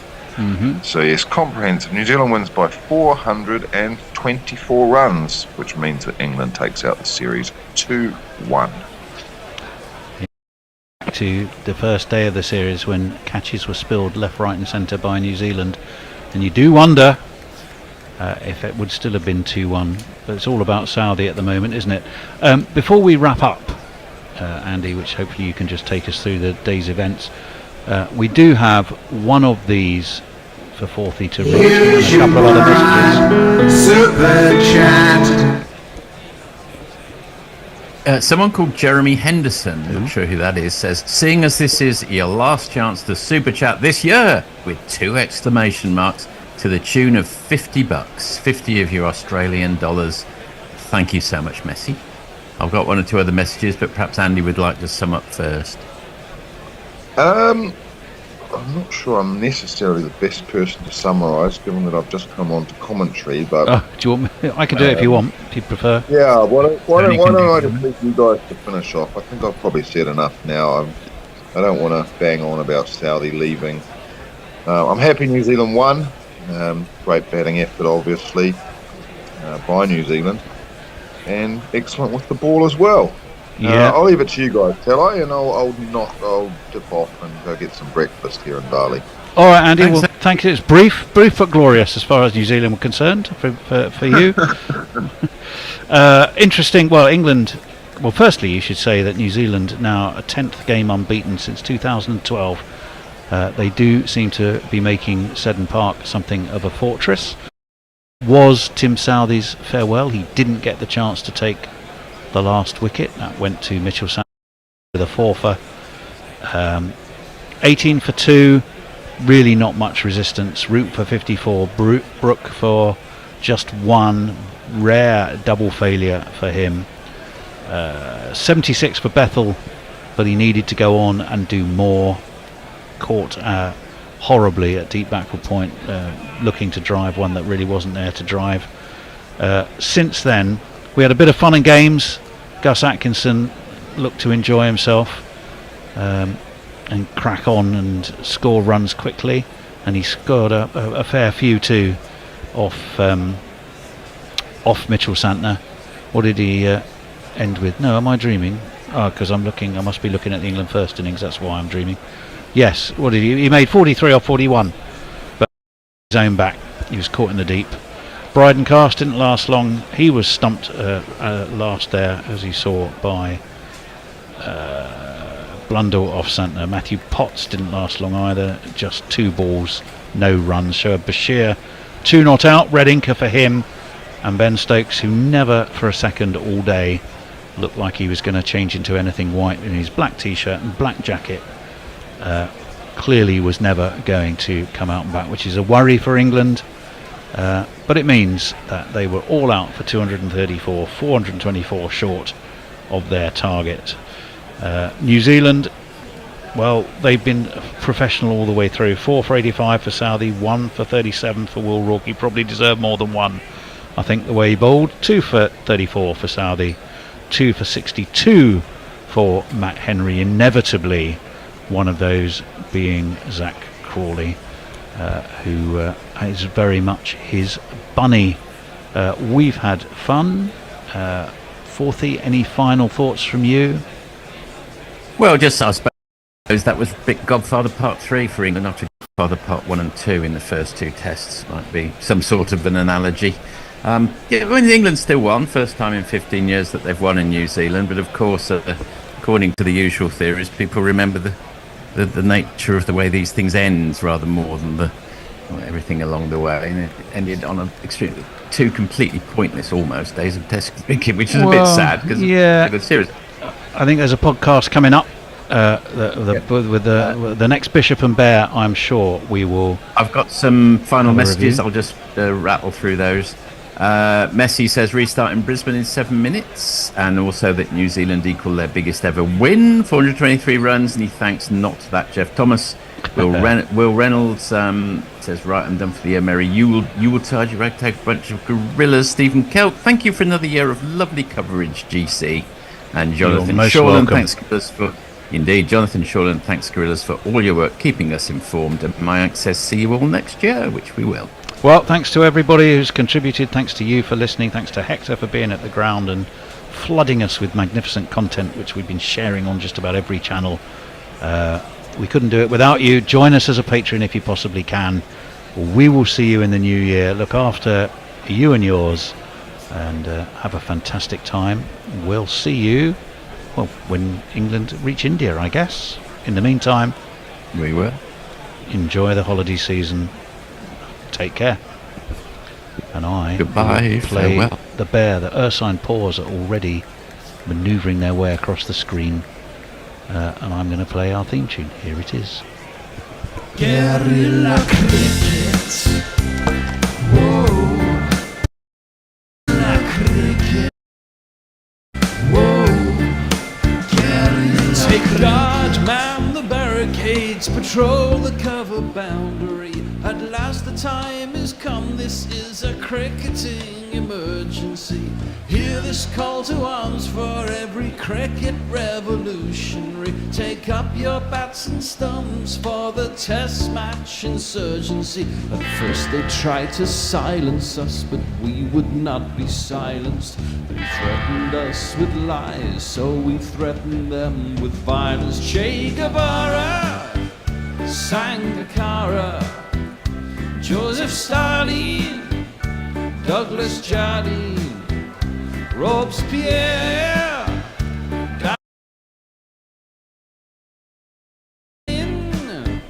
O'Brien, Kevin, guerrilla cricket. It's not about the winning, it's about